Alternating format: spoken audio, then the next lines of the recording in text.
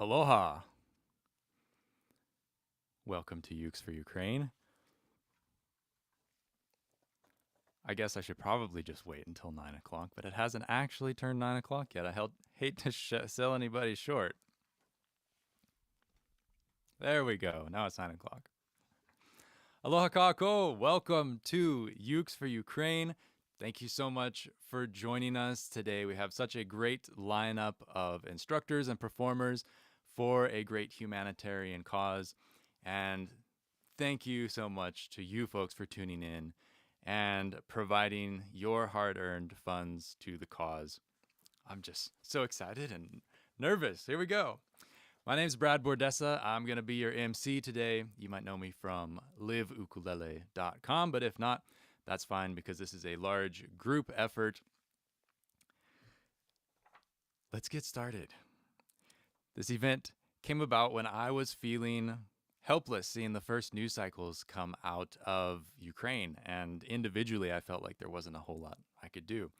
And then started brainstorming, thinking about the event, and my friend Carroll on a Zoom chat, we were just catching up, talking story. He said, it's about time somebody's going to do a Ukes for Ukraine fundraiser thing. And that was kind of when I felt like the idea was legitimized and when I started really thinking about it. Want to send a big mahalo out to Chee, who's helping on the back end of the stream. He is punching us in and out today, making sure all the tech stuff is working. Once I got thinking about the event, I realized that we as the ukulele community, when we pool our resources, we can make quite a difference. So that is why we're here. And we just want to stand with the folks out in Ukraine who are going through such a hard time. Send them our support via World Central Kitchen. They are the benefactors of all of our donations today. They're doing amazing work providing meals for folks who are trapped out at the front lines, unable to get food. And they're also providing meals for refugees who are on their way out of the country and everybody in between. They're giving some of their money, they're funding independent restaurants, and they're just telling them, cook lots of food and give it to lots of people, and then they're distributing those meals out there as well. I really encourage you to look them up. You can find them on wck.org. It's a fantastic organization. I believe they were formed back around the time of the Haiti earthquake. They went out there and began starting their work, and now they are kind of on call to be deployed about the world anytime there is a natural disaster or wartime situation. And so they are in Ukraine right now feeding folks, and we thought it would be very appropriate to send our support to them and through them onto the Ukrainian people. 100% of the donations raised through the YouTube portal are going to be going to the cause. YouTube pays for all transaction fees, so there isn't any little bit of your donation skimmed off the top. So it's a great opportunity to get 100% of your money to the cause. If you don't have a Google or YouTube account, that's okay. You can find a link in the stream description for a direct link to World Central Kitchen and their donation page. You can make a donation directly to them via credit card or PayPal. Really easy. If you don't want to make that Google or YouTube account, it won't be counted towards our little ticker counter goal, but that's okay. Any contribution is greatly appreciated and will get to the end result of getting meals to those folks in Ukraine. I will catch you up on more details and share more about World Central Kitchen as we go. We've got a couple videos to share with you folks about their work, but in the meantime, let's get the show rolling. I want to introduce our first artist of the day. With 20 years of performing and composing on the ukulele, a bachelor degree in traditional folk music from Denmark's prestigious Folk Music Academy, I believe, and we think, that he was the first guy to graduate from a university program with ukulele as his main instrument. That's very exciting. He's got nominations in 2 Danish Music Awards and tours across Europe and Asia with sellout shows in Copenhagen, Taipei, and Beijing. The music of Tobias Elof is transcendent. Drawing from his Nordic roots, Elof's grounded and intimate compositions are soothing and attract images of serenity. Described as the music of nature, Elof inspires to oppose the noise, encouraging listeners to feel a tranquil state of mind. So let's get Tobias on the stream, and as we're doing that, I can just share that Tobias came out to visit me here in Hawaii a few years ago and stayed for a couple of weeks. We had all kinds of fun adventures. Took him down to Chuck Moore's house, and we ended up jamming with Uncle Ledward Ka'apana. It was a super That was fun nice. random event. And we went down in Waipio Valley, and I just remember Tobias carrying his very nice Anuenui ukulele, maybe even two ukuleles, across Hi'ilawe Yeah. stream with water up to his waist. And I was just thinking, oh, please don't fall in, please don't fall in. But he was very determined to have those instruments to play some music in the valley, and we had a great time, and it was beautiful. So thanks so much for joining us, Tobias. You want to share real quick about what you're going to teach today, and then I'll pass the reins off to you. Thank you very much, Brad. Greetings and aloha to everyone. I'm gonna be teaching one of my songs called Lazy Sunday. And since we don't have that much time, I better just get going. I'm switching to no. Let me do it again. Front camera, back camera, camera. Because then my goal is that I can teach how to look like this. Should I do this instead? Or is this good? I'm not really sure. I think that's good. From my angle, this looks good, but it looks good. That's good. Yeah. So I'm just Take gonna it be away, man. playing my song. Yeah, I'm just gonna be playing my song as the first thing. Gonna sound like this.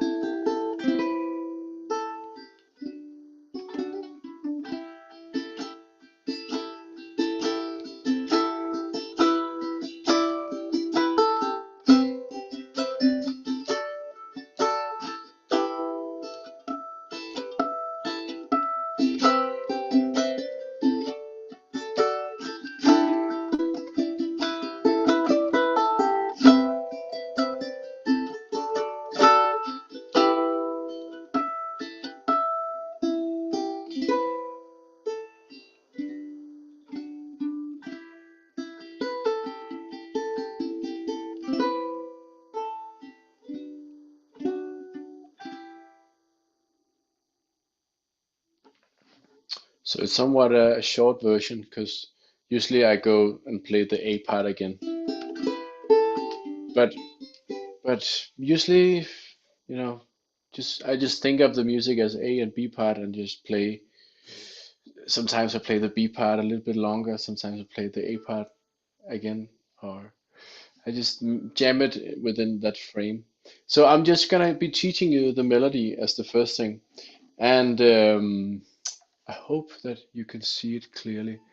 That's why I chose this angle. So we're gonna be starting on this string, and we can try just pick this E string, and then we after the E string we're gonna pick the G string with the thumb. So and then we're gonna be playing this kind of E minor, which is open G, 4 on the C string, open E, and second fret on the A string. So this kind of E minor. So we're gonna be we can actually just play it already when we're playing the melody. So E G chord, I don't know. Sometimes I play it with I press in with the ring finger. Sometimes I do it with the middle finger. So E, G, and then we continue with. So we just play the open A string and the open G string. So from the top.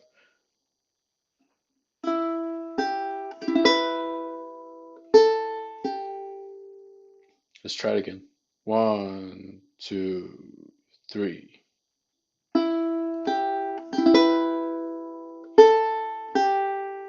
All right, let's try it one more time. 1, 2, 3. E, G. Then we're gonna continue with sort of a D chord. Just press down these two. So the C string and the E string, press down second fret. So and we're just gonna break it in a arpeggio like, and then it's actually a D7 because, and then we're gonna resolve it in a beautiful G chord. So we're gonna say, so D, F sharp, A, C. Let's take it from the top. 1, 2, 3.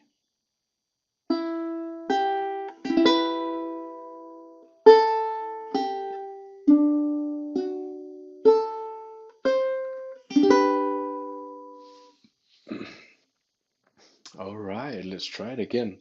So starting on E, and then 1, 2, 3.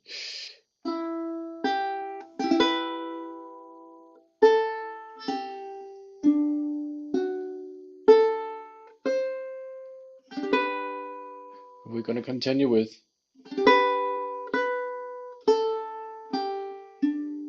So it's easier to start it directly on the G.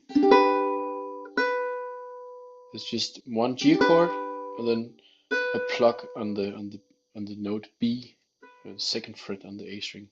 And then you lift up your middle finger so it becomes an A, G, D.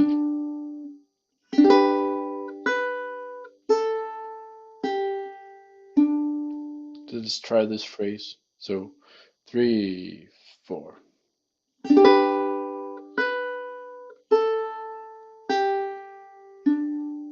Let's try it from the top. 1, 2, 3.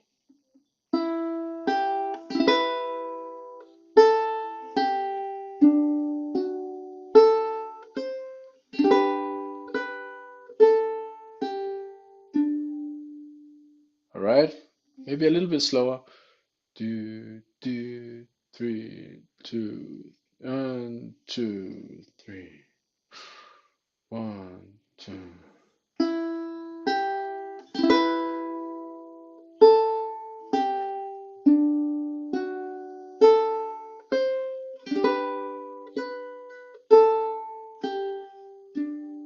And then it comes again, the same thing.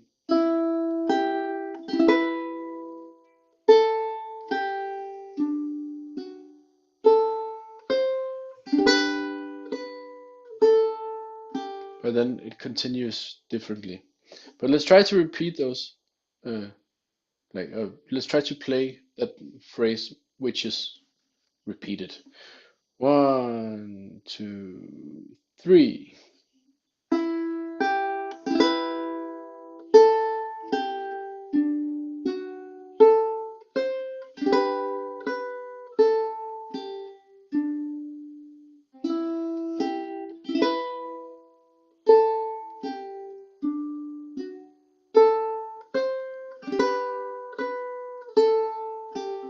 And then it continues.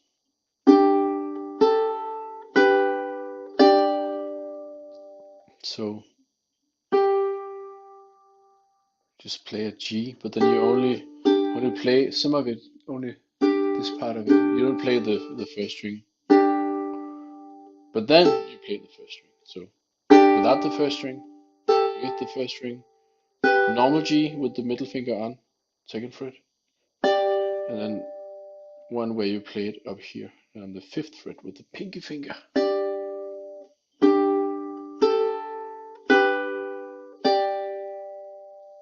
Yeah. So try to play that 3 and 4.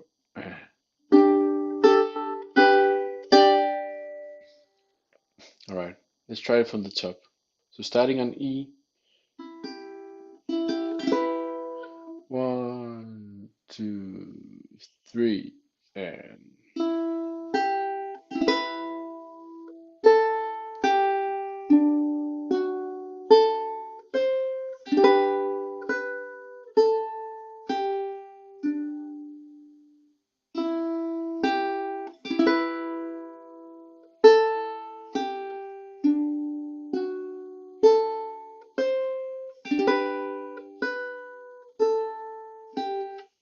then it comes, and then we go to this chord, which is maybe one of my favorite chords on the ukulele. C major 7 in a beautiful, in a beautiful way.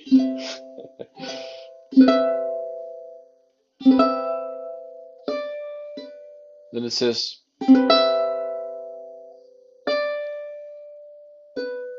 try that. So you play the C major 7 up here, just middle finger, ring finger on the 7th fret on the 2 first strings. And you can like vibe with it. Ooh, like this. Then we play, just play the C major 7, and then you lift the ring finger, press down the 5th fret on the A string. E, D, B. And then we play a D up here, but we don't. Oh, maybe I should show it just real quick.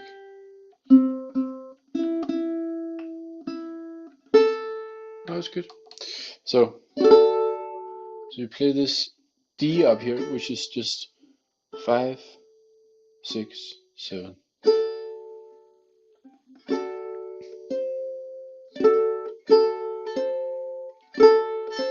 We play the chord, and then we play the pinky finger on the 8th fret. So from here, from the C major 7, D,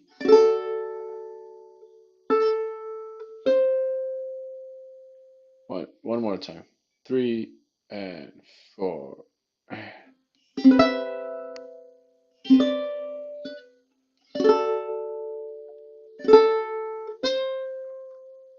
All right.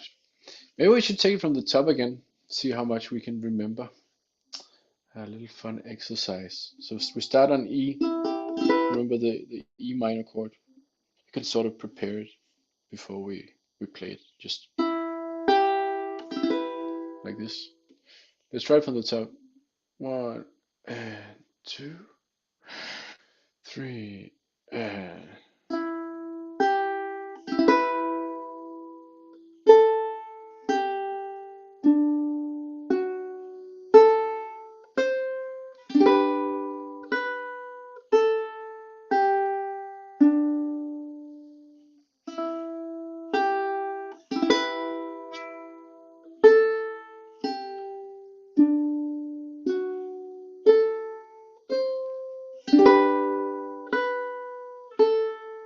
And now comes this one, G and C major 7 and D.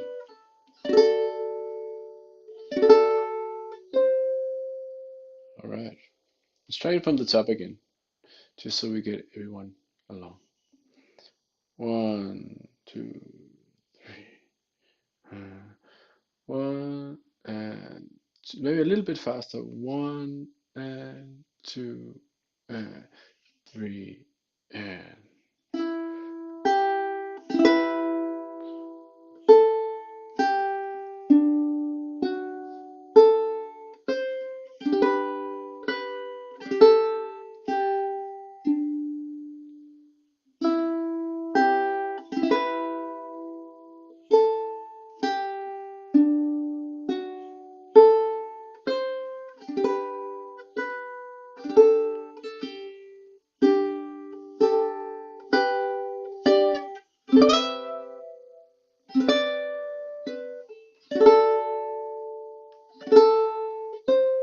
Okay, and then we continue with G. So this G chord is the 7th fret in the 2 middle strings. And then you just play the 3 strings, not the first string. But so the B is the melody.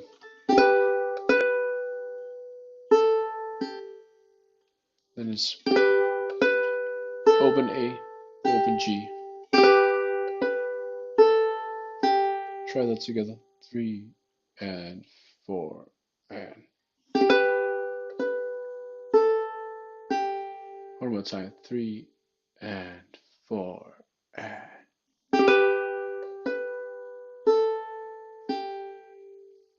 and then it says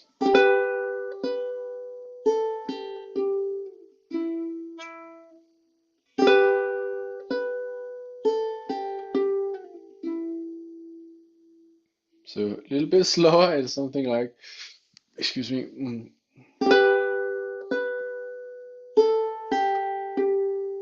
So when you hit this one, it's the same note as G, but you slide on this one down on E.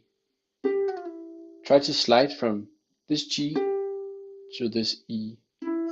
So, and if you hit the other strings, that's alright too. As long as you can hear the slide.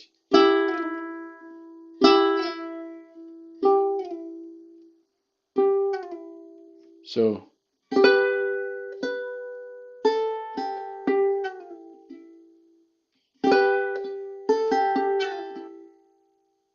I like that kind of slide.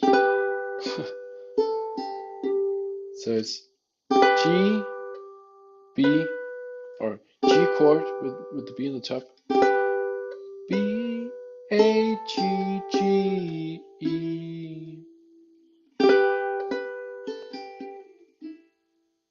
And then it continues, same phrase, but new chord, C major 7.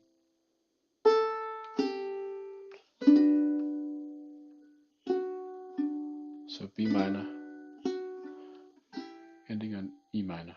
So the end phrase, the end tail of the melody.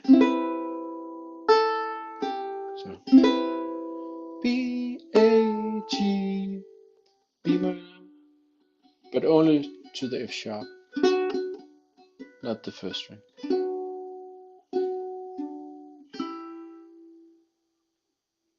Right? That's the A part. So maybe we should take it from the C major 7.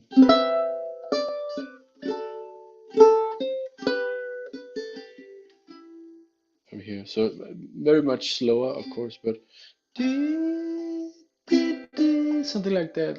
2, 3, 4. D, G, and then C major 7, B minor.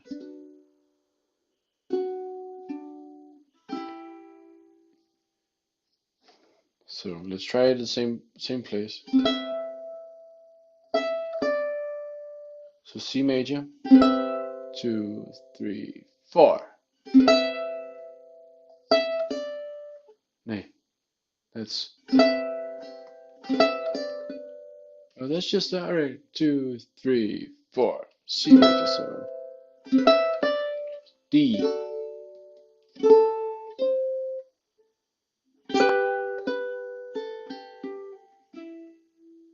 C major 7, B minor, and E minor.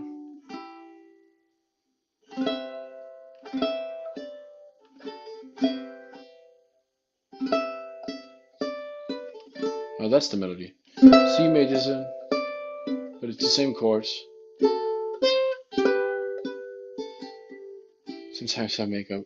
Sometimes I just change the melody, not knowing it. But so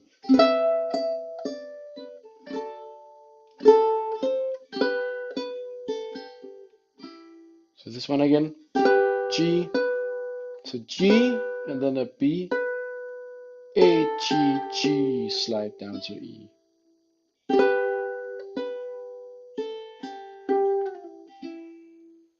One last time.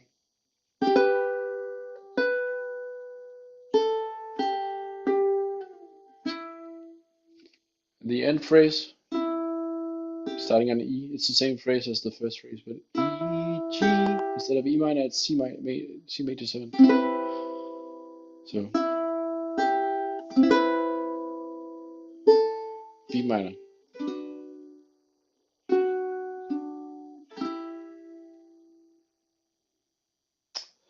And then it goes from the top again. So, 1, 2, from the top, 1, 2, 3.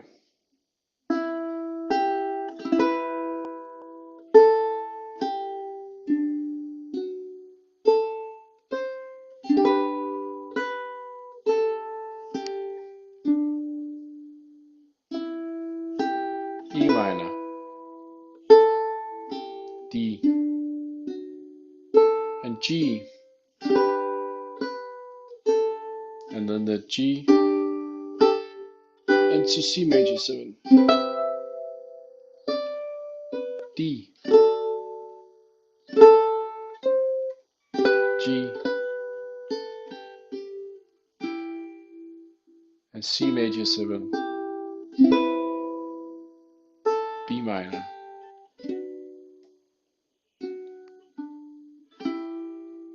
But of course this is super slow, it's supposed to be. So maybe we try this tempo just one time and then we continue the song. So 1, 2, 3, 4, and this tempo 1 and 2, 3. Okay.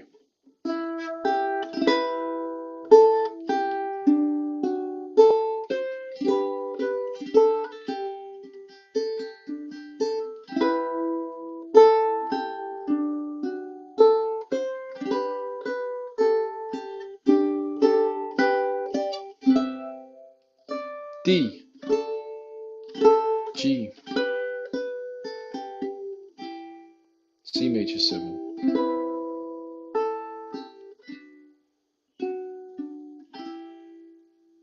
And then I do this little phrase, and then again. And then it's just so E, G, B, A, G, E.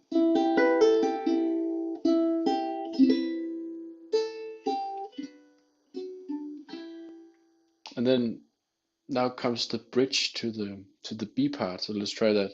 The bridge just says, so it's just up, down, up, down, up, down, up, down, up, down. And then sometimes I throw in the thumb, the thumb, throw in the thumb. That's a tongue twister.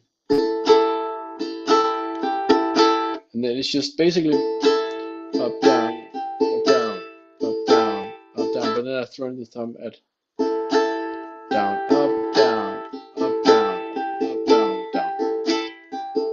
Try to follow it. 1, 2, 2, and then you can add on these fingers. You can add it on, and this becomes an E minor. So the 2nd fret or the 5th fret. I just noodle around with it, just within the bridge that's in this time. 1, 2, 3, 4.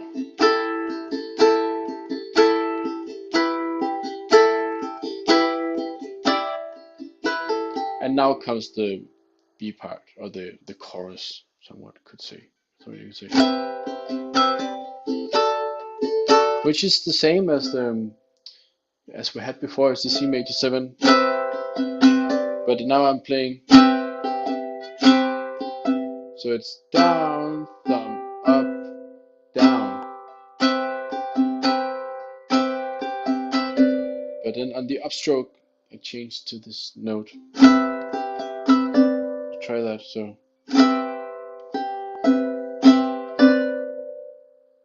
down, thumb up, down, up,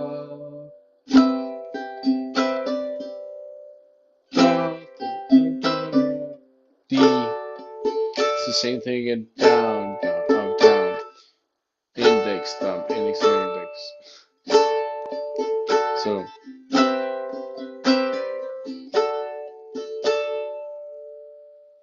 So let's try from the end phrase of the sort of the A part.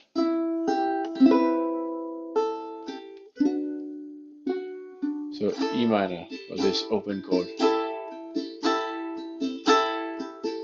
And now comes the B part.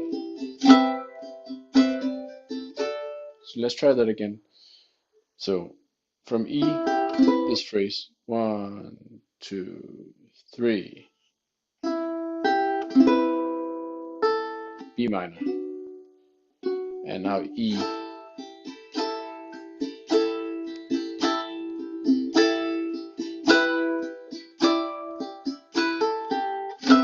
So it doesn't matter what you're doing in between. Sometimes I would play. It doesn't really matter. Just vibe with it. But let's try it again from the same place. So 1, 2, 3.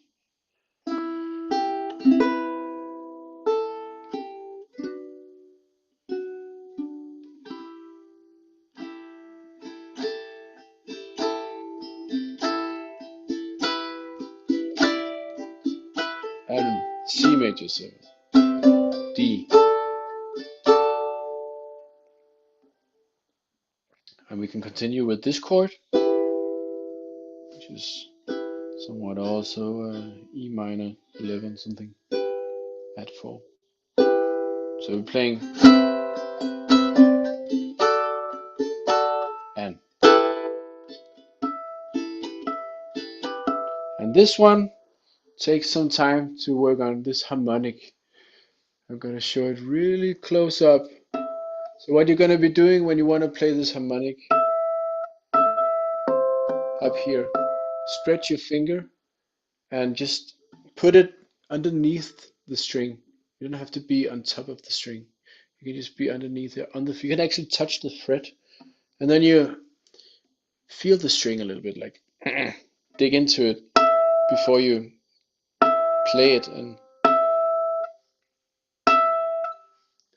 ignite that harmonic. Feel the string, straight finger, touch the fret. Don't be in here.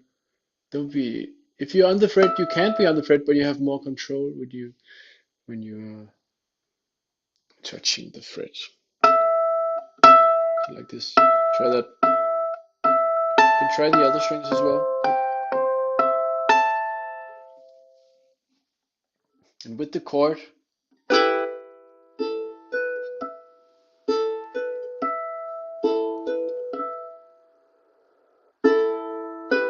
try to play with your index finger upwards, and then when you thumb downwards in this chord. So 4, 7, 0, 0. So, and then the harmonic, up, down, harmonic.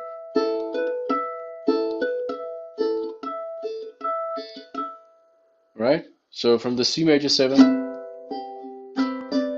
1, 2, 3, 4. D, and this E minor. So one more time, 3 and 4 and C major 7, D, E minor 11.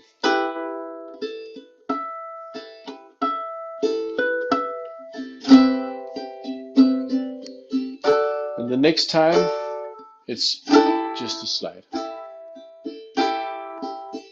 And then the C major 7 again, and D, and this funky chord, and Now we have the end phrase, the end tail, as there was the end tail on the A part. Sounds like this. B minor.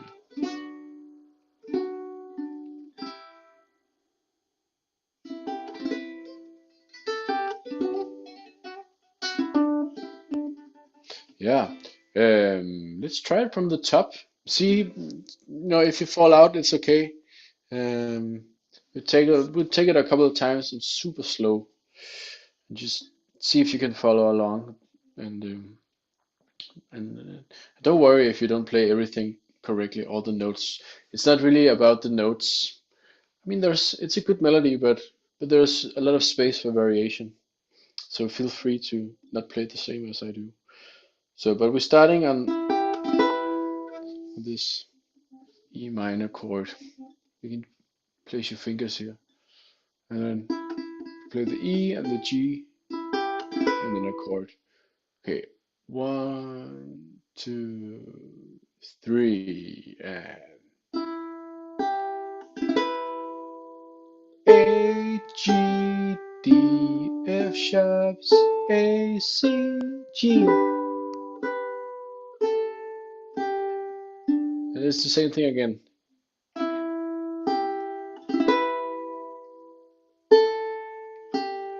D and G.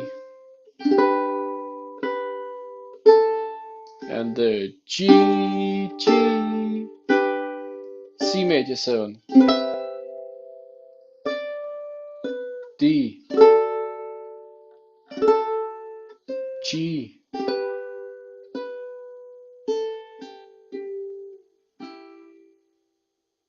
E, G, C major 7, A, G, B minor. Now the bridge.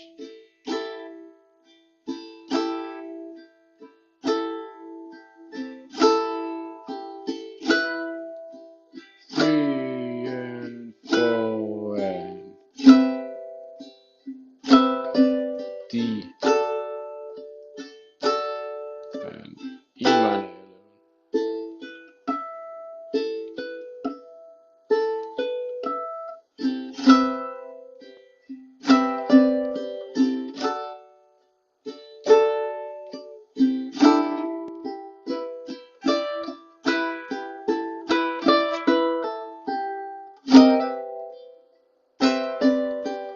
D,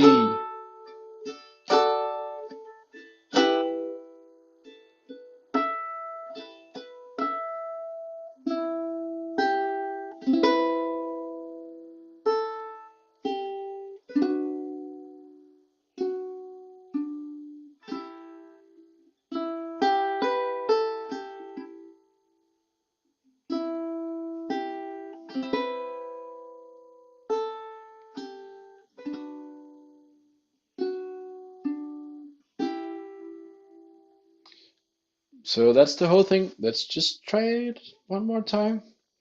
Um, yeah, it takes some time to get it, but let's try it. Maybe let's try it just a slightly faster tempo, but not too fast still.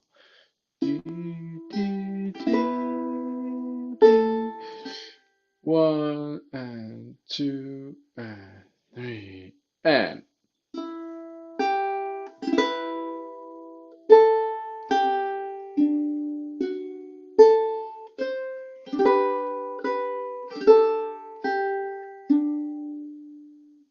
E minor, D and G. Remember this one? C major 7 and D, and the 7th and the G, E minor, C major 7,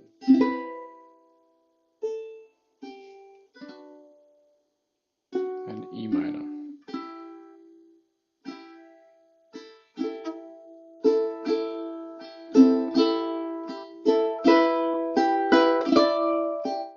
And C major 7,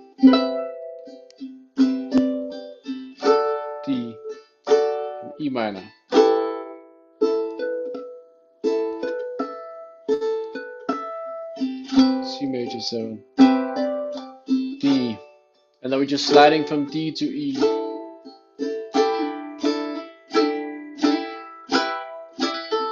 C, and D, E minor,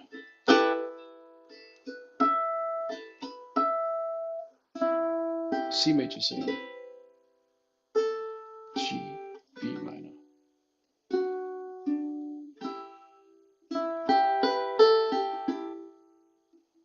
and C major 7, B minor. Yeah, very nice. Let's try one more time in tempo. So this tempo. 1 and 2 and 1 and 2 and 3.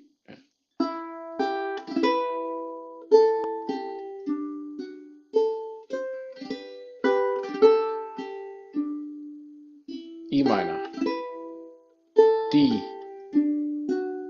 G, G, G, G, C major 7, D, G, E minor, C major 7, B minor. You could also play it here. Sorry, I'm abrupting the song. Sort of a vamp before the bridge. This one.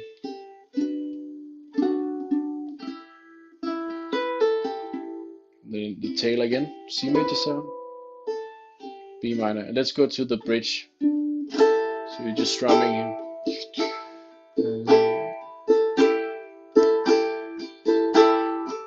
C major 7, D, E minor.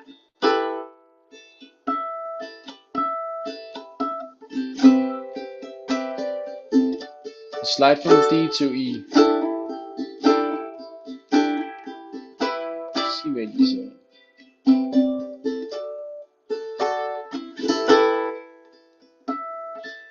And the phrase, end phrase. C major 7, B minor, E minor. C major 7.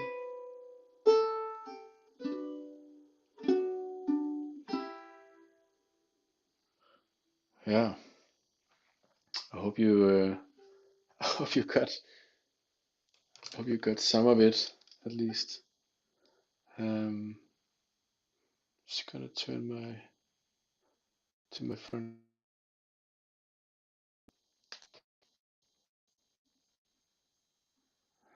Yeah, hope you got most of it. I don't know, I can't really see the messages. Can I? Where do I see the messages? Or any questions? Or Hey, any? Are there Tobias. any? Yeah, You wanna play a couple of songs for us? sure. I can do that.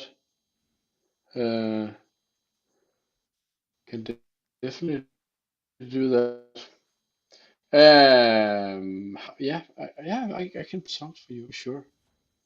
Um, maybe I'll maybe I'll actually not turn around the camera then. Maybe just the front camera. Yeah, because I'm on my phone.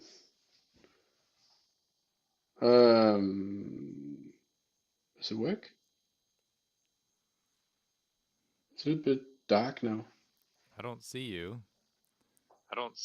No, I don't know why. That's weird. I'm gonna change to the back camera.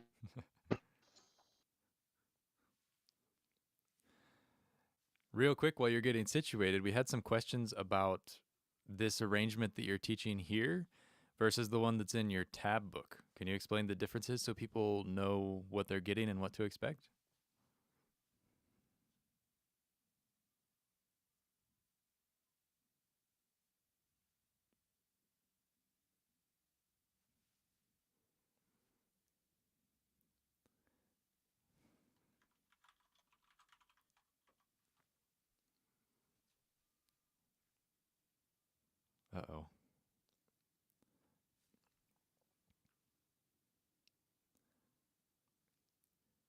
Hey, Tobias. If you can hear me, can you unmute yourself?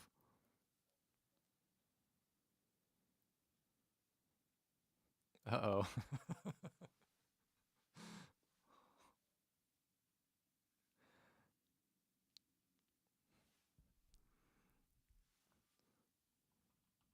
Well, he looks really good while he's playing, even if we can't hear him.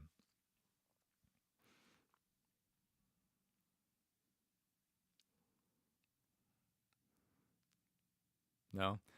Oh, well. Well, a little bit of technical difficulties, folks, but thanks for tuning in and bearing with us. This is a little bit of an experiment as we learn the process for ourselves. Once again, want to thank Craig Chee for helping out on the tech side of things. Without his help, I would be completely lost and it would be nowhere near as nice as this. So be sure to thank Craig in the chat. Victoria says, "Oh no, but I bet it sounds lovely." And I would agree. I bet it sounds lovely. It's kind of interesting just to watch his fingers move and just to see the mechanical nature of what he's doing instead of paying attention to the sounds. Such elegance.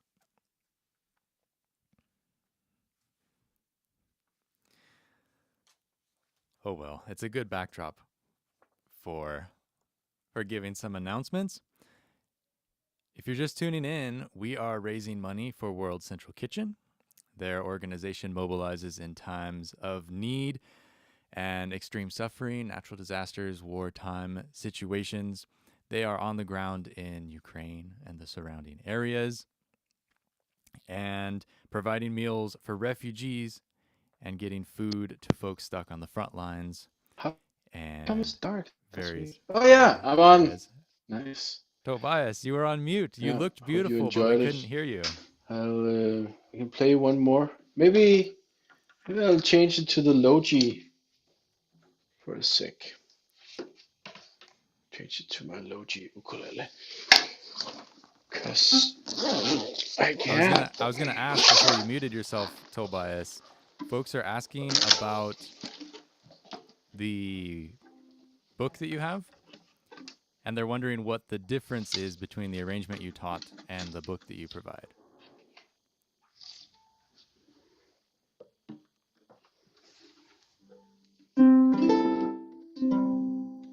Maybe he can't hear me, but we can hear him now. So enjoy Tobias Elof.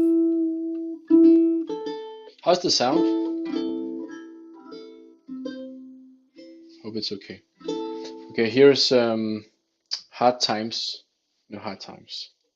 Come again no more.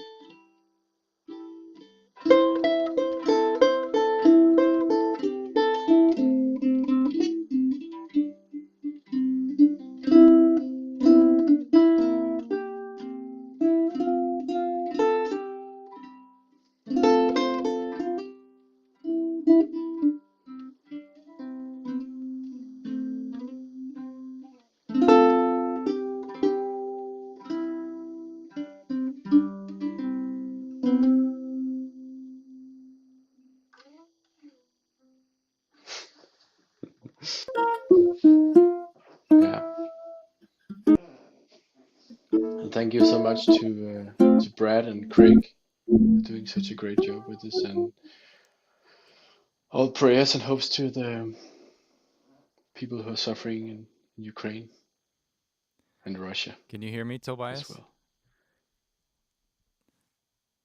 Yeah. All right. Well, thanks for joining us, Tobias. A little bit of technical difficulties, but that's all right. The last song that we got to hear was beautiful. I haven't heard Um, that song in a there's no long sound. time. Um, Picking up where I left off, World Central Kitchen. They're in Ukraine. They're getting meals to folks. Chef Andre, who is the founder of World Central Kitchen, he is there in person. He's very much involved. And it's very inspiring to go check out their social media, check out their website, and see what he is doing there in person as the founder. He's in his flak jacket and his helmet going out to the front lines, driving the van out to get food to folks. Very inspiring. And I really encourage you folks, know where your money is going to this cause. Check out World Central Kitchen. You know, they've been getting a lot of great press and recognition for their good work during this war situation in Ukraine. And so go check them out so you know where your money is going and what they do with the donations. They've been doing this amazing work for 10 years or so since the Haitian earthquake. And here it is. Here is the grand number that is so impressive. Is World Central Kitchen, ready, is providing almost 300,000 meals a day in Ukraine and the surrounding areas. 300,000. That is a lot of food, and it takes a lot of people and manpower to make that happen. So that is what we're raising money for today. Thank you so much for joining us. Thanks to Tobias for jumping on the chat. We had a little bit of technical difficulty, but if you are just joining us, he taught us a beautiful song of his called Lazy Sunday.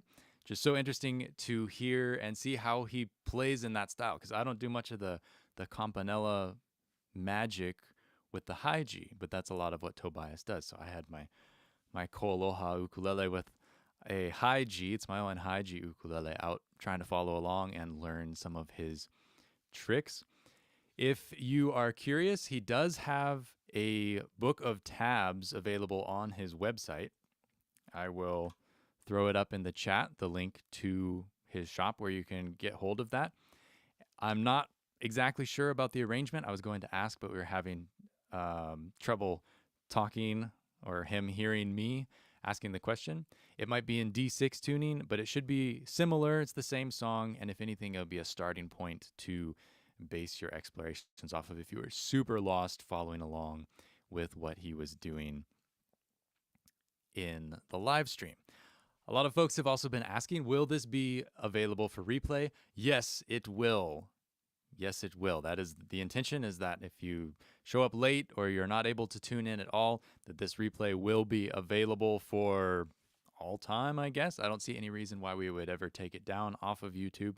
So you will be able to go back and rewatch stuff, and you should even be able to go back while we are on the stream and while we are live. If you miss something, you can go back, relearn, and then catch back up with us later.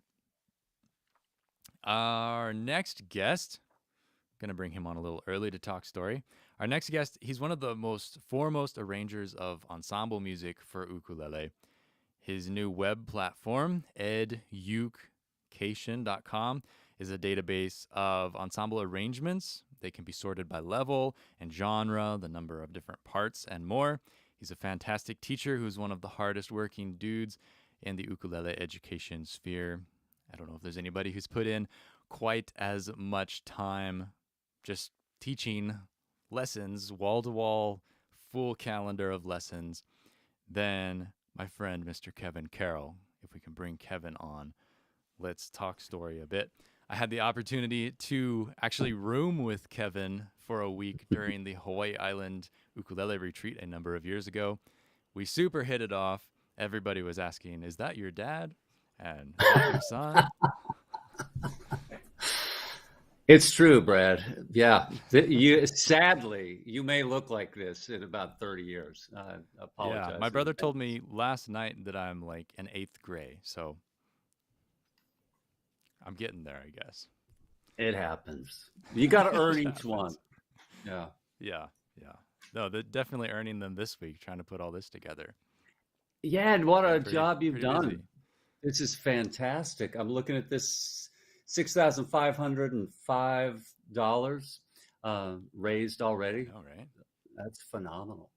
Yeah. So Thank you so much to super. everybody out there who's been donating and joining us. How are you doing, Kevin? I'm doing well, Brad. Thanks for asking. Yeah, really excited to be here. It's a very talented and prestigious crew you've assembled, and a lot of friends here. My buddy Neal Chin, who I'm teaching ukulele jazz band with right now, and that's really phenomenal experience, and a wonderful teacher and player and person. And Victoria Vox, who I've known forever and go way back with, is always so much fun and has such vibrancy to her art. And then to see Tobias, and it's, I haven't gotten out much in the pandemic, but I have not heard a lot of Viking lullabies. And so this has been a treat for me. Kind of stirs up something. I think I have some Viking heritage. So yeah, the Nordic lullaby is a beautiful, beautiful thing. Yeah, and just special guests of some note. Yeah, I just really want to thank you, for taking my dare to do this and to following through with it with so many details and pulling this off. So congratulations to you, man. Well, it's really thanks. really awesome. It would be nothing without all of your guys' talent and all of our viewers out there. Just the guy pushing the buttons in the back. But thanks so much for joining us, making the time, and being here. And just want to remind folks that as we're working through the lessons today, that you can find handouts for all of the remaining workshops. Tobias was the only one without a handoff. He was going to be the one cracking the whip on the learn it by ear kind of train. But everybody else has got a handout that you can find on liveukulele.com/Ukraine. I've got a page going over there with all of the materials. You can download that, check it out so you can follow along. If you're not sure about the link, you can check out the description of the stream and find the link down there, along with a link to worldcentralkitchen.org, their donation page, where you can make a donation if you are not comfortable with making a Google account, or you don't have a Google account, or don't want a Google account or a YouTube account. It's kind of the same thing. You can go over there and donate directly. Well, Kevin, you are teaching the national anthem of Ukraine. Can you give us a little bit of backstory about the song and how you came to put together an arrangement, and then we'll roll you into teaching it. Absolutely. Yeah. Well, I first of all thought, after this war broke out, it's like, what's some small way that I could contribute something? And I thought, well, music arranging, that's what I do. And so found the original score for this. It's a beautiful piece of music, and it's kind of cool. It goes back between the key of F and kind of major patriotic feel, and then this D minor, kind of harmonic minor thing that to me is like the staple of Eastern European music and of that region. And it's a little bit reminiscent of the national anthem of Poland, which kind of keeps it in that area as well. And with this, God, how do you do an arrangement? Well, you take the melody, which I did, and then just kind of added some chords to it. And I've done 2 arrangements of it. And if anybody's interested in an ensemble arrangement, they could get it at education.com for no charge. And so we're offering both versions on the site for free right now. So you can see some of the differences in how it works out. And I know we're getting kind of into the minutia of this. And I got to say, I love this whole public access television vibe that is happening here. It was like a big thing in the early '90s. I used to play a lot of, 2 a.m, come down to some TV station and play a song or something. But I like it, this homemade vibe that we've got going. And anyway, I was talking about this arrangement. Yeah, I tried to make it as playable as possible, yet retain the essence of the music. And Mikhailo Verbitsky is the composer. I don't remember. I want to say 1890s or something, but I may be way off on when it was composed. I could have made it a little harder. I could have made it a little easier, but I think this is the compromise zone here. And it's a beautiful tune. Enjoy playing it, and I can go into some of the tenets of this kind of approach. I'm just going to go with a thumb, so that makes it pretty easy. And keeping the melody alive and just throwing some chords, mostly on beats 2 and 4. And it's kind of a magical process. And yeah. Awesome. Well, enjoy and take it away. We'll see you on the other side for some question and answer. Leave some time for yourself to play a couple tunes as well. I don't know any. Feel like it. Oh, okay. You don't know All any right. tunes? Yeah. Okay. Yeah. Thank you, Brad.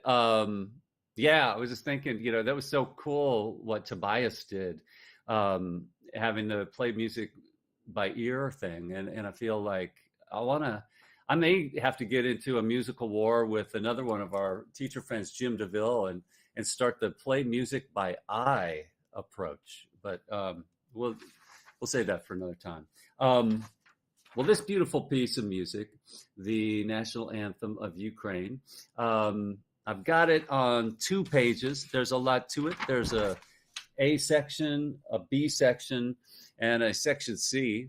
And I'll just play through the tune for you and make sure that we're I may have to kind of tweak this. I don't have that cool angle that Tobias had. This is going to be a more straight ahead, linear angle, but here it goes. And this is a tune also, it's kind of cool, that is like at 76 beats per minute is about where it lives. So it's not, you don't need crazy speed or anything for this. So I'll give you a walkthrough, and then we'll take it apart.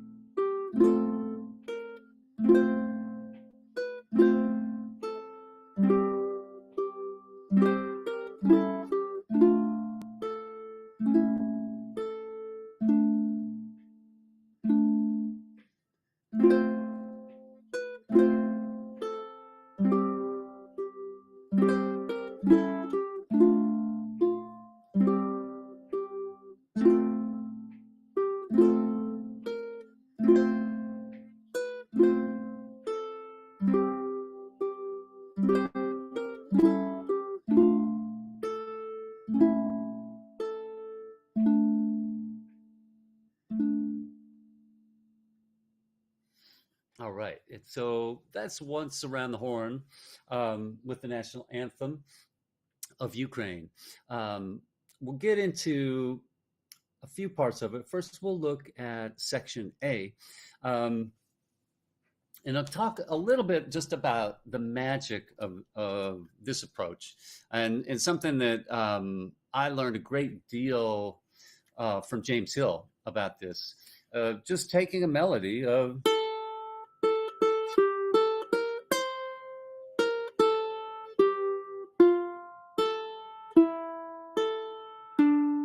something like that, and then adding some chords on beats 1 and 3, for instance, and just adding the chords.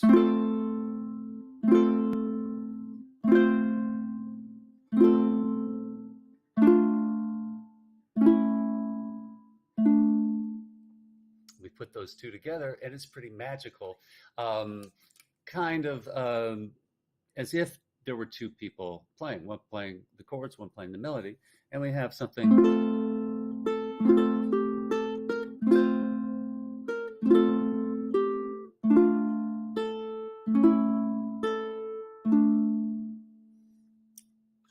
Pretty fancy schmancy stuff there. And so we'll take this apart. And I'm going to try to bring into this a lot of the things that have been coming up in lessons I've been teaching, things that'll help you. And I'm going to try to anticipate the pitfalls that people experience in this kind of thing. And so we'll see, but I've got the screen up here. So hopefully folks will ask some questions, either at the end or maybe even during. I can get to those. So this first idea I want to get to is that for a chord melody, that's what this is called, we need to play the chords and the melody. And it's great to get the melody under your fingers. However, the melody needs to be approached from the shape of the chords. So that is going to dictate the fingering that you need to choose. So I want to just start with playing the chords here. And I'll walk you through them, and we can play them together a couple times. And something like this. And so we've got an F chord to start with, first and second fingers. And I'm just going to play the pictures of the chords as they lay. And so I've got like a 1, 2, 3, 4, F. I'm going to add my pinky to the high C. Back to the regular F, D minor, A, D minor. And we'll talk a little bit more about the specifics. F, add the pinky. Back to the regular F, D minor, A, D minor, D minor.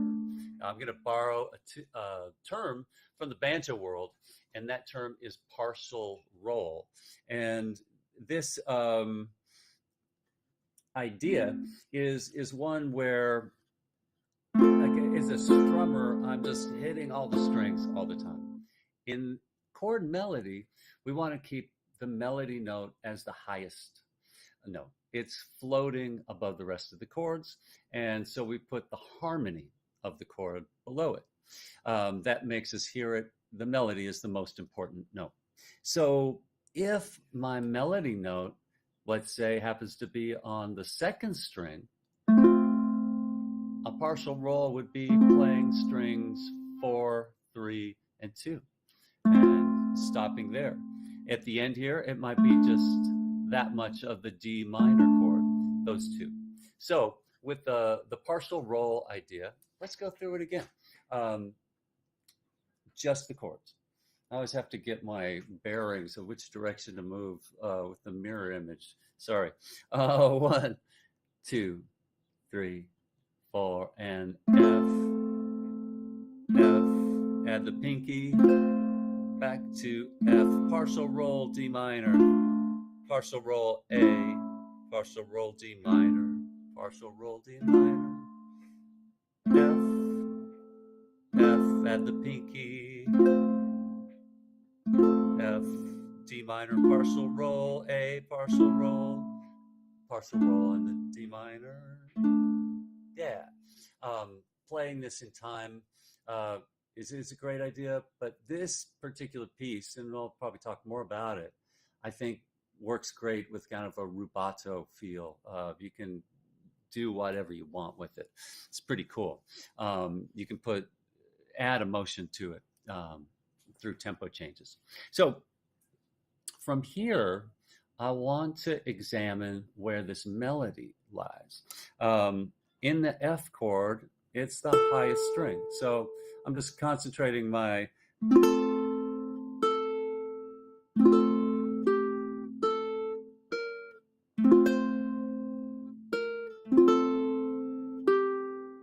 and so I'll show you one pitfall that I'll see people do. No shame in any of these things. It's a progression and evolution for us all to learn these things. I think the best way to learn them is to make mistakes with it. So one possible mistake is to play something like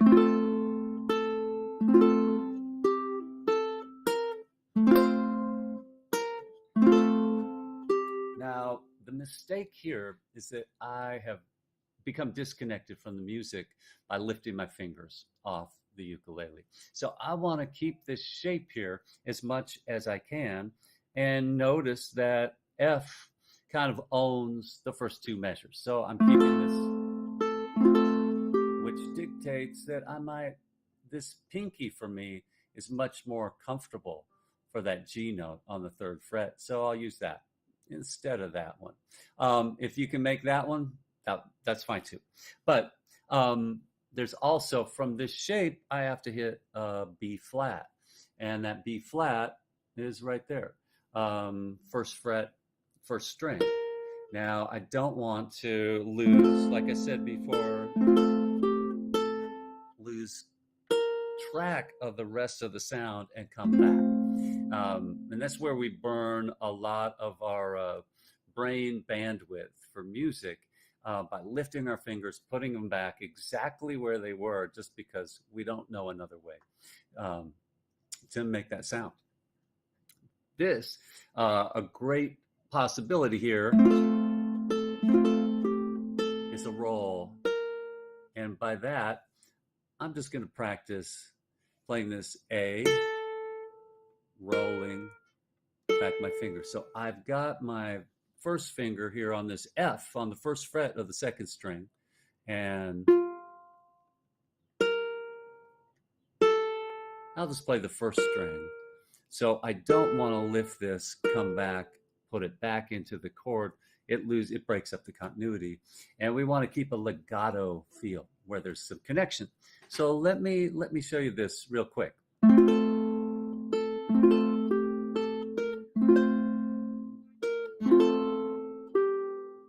Again.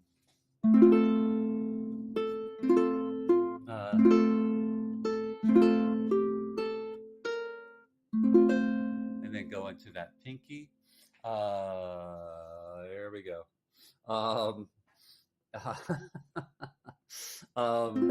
This is so wild. Not seeing another person in the screen. I'm so used to the Zoom, and then having this kind of mirror image I'm fighting with. Sorry. So that idea, you could just practice something like that. I'm keeping my fingertip. You can see the line there on it, maybe, yeah, on the F, and I'm just rolling it backwards. And it's like a little mini bar.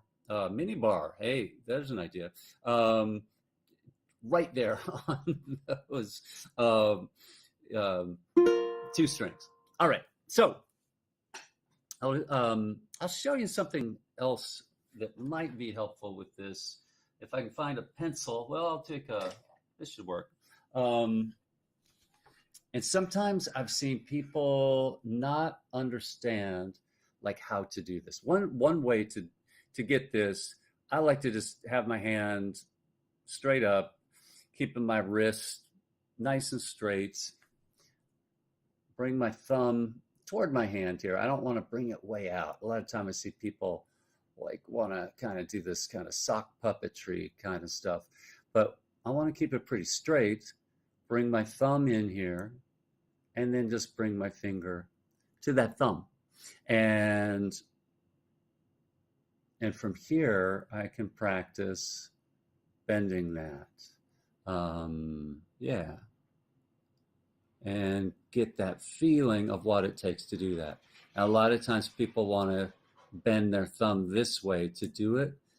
We want stability from the thumb here, with the pad of the thumb more or less on the center of the neck. It can pivot, it can move around, and we can adjust shapes as we go. But for something like this, we need stability, and the thumb provides it. Now, you're not going to probably very often bar with other fingers actually like that, but you could try. Yeah, good luck with that finger. But this one, really good. Another thing you can do is just take a pencil and kind of roll it a little bit and get that feeling that we're still holding on to the pencil. And if my thumb kind of goes this way, I'm going to lose control of that. So this pad just gives me a wider base. All right, so let's get back in to this tune. And here we go.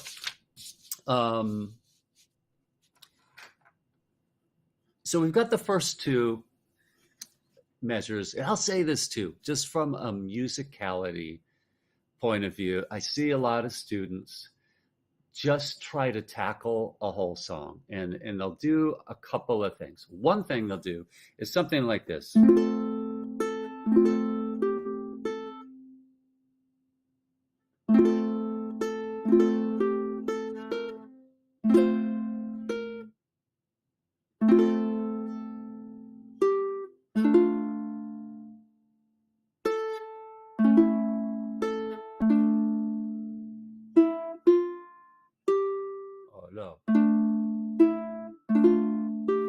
Kind of rewind, go back, get something right. I highly recommend locating the first musical phrase of a piece. And so here, bum, bum, bum, bum, bum, bum, bum, bum, bum, bum, the first two measures. And could even just get the melody singing.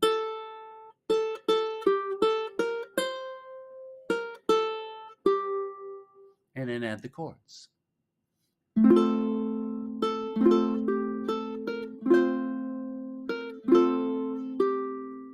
Now, once that turns into music, and it might take a little bit of time. Your mileage may vary on that, but we want to.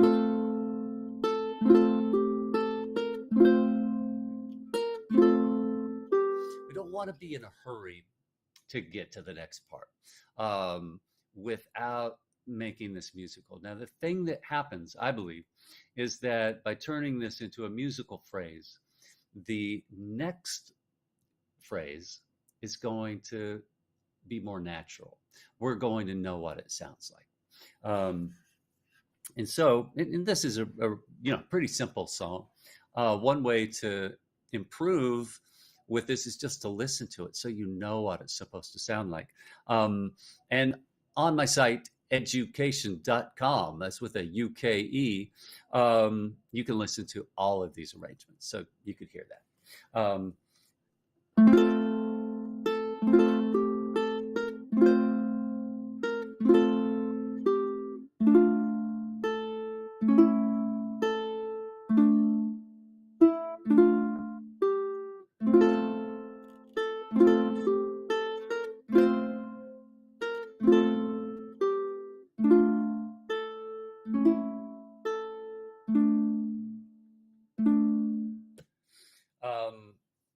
Man, it's such a bummer. It looks like we kind of got hacked a little bit. I don't know if it's just me, if I'm attracting like a different kind of clientele here. But just encourage you as you're learning this to consider learning the phrase. And so often the phrase repeats. So this first phrase happens again at measure 5, and it happens again later in the song. And so you're kind of redoubling your efforts there. More bang for your buck with that. I'll look at measures 3 and 4 for a second, and just we have this wonderful. Golly, this just kills me. I don't know. I have like mirror dyslexia or something. Partial roll here. But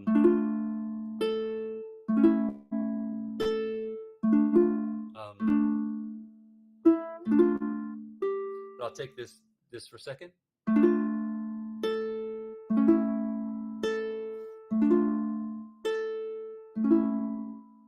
kind of training my right thumb to do 3 strings. First string, 3 strings, first string. Then we have this shape here, D minor, A. I don't want to lift my second finger. Sometimes I see people do something like,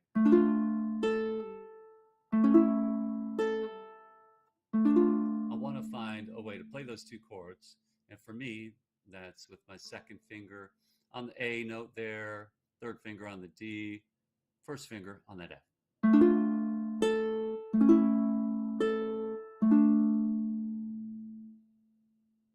And even that is a little phrase. So we want to get that sounding musical. Then we have just this little part here that carries this back into the same thing we played.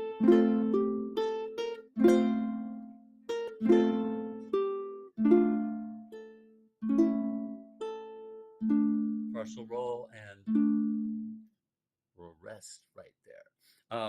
Those rests are important, kind of fun, with these lower notes on a low G. And then we go to the B section, which goes to a A chord. How confusing. But A major chord, and this A major it goes with the D minor. So we're kind of switching between tonalities, between an F major scale and a D harmonic minor scale. So we got this A.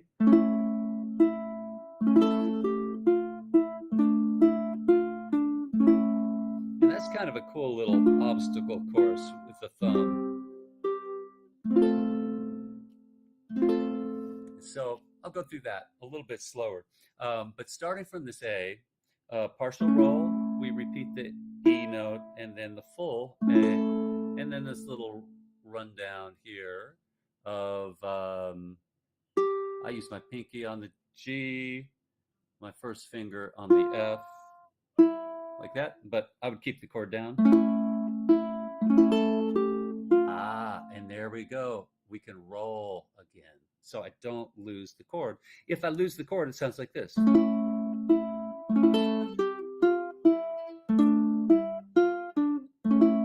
If I maintain the continuity of the chord,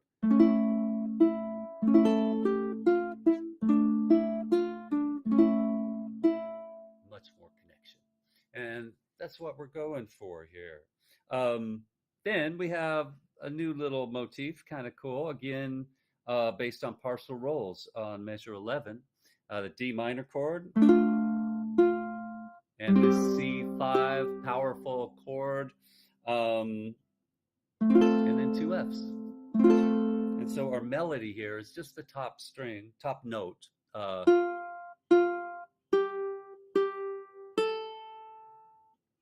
when we add the harmony, and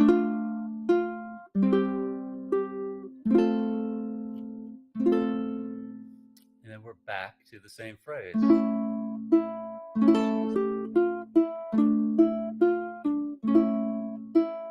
And let me backtrack. I'm going to come back to measure 10 here, because there's some, this was the hardest one for me. And I love it when I come up with an arrangement. I'm like, wait a minute, how do I play that? But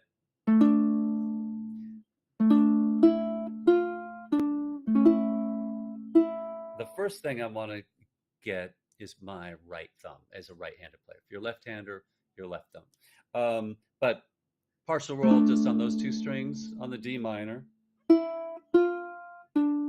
And then those little melody notes, 1 and 2, and then an A chord.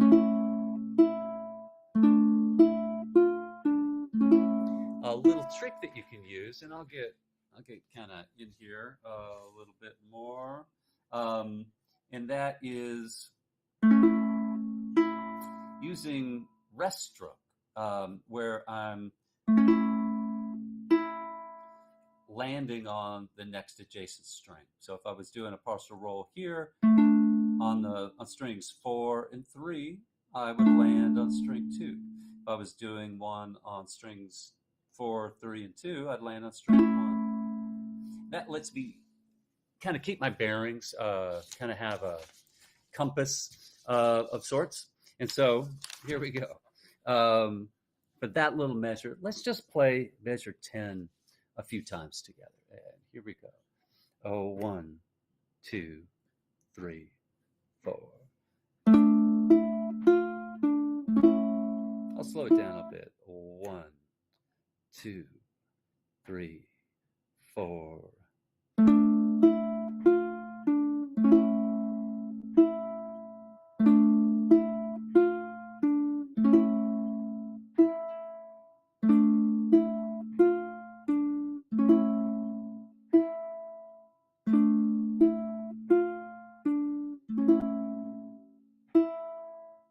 And there we go. And I think the bots have been defeated, and we're at $6,700, people.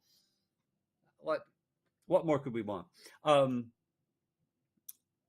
These are like little limericks sometimes, where you're just kind of picking in between. It feels like there's more music coming out than you're actually making, and that's how you want it to feel. And you just have to kind of train yourself to put these notes together and these chords together in the right order. I'm going to play this B section. Join me on it. I'm going to take it all the way to measure 16. And here we go. 1, 2, 3, 4.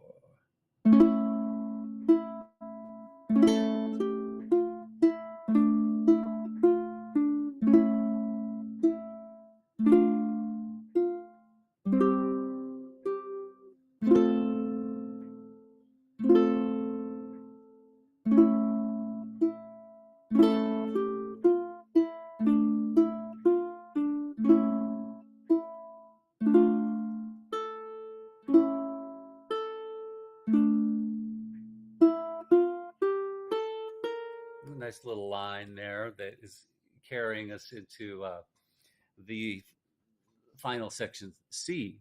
Let me see if anyone's got any questions. I don't see any questions. Let's keep plugging away. So we'll look at section C here. But I would say section C starts on the and of 2 on measure 16. That little part. So not that little lead up is kind of nice, and really that B section ends, from here.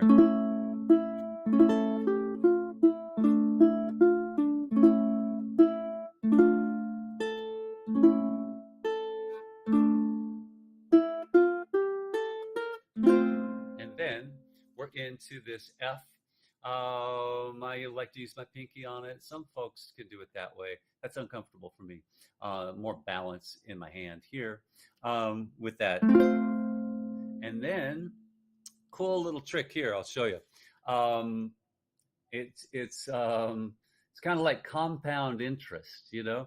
Money just keeps building and building on itself. You can fret there, and there's no penalty for fretting 2 notes on the same string. So I've got this one here and this one here, believe it or not. And then I'm putting the F chord down. So I have, and I just lift my pinky and come back to that. Rather than doing something like, makes it a little clunkier, breaks it up. And again, challenges the continuity and connectivity of the piece. So, measure 17 here.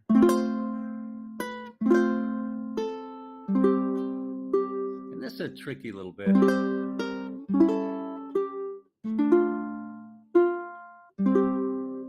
we'll get into that for a second. And it repeats.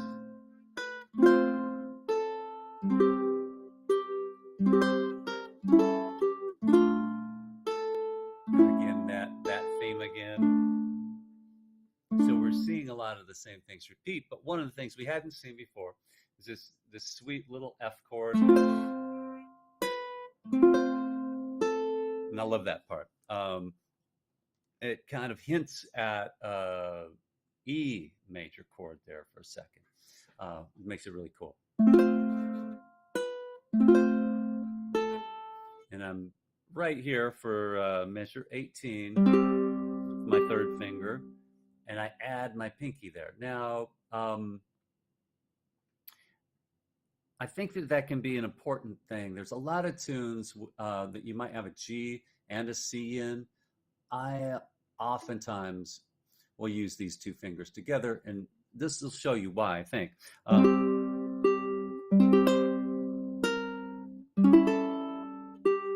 It just keeps me in the shape.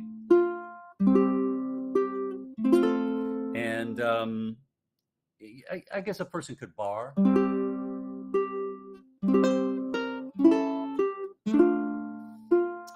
Fretting each note is just cleaner for me, for sure.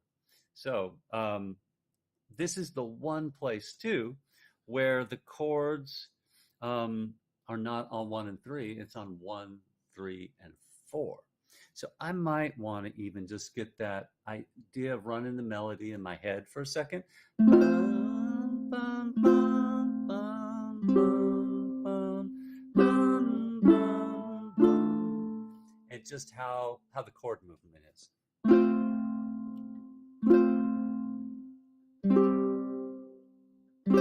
And that A7, it always goes back to that D minor for us. C5, F. So let's try a little thing here. Let's play measure 17 through 20, and we'll play just the chords, and then 17 through 20, see if we can add the melody. I'll take it a little bit slower. 1, 2, 3, 4.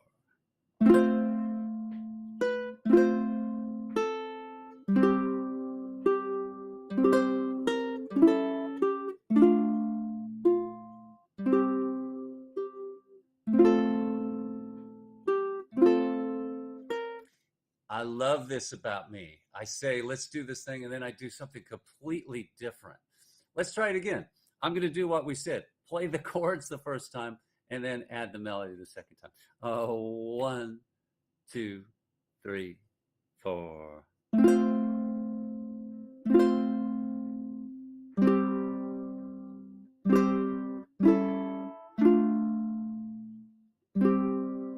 Measure 20. And we're coming back to 17 with that F with the pinky. Now that time I'm supposed to play the melody. Okay, give me one more chance. I'll do the melody this time with the chords. 2, 3, 4.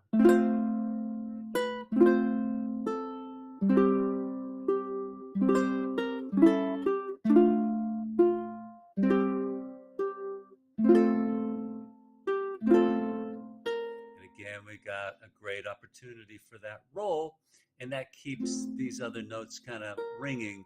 And if anybody is like, every once in a while I run into somebody with a real strict, like, conservatory music approach. And if this were an oboe or a cello, we've got to pay such strict attention to the note length, because we have an instrument that really bellows. Well, with an ukulele, we have a very short note length and low volume. So for me, we want to extend and connect things, and it helps the music more often than not than it hurts it. And so just throwing that out there. If you're playing this with bagpipes, they would need to kind of observe the note length if they could. But with ukulele, it can blend a little bit more, especially in this chord melody kind of approach. So if I look at 21, measure 21, it's the same thing.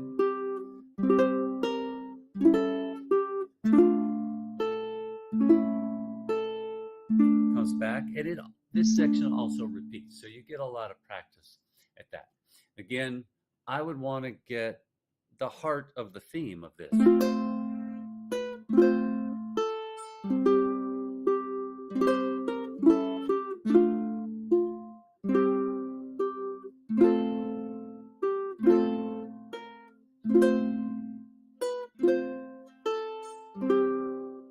I'll show you a little thing that can go wrong for people. And that is, they may have the notes all connected, the fingerings together. And I'll show you a little problem here, and I'll just see if anybody's paying attention. Tell me what the problem is with this. Here we go, from measure 17.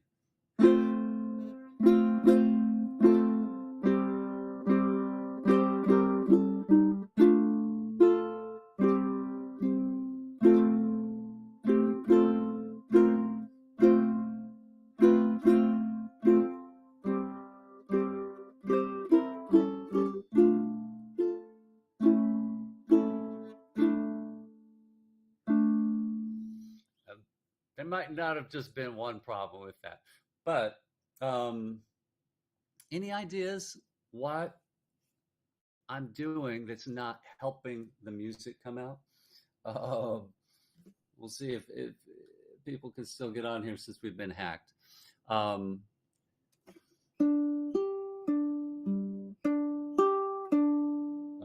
waiting. Well, I'll tell you.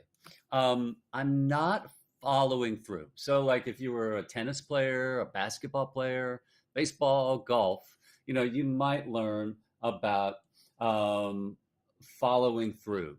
And my thumb is stopping short. And if my thumb stops short,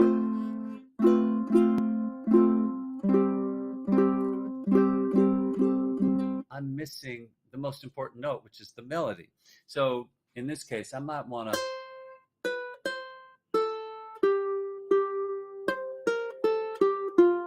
make sure that that's coming through, and then adding it.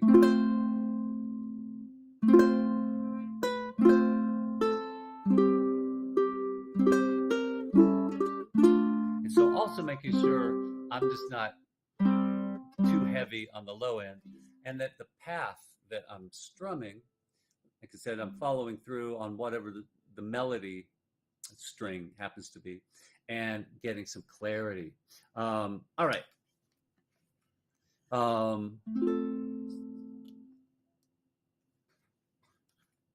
Let's take this section C and play along with me. If you can play the arrangement as it is, awesome. If you're not ready to put it all together, choose either the chords or the melody. And here we go. 1, 2, ready, go.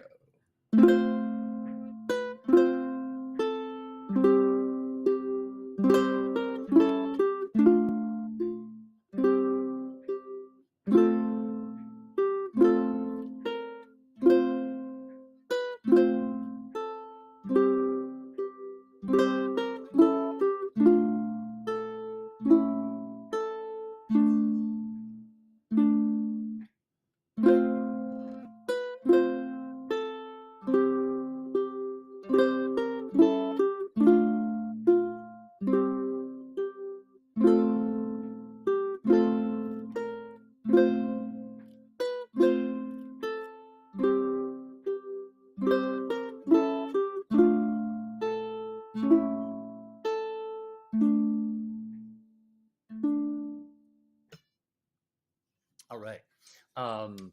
And again, playing the melody is a great thing. And if you're not sure how to read it, it's just the top note all the way along. We've got this in notation and in tablature, so you should have a lot with that. Yes, the melody is lost, sounding very choppy. Well, thanks a lot. It's all legato, yeah. There's a little the delay here, but that's all good.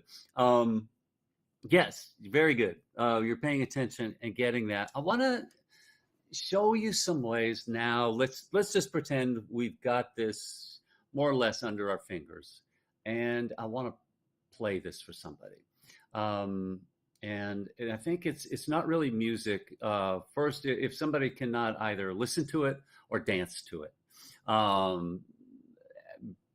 best case scenario, they could do both. But we'll just work on making it listenable to somebody. And one of the things I was talking about earlier, and this can really work to your advantage if you're playing it with some intention and connecting it, and you're listening to yourself while you're playing it. Some things can happen that are really cool. That could be that you can play to your, let's say, left hand if you're a right-handed player, your fretting hand. And so I may not be able to make all these changes and may not have it together, but that doesn't mean I couldn't play this for somebody and have it sound musical. So here's one idea on what'll be a kind of a rubato approach, but I'm just playing with some feeling, and I actually have to feel this feeling, and it has to come out here. And we can talk more about that in a second. But here's just one idea where if I have a difficult passage for my hands, I might change the dynamics and I might change the tempo. And so here we go.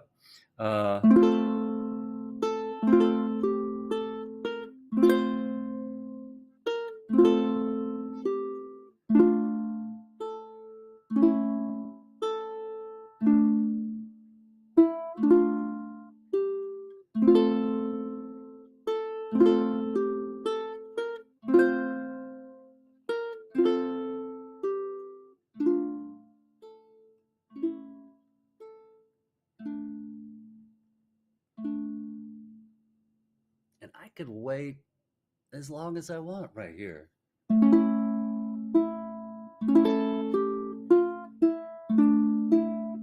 As long as it's connected.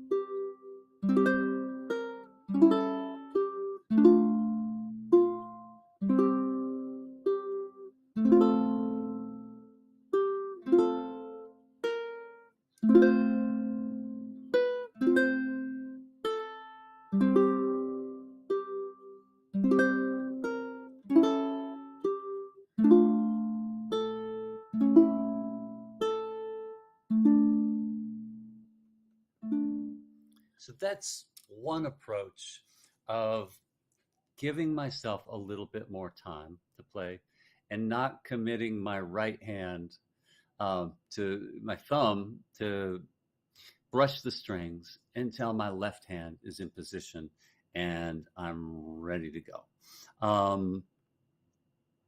So with that, I think what I might do is open it up and see if we have any questions about this, and maybe play it one more time and then see what happens here.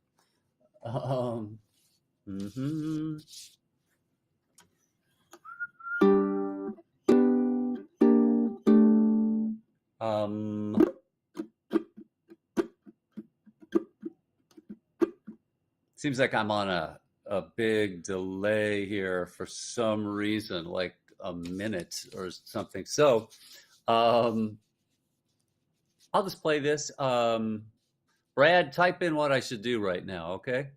And play a song. All right. I'll play this song once more, and then I'll play something else. Yes, Craig agrees. Okay. Shut up and play. Here's this tune. I'll try to demonstrate some of the techniques, and we'll see how it goes.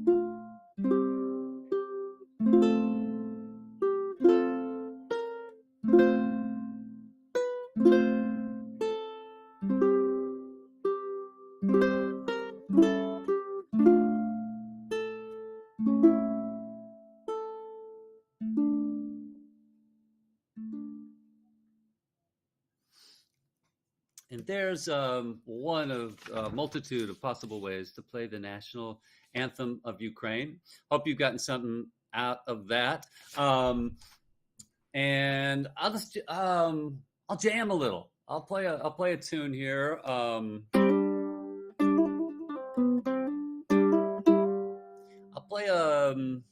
play this a tune called Absolution. You see, kind of, I just take the word uke and put it into like anything.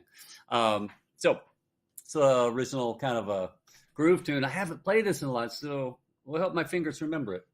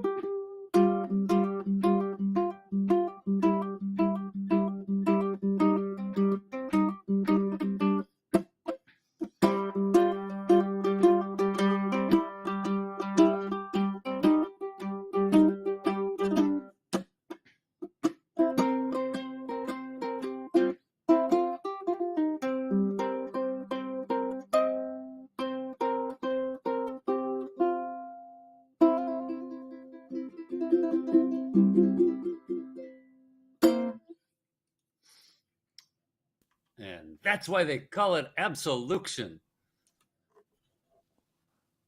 Awesome, Kevin. Thanks so much for joining us. Yeah, it's awesome to be here and just be part of this. It's so cool. And I'm really, as your father, I wanted to say this in front of everyone. how proud I am of you, son, for pulling this off so well.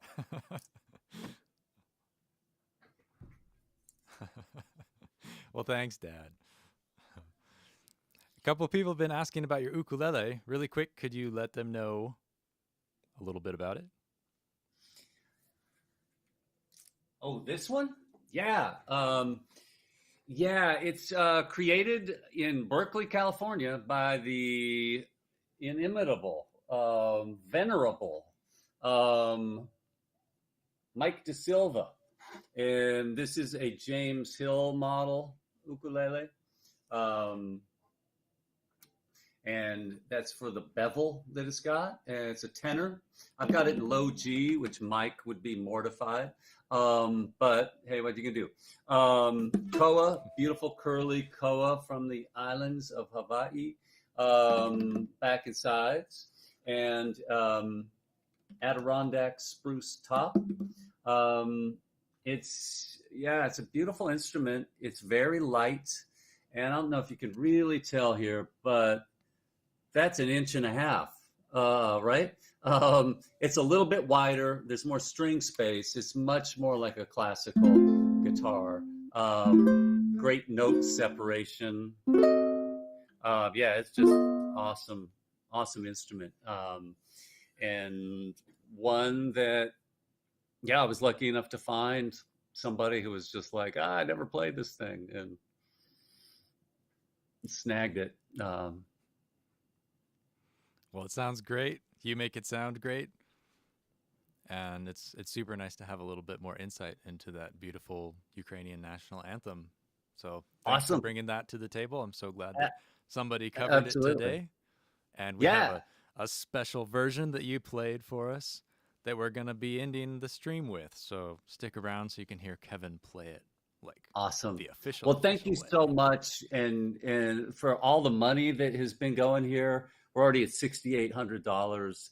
And like I said, it's such an honor to be among this group. And thank you, Craig, for all your behind the scenes efforts. Thank you, Sarah, for letting him do this. And you're probably chasing Cameron around. And thanks to everybody and for being part of this. And it's a beautiful thing. It highlights to me the generosity of the spirit of the ukulele world.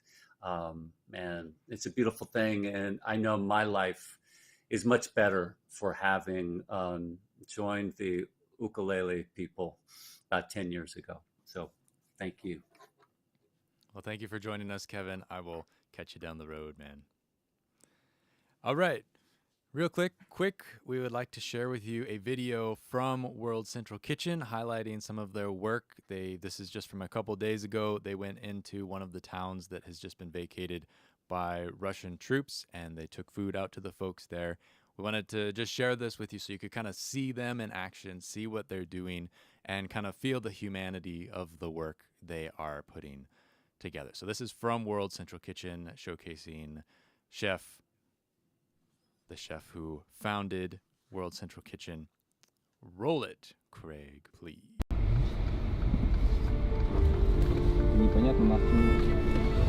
And the trucks are gonna be able to do it? I think yes. Is this Ukrainian or is this Russian? Oh, I don't know. I think Russian. It's tank.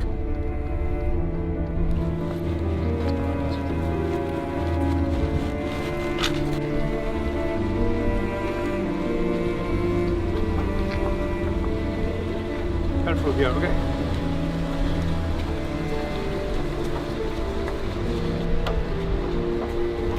Okay. Спасибо.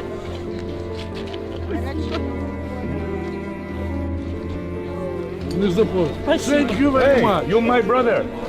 You're my brother. Каже, ти його брат. Tell her that she's beautiful.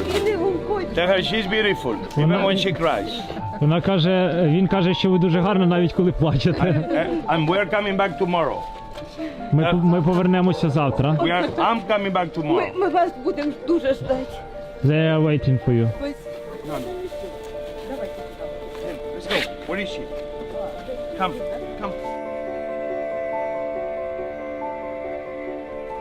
Скільки у вас людей, сусідів, кого ви можете занести? Скільки? У нас 15. 15? Звіть людей сюди. У нас дуже багато харчів, дуже багато. We are not going to be solving the very big problems that humanity is facing without certain risk involved. If we want to end hunger, we are going to have to take certain risk to make it happen. The only way I can do it is with being with the boots on the ground next to the people that you are trying to help. 24/7, bus stations, 24/7, hot food, milk, baby food, everywhere, sir, everywhere. 300,000 meals a day for the last few weeks. 300,000 meals, 1,000 points of distribution. Kherson, Mykolaiv, Odessa, it's just chefs cooking. Hello? Дякую, співака. Дякую.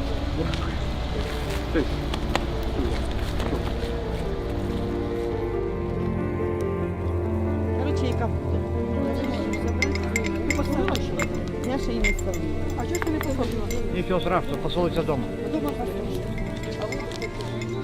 Давайте зачекаємося всі. Всі, так, всі наші. But tell them tomorrow we are coming back with more. Tomorrow we are coming back with more. Thank you, my man. We'll come back tomorrow.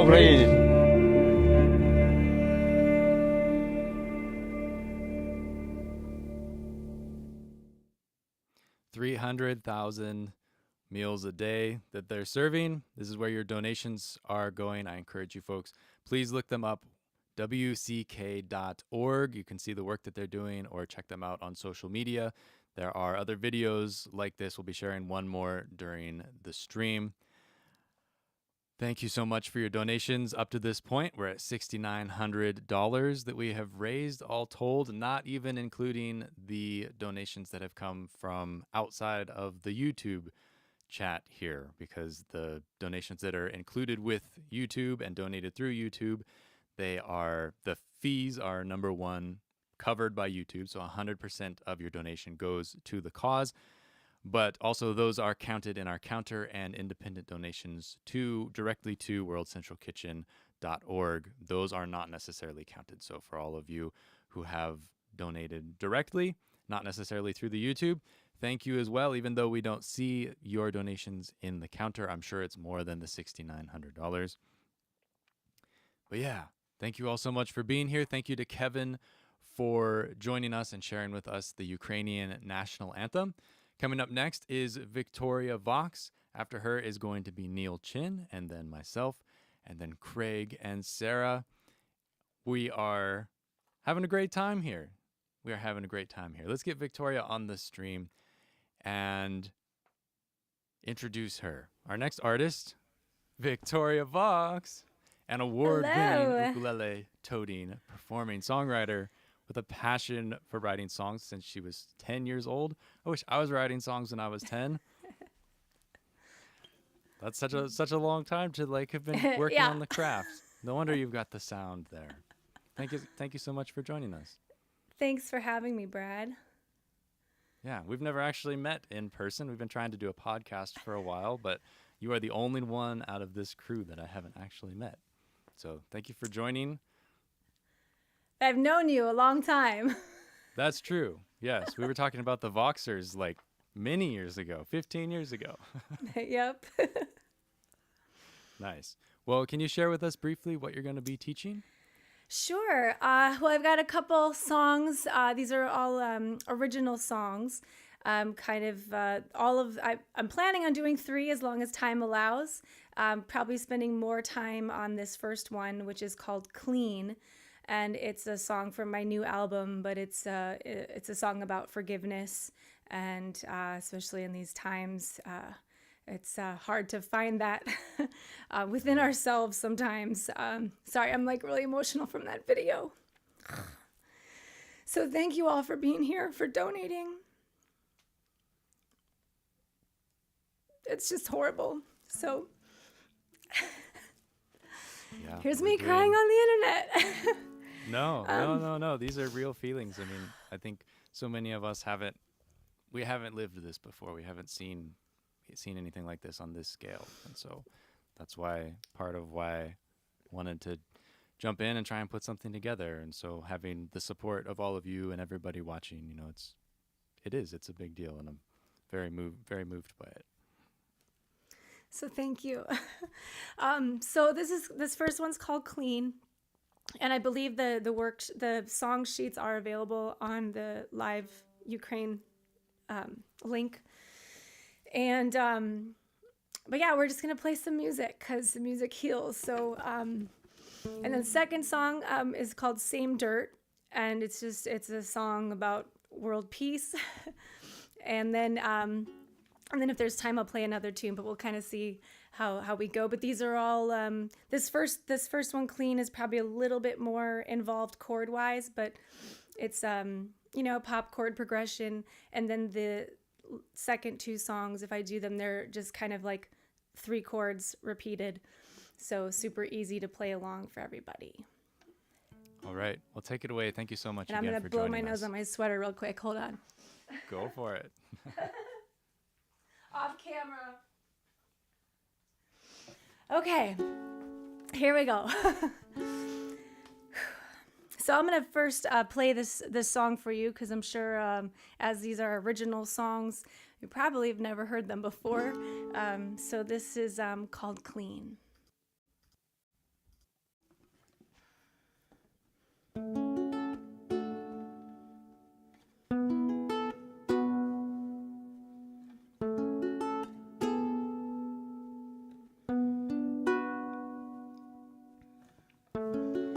I've been thinking a lot lately how all of this has changed me. I'll even admit I was wrong. It doesn't matter what the truth is, the who or why or what ifs, if we both agree to move on. Can we start clean? I won't let this anger get the better of me. And looking behind us will only blind us every time. Can we start clean and stop looking for answers for everything? No mentioning triggers or pointing of fingers and give up the fight. Can we start clean? Yeah, clean. Can we start clean? Yeah, clean. I get the feeling that we tiptoe, but it's time to let go all the pain from yesterday.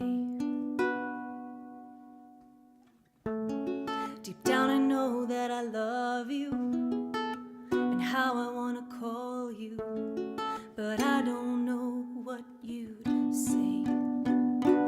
Can we start clean? I won't let this anger get the better of me. And looking behind us will only blind us every time. Can we start clean and stop looking for answers for everything? No mentioning triggers or pointing of fingers and give up the fight. Can we start clean? Yeah, clean. Can we start clean? Yeah, clean. We gotta try. Can we start clean? Yeah, clean. Can we start clean? Yeah, clean. Can we start clean and give up the fight? Can we start clean? All right, guys, so that's the song. And thank you for commenting on my ukulele. This is a brand new uke built by Maya Moe and with artwork by Fred Stonehouse, which is featured on my new album. Chord-wise, we've got, let's just go over the chords really quick. So F sharp minor is like a G7. I always say G7 wrong strings. And that's your F sharp minor. And then we go to a D, I like to leave the 2 on top. So your ring and pinky just kind of bump up, push the first finger out of a job. And then for the E chord, normally E chord is like the nemesis of chords for ukulele players. We're going to do kind of like a pop E. It's an E sus chord, but it works in most pop song settings. So actually you're just going to take that D chord and we're just going to slide it up to the 4th fret. So the D is at the 2nd fret and our E is going to be at the 4th fret. And then we play a B minor. So here in this case, the B minor is only in the verse, and a B minor is a bar chord like this. And we have, so I've got a low G and my B is in the bass there. So if bar chords are not your thing, what we're going to do is we're going to have you play, you can either do a partial bar, just the bottom 3, like it looks like a G major 7 chord, but that'll be just those 3 as a B minor. So you could also play them with 3 fingers. So if you don't want to do a partial bar, so you could play it like that. And I'll go through the plucking pattern for that when we do the simplification of the B minor. But otherwise, B minor is 2nd fret bar with an A minor shape on top. So you think of this as the new nut, and then you play A minor with your ring finger. It's like live long and prosper chord there. So those are the chords in the verse. So we've got F sharp minor to D, and then E to B minor. And if you want to just grab those bottom 3, you can, or like here. And then we'll go F sharp minor, this time straight to E, 4th fret. And you can let that A string ring out. I think it's really nice. You can let that ring, and then back to the B minor for the whole measure. And that's it for the verse. That repeats twice. And so let's, and then we'll just go over the next chords too. So then we've got F sharp minor straight to the E again. And now we have C sharp minor and D. Now you can, of course, play a C sharp minor, same thing as B minor, up 2 frets. So it's your 4th fret with your A minor shape on top. And then you could go to a D up at the 5th fret, which is then 5th fret bar, A shape. So that works. Or again, if bar chords aren't your thing, you could do F sharp minor to the E, and then a kind of a cheat C sharp minor, which is going to be, we're just going to play these bottom 2 here, down here. So it's 1, 1, 0, 0, and then moves to a regular old D down at the 2nd fret. So you can go that way, C sharp to D, and then the second time, F sharp minor to E, and now we have A major down here to the D. So both times it kind of resolves to that D chord. And man, we have hot girls on video chat, apparently. So thank you guys for moderating those comments. So those are basically the 2 sections of the song and the different chords that I'm using. And so we've got a couple different plucking patterns and strumming patterns that we're going to play.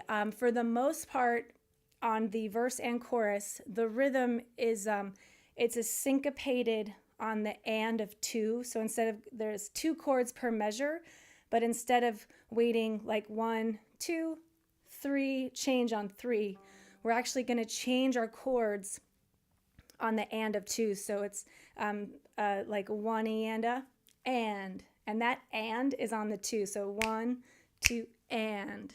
So that's where we're going to be changing the chords. So let's go first over the plucking pattern.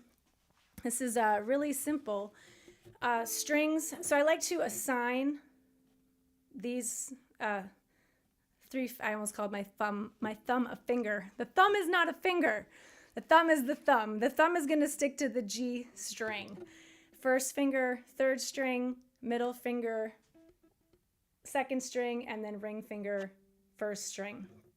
So you kind of get used to how that feels, kind of like if you were to just grab all 4 of them at the same time. Grab. And so we're going to go 4, 3, 2, 1. And then you could 4, 3, 2, 1, wait, grab. Again, and 4, 3, 2, 1, grab. And that's the string number. 4, 3, 2, 1, grab. And 1 E and a 2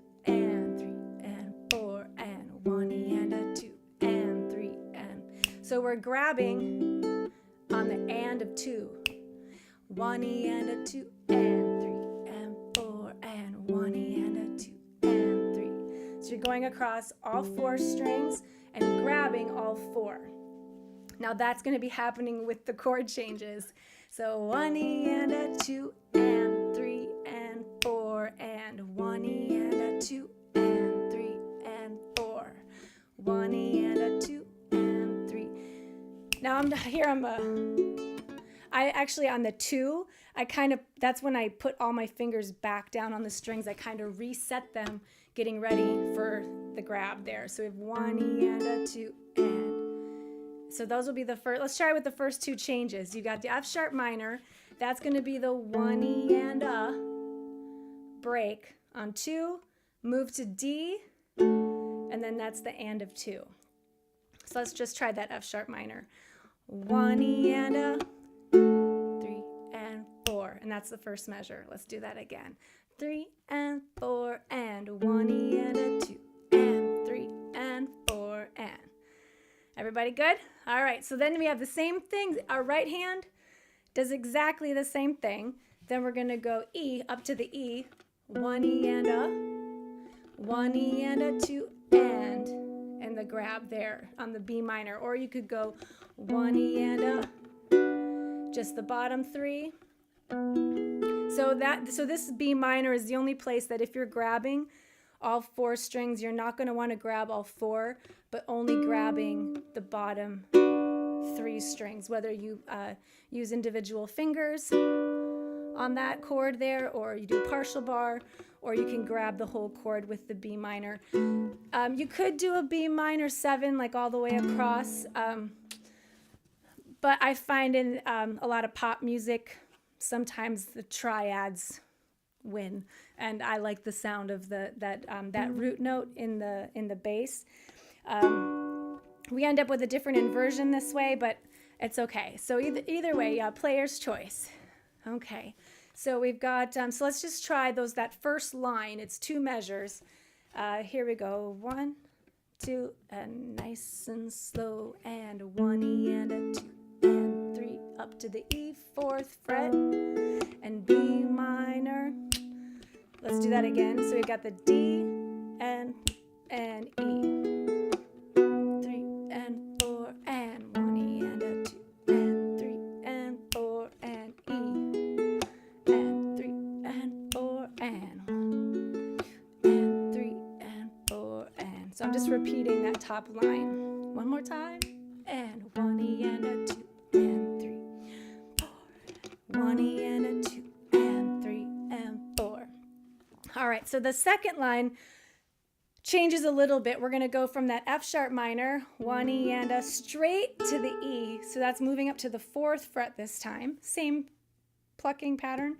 1 E and a 2 and you can use that beat too when you're kind of like muting the strings and resetting. Use that time. That's when you're going to change your chord. I'm already moving like during that time. And you can kind of get there. It gives you a little bit of time. A half beat.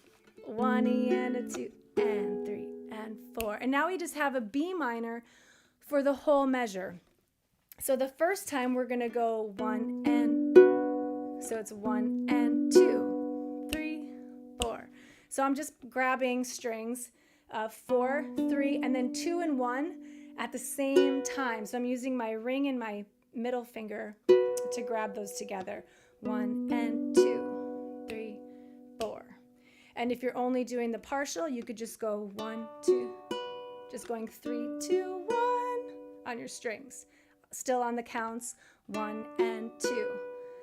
So our verse kind of is 16th notes, 1 E and a 2 and 3 and 4 and 1 E and a 2, 3 and 4 and 1 E and a 2 and 3, 4, and 8th notes. So that last B minor is 1 and 2, 8th notes there. And then the last, so then that whole thing just repeats the same. F sharp minor, and 3 and E 4th fret, B minor, again, F sharp minor, 4th fret, E, and then this last B minor going into the chorus. Play the B minor chord, and so this probably work more if you're doing the bar, but I'm gonna do a kind of a muted strum, so you can kind of hear how it's muted versus going, where you can hear the strings ring. So I'm muting it with the palm of my strumming hand, and I'm kind of just making like a little, I actually touch my fingers together, so it just gives my finger support. Even kind of like that. And I'm strumming with my pointer. So holding, and then holding my mute here.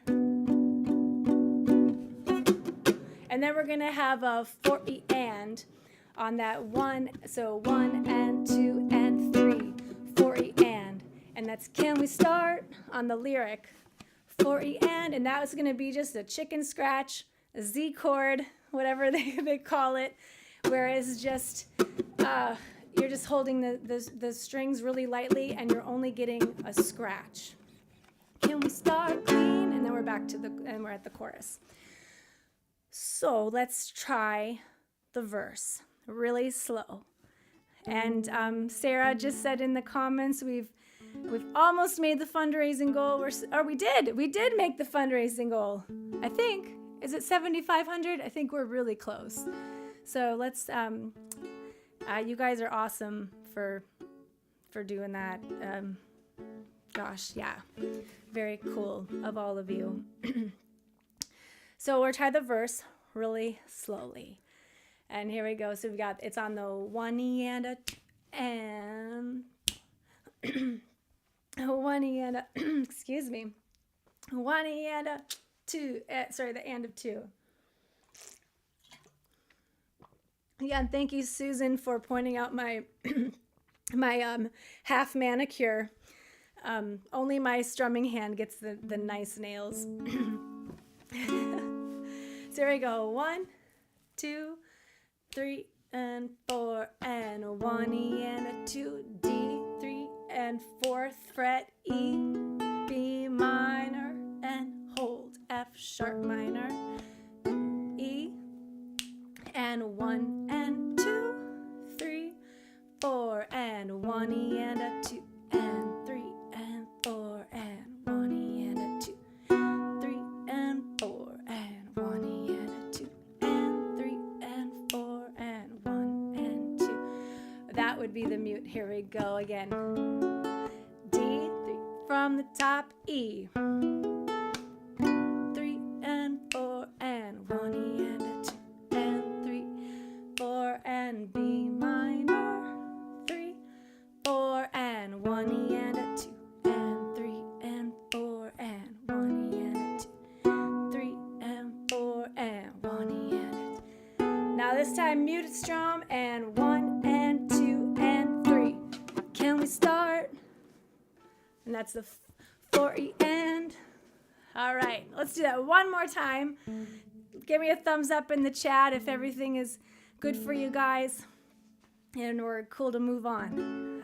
Here we go. 1. So 1 E and a 2, and here we go. 1 E and a 2, and 3 and 4 and 1 and 3 and 4, F sharp minor, E.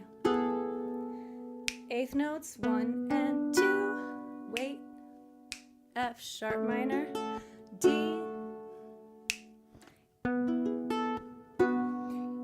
4 and 1 E and a 2, E, mute. Can we start? And that gets us to our chorus. Can we start clean? All right. So this is where the vibe of the anticipating the chord, the second chord in that measure, we are going to be anticipating these changes always on the and of 2. So even when we get to the strum, F sharp minor, can we start clean? 2 and. So that's still changing on the and of 2. So let's just go over the strum pattern first of the chorus, and I'm going to simplify it a little bit for you guys. So we're just going to not worry about the chords. So it's going to go, can we start 1, a chunk, and 4. So we're kind of doing a chunk backbeat on 2 and 4. The 1 and is going to be the up. 1 and Let's just do the beat 1. 1 and 3 and 4 and 1 and So you could technically go 1 and keep your hand moving the whole time, like that. But sometimes you get a little lazy. 1 and you know you're coming up anyways, but you can kind of feel a little pulse in your hand. 1 and I'm staying low because I'm going to be coming up. 1 and So we've got 1 and a 2, and 1 and a 2 is right after the So then the chunk is going to be, it's like it's a muted strum that happens at the same time. So I'm kind of muting with my palm and my arm, and so I'm strumming with my just everything kind of lands on the same plane here, like this, versus a strumming where it's going to be separated here, maybe this way, where you can see that my arm and my palm are away from the fretboard. So when I'm chunking, I'm here close. When I'm strumming, I'm away. And you can see how that comes closer to that neck. And so you should be able to do the chunk without the chicken scratch Z chord. You don't need your left hand at all to get that chunking sound. So you can just play around with that a little bit.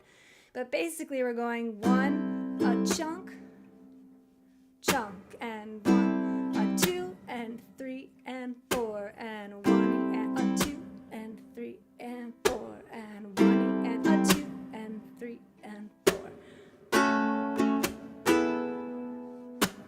So we're really just kind of, the only time we're hitting that chord is on the and of 2. If you want to make it a little funkier, you can go 1 and a 2 and 1 and a 2 and sorry, 1 and a 2, 1 and a 2, E and a 3, So we're going up, up, down, down, up, which is going to be the E, and E4 and So here, let's do this again. So we got 1, 2, and 4 and So that's going to be E, 4 and And those are all, so there's all, but if you're thinking of this, if your hand is going 16th notes, 1 E and a 2 E and a 3 E and a 4 E and a 1 E and a 2 E and a 4 and a 1 E and a 2 E and a E, a 4 and a 1 E and a 2 E and a 4 and a 1 E and a 2 E and a 3 E, a 4 and a. So it's on the E, the E and the of 3. E, a 4 and a. So you can add that in. I probably do that when I'm playing and I'm not really thinking about it. But as long as you just kind of keep this hand going with the groove, you should be good. Just don't stop strumming. All right, so here we go. Let's do the chorus. We've got 1 E and a 2 and if you want to do that, I'll leave it out for now. 1, a 2, and 3, and 4. And so we're chunking on the 2, and 3, and 4. 1 E and a 2, and 3, and 4, and 1 E and a 2, and 3, and 4. So that is the groove for the chorus. We've got the changes, so let's try that. And we're going to change after the chunk on the and of 2.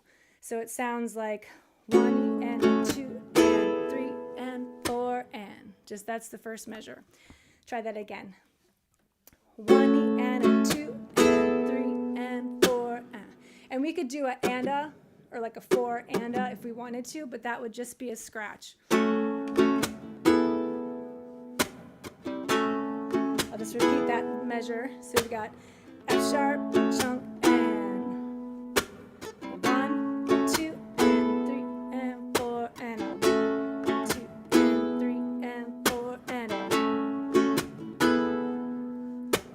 And that it's kind of a open, it's just a rhythm.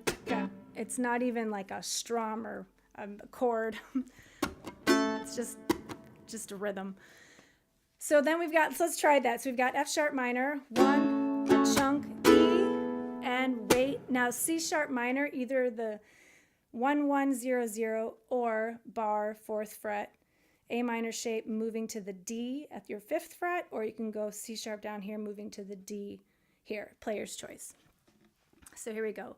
1 E and a 2 and 3, C sharp minor, same strum, 4 and 1 E and a 2 and 3 and 4 and A. So the strum pattern doesn't change. And 1 E and a 2, 3 and 4 and. So we are strumming the and of 2. I'm sorry if I didn't say that. We're going 1 E and a 2 and 3 and 4 and 1 E and a 2 and 3 and 4 and 3 and 4 and a 1 E and a 2 and 3 and 4 and a 2 and 3 and 4 and. So that happens the whole way through. And then at the very end, we're gonna have the where it says, can we start clean? Yeah, clean. Same changes. We're just changing the strumming groove a little bit to straight 8th notes. So when we're doing a 16th note vibe, 1 E and a 2 E and a 3 E and a 4 E and a 1 and 2, and it's all downs. 1 and 2 and 3 and 4 and 1 and 2 and 3 and we're still changing on the ands of 2. 1 and 2 change. 4 and 1 and 2 change. But it's all going to be down strums. So let's take it from that last 2 lines of the chorus where it goes, can we start clean? F sharp minor, 3 and 4 and straight 8th notes. A,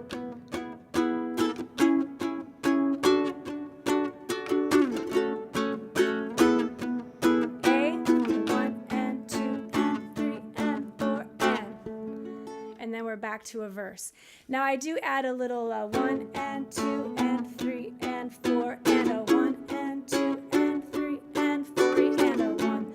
So I do end a little bit on the can we start?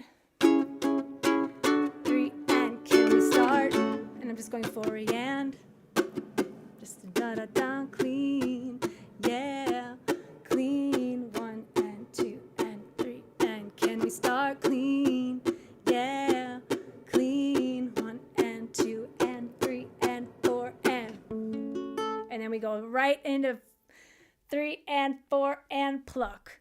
And we're on beat 1. Okay, and then we're back to the second verse. So, everybody good? Hanging in here? Let's try to take it through a first verse, into a chorus, into the second verse. And if we can, let's go back into the chorus. So it goes verse, chorus, and that's it. All right, here we go. So we've got the 1 E and a 2 and 3 and 4 and 4 through 2, 1, grab.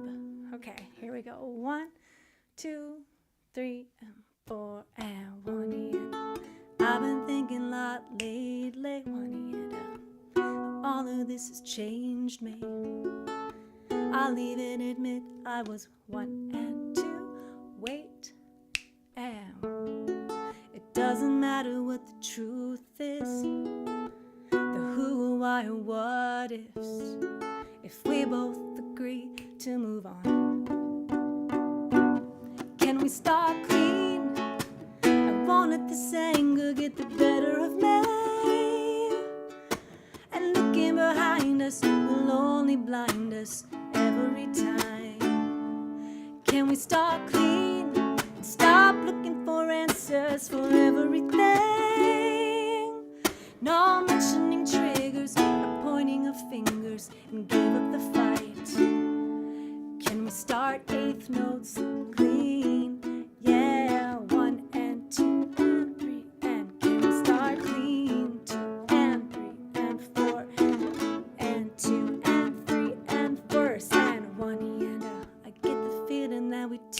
tiptoe, but it's time to let go. All the pain from yesterday. 1 and 2, 3, 4 and 1 and know that I love you and how I wanna call you, but I don't know what you'd say. Can we start clean? I won't let this anger get the better of me. And 4, looking behind us will only blind us every time. Can we start clean and stop looking for answers for everything? No mentioning triggers or pointing our fingers and give up the fight. Can we start clean? Eighth notes. 1 and 2 and 3 and can we start clean? And 4 and keep going here. Can we start clean? Yeah, clean. 1 and 2 and 3 and can we start clean? Yeah, clean. 1 and 2 and 3 and can we start clean? And this part changes very quickly at the end. It goes from the F sharp. It's the very last line. So whether you're looking at the chord sheet or the sheet music, it's going from it basically calls back to the verse where we go to the D after the F sharp minor instead of the E. So we've got and give up the fight. Can we start clean? And then we end on F sharp minor. So that last line is start clean to D and give up the fight. Can we start clean? And I kind of let those strings ring a little bit more than with the chunking. Now, one thing you might notice what I'm doing on this part too is you'll notice I'm doing some left hand muting, and so it'll have a little bit different feel if you don't mute. This sounds straight eighth notes without muting. Everything is just ring, ring, ring, ring all the time. So basically what I'm doing is I'm squeezing the chord and relaxing my hand in between every beat and eighth note, 1 and 2. So I squeeze only when I want that on those eighth notes, 1 and 2 and 3 and 4 and 1 and 2, 4 and then probably there is a 1 and 2 and 3 and I might even not even press.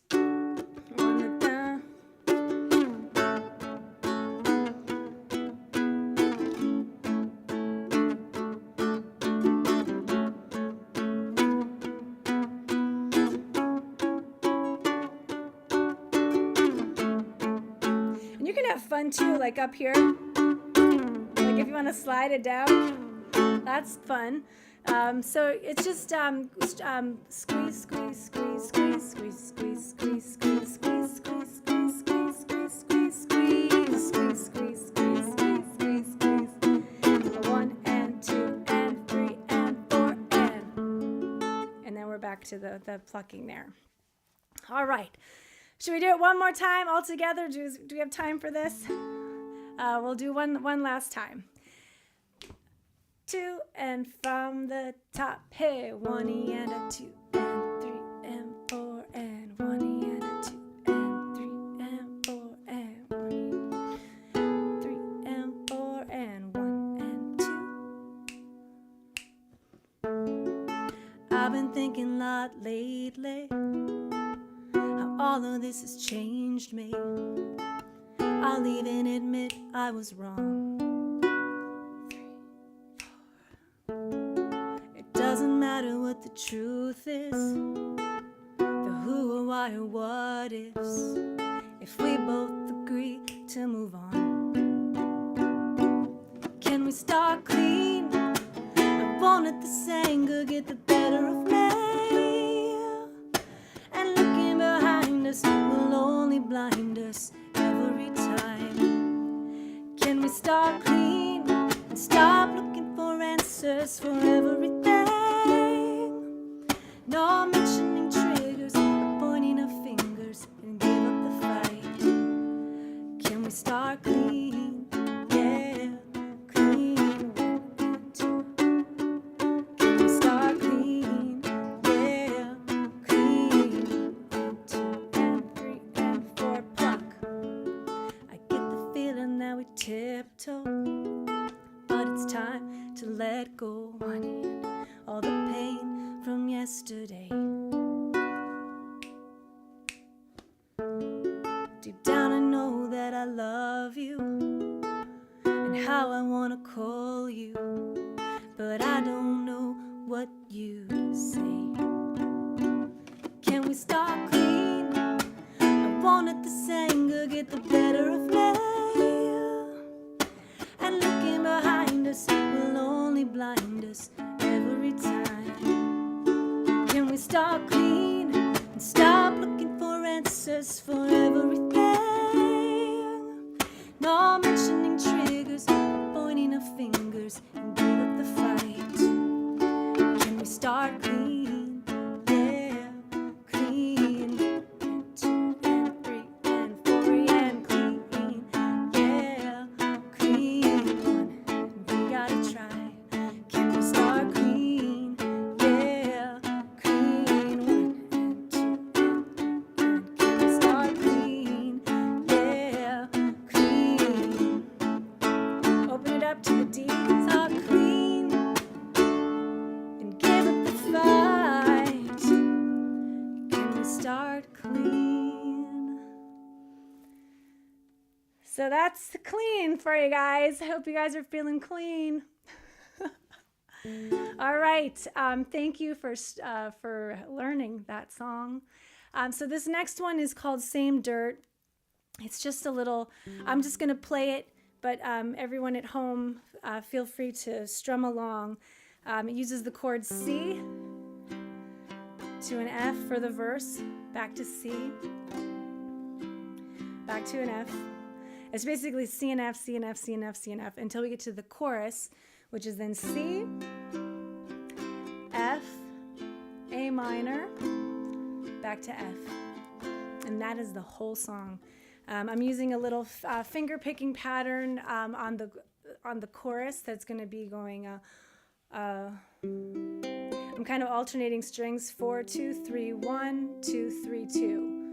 1 and 2 and 4 and on the rhythm. 1 and 2 and 3 and 4 and 4, 3, 4, 2, 3, 1, 2, 3, 2.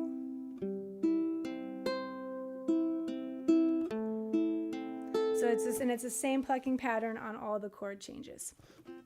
So here we go. And I'm going to do a little looping background to play along with. And here we go.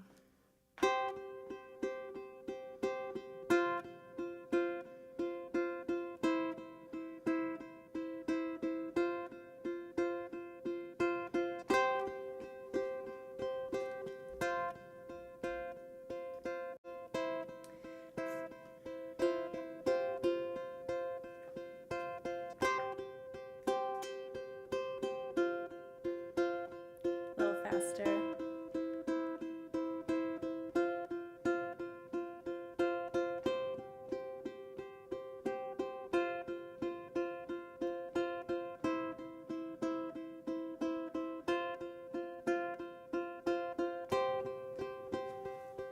So if you're wanting to do that, I'm just grabbing these two like a C5 power chord rock and roll and just playing my E and A strings and then moving to like a C sus4 chord with the F and the C at the same time, and then this E and the C back to the F.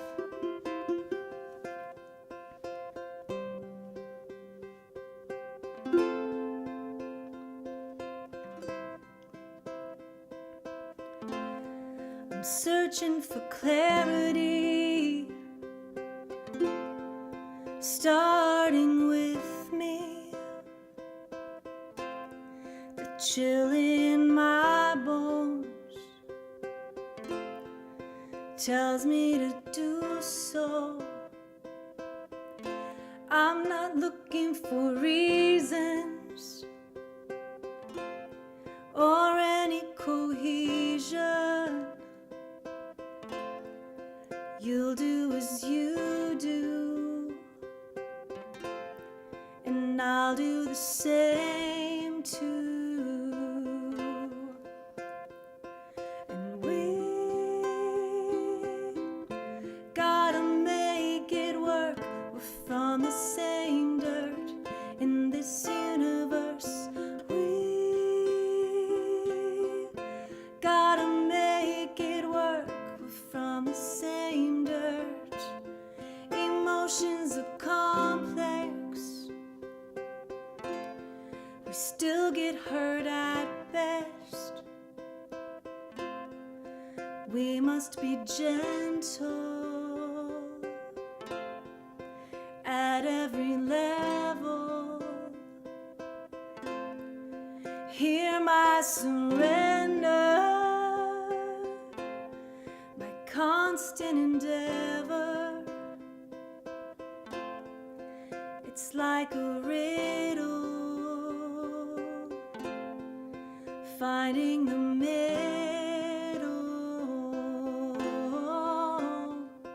And we gotta make it work. We're from the same dirt in this universe. We gotta make it work. We're from the same dirt in this universe. We gotta make it work. We're from the same dirt in this universe. We gotta make it work. We're from the same dirt. Let's not dwell on the choices we made, 'cause there are no mistakes, only next time. Give each other the space to breathe. Sometimes it's all we need just to unwind. A stranger on the other side of the planet, or the neighbor next door, we are all connected and we're human. We have our own skeletons in the closet, but it matters not in the end.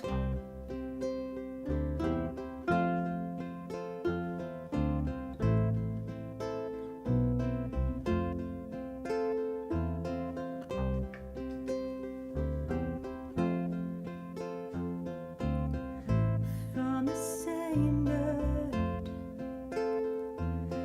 we gotta make it work. We're from the same dirt in this universe. We gotta make it work.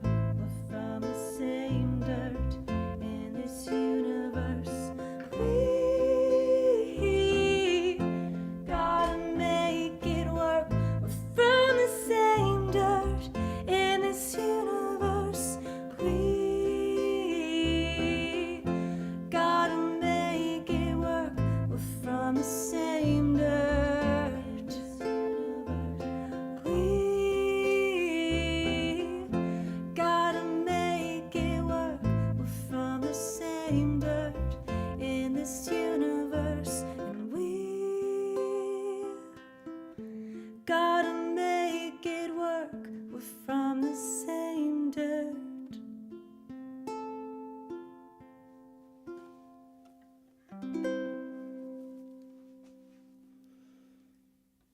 All right, it's that same dirt. And if Brad says I have time for one more, I'm good to do another one for you. Just let me know.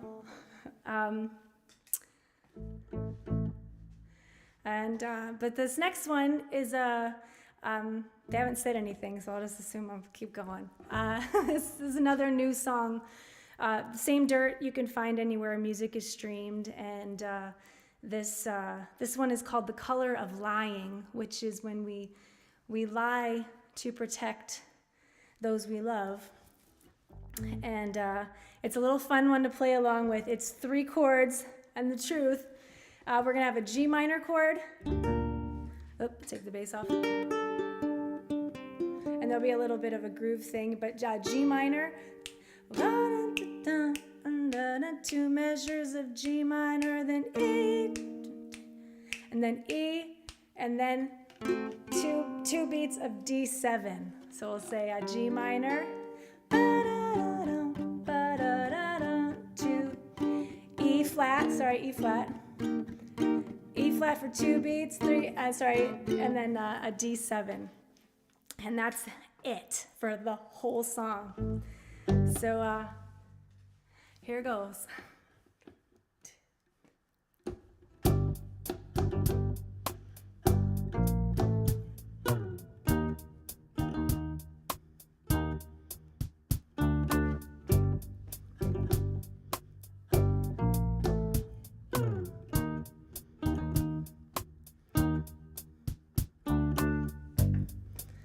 That's me playing ukulele like a bass player. I'm just using this little ribbon to do a little muting vibe. Can't be too tight. A little tighter. There we go. Yeah.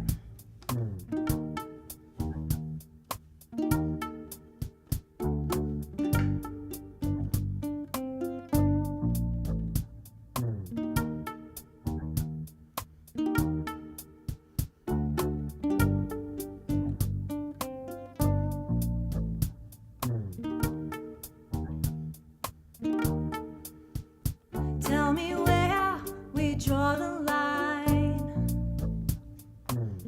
We turn a cheek to say it's justified. Do we choose staying in the dark? Or face the troubles of a secret heart? I'm an honest liar, and so are you. To protect each other, we avoid the truth. I know you know what you don't know won't hurt you. The farther that we fall, I see the color of lying, the color of lying. The farther that we fall, I see the color of lying. We make our rules to the game,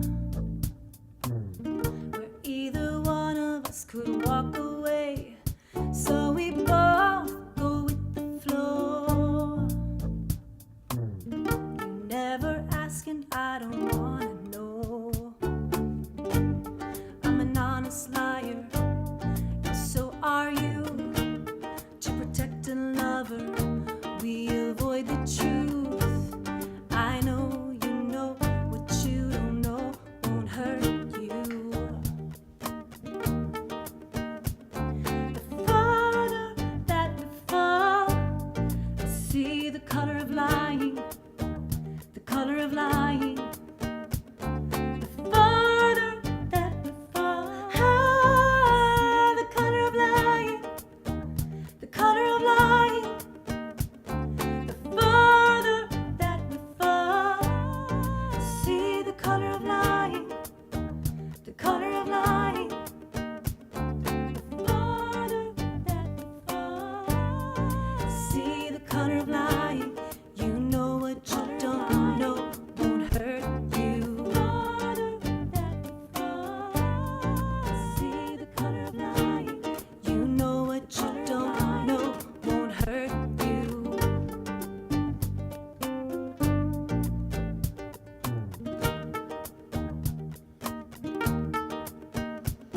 The farther that we fall, I see the color of lying. All right. Thank you guys so much for tuning in and playing along, and for all your donations. We hit $8,000 for Ukes for Ukraine and the World Kitchen, Central World Kitchen. So thank you all for that. That was so awesome. Thank you. I had a big grin on my face the whole time, and Oh, I'm just so super impressed by your rhythmic feel. Out of all ukulele players, you are one of the very top rhythmic feel ukulele players I've heard. How did you thank develop you. that to that point? Well, I was a guitar player before. I think I was always writing, even when I was 10, writing on a Casio keyboard. I always started with some kind of beat, and then I would hit one key and it would fill out the whole chord. So it was always kind of this rhythmic vibe. And I love pop music, and so I think when I started playing the ukulele, it can be such a simple instrument, and I think in my writing, in order that I didn't want all the songs to start sounding the same, and so it really kind of pushed me that every song has kind of like some sort of different groove or hook, and so I kind of let that drive the songs that I write with the ukulele. Nice. Well, it comes And across it's just to famously. do I was something just different. Very impressed. Thank you. Yeah, thank you so much for taking the time to join us. And yeah, while you were on, we crossed over our $7,500 goal. So That's awesome. yeah, we're on to 10,000. See if we can swing that during the stream. Thank you again, Victoria. You can Thank check you. her out on victoriavox.com. And you're on Bandcamp. I always pump up the Bandcamp. I'm on So Bandcamp. if The you wanna, best is my website. That's the where you really want to, as far as supporting artists, where the artist gets so you have a the direct most bang. The biggest bang for the buck in supporting any artist is going to be through their website. But yeah, there's a lot of great other platforms to purchase music, and any support is much appreciated. And yeah. All right. Well, victoriavox.com. Check it out. We'll throw a link in the chat. Thank you so much for joining us. And thank you, everybody out there, for being here and supporting and throwing out your donations. It is just a great time. I'm having a lovely time. Get to hang out with amazing musicians here on the stream and interact with you folks. And I'm stoked. I'm really thrilled that it's turning out like this. And thank you all for making it such a success. If you're just joining us, we are here at Ukes for Ukraine supporting World Central Kitchen. They are on the ground in Ukraine and in surrounding areas, providing meals to folks who are either refugees who are making their way out of the country or on the front lines and stranded without means to get food. They are there doing amazing work with their team and also supporting local restaurants in Ukraine, allowing them to just cook meals for folks and supporting them that way. So all of your donations, especially all of your donations through YouTube, YouTube is paying all transaction fees. So 100% of the donation goes to World Central Kitchen. If you don't have a YouTube account, you can find a link directly to worldcentralkitchen.org down in the stream description. Those donations won't be counted in our ticker, so I'm assuming we've raised more than you see on YouTube, but it's all greatly appreciated, and it's all going towards a great cause and making a large difference. Over the past 20 years, we've seen a lot of innovation with music on the ukulele and a greater acceptance of the instrument. And it's super heartening to see that we've come to a point where this kind of an event is possible. I'm not sure that this would have been feasible 20 years ago. And I think that it's really a testament to your enthusiasm as the ukulele community coming together, all the jams that you attend, all the concerts that you support, and the artists that you support. Just your excitement for this community and for this instrument is really the glue that holds this all together. And when the call goes out for something like this, it's just so amazing to see the response that we've gotten. And I know this is not the only Ukes for Ukraine event. There are several others that have happened or are going to happen of the same name, others who don't have the same name but are still donating to Ukrainian causes. And I'm very humbled to be a part of this community and this scene. And, it's really neat to be able to create this event and bring everybody together for a celebration of music and a chance to stand in solidarity with the people in Ukraine who are going through this terrible, hard time. Coming up next, we have Neal Chin out of Seattle, formerly of Maui. After that, I'll be teaching a little bit about playing melodies along a single string on the ukulele. Going to be kind of a crash course on learning the chromatic scale and a beautiful Hawaiian melody. And then after that, Craig Chee and Sarah Maisel are going to jump on for their workshop. And then finally, I'll be wrapping some things up with my mentor, Keoki Kahumoku, who's going to join me here. We're going to play a couple of songs. Thank you all so much. We're up to $8,500 on the donation ticker. Keep it coming. And let's get Neal Chin on here. He gave us a little bit of a scare earlier because his power was out. Give me a heart attack. Looks like it's on for now. It's on, so. Good to see you, Brad. Nice. Well, thanks for being here, Neal. It's an honor and a pleasure, and just, it's. I know it's already been a very emotional day, watching, reading through the chat and everything like that, and I think your words, ring very true, Brad. I think we're all blessed here to be in such a lovely community. And you say when the call goes out, that's why we're all here. So thank you all. And thank you, Brad, Craig, and Sarah for running everything in the background. And yeah, happy to be here. I'd like to give a shout out to my friend Kathy Tarleton as well, who wrote the press release for Ukes for Ukraine and sent it out to all of her contacts in Hawaii. We've been on the radio. I heard we were on at least one late night news here in the islands. So thank you, Kathy, for helping us out with your connections there. What are you going to share with us, Neal? This is one of my absolute favorite workshops to teach. This is what I call a right hand workshop, right hand techniques, or your strumming hand technique workshop.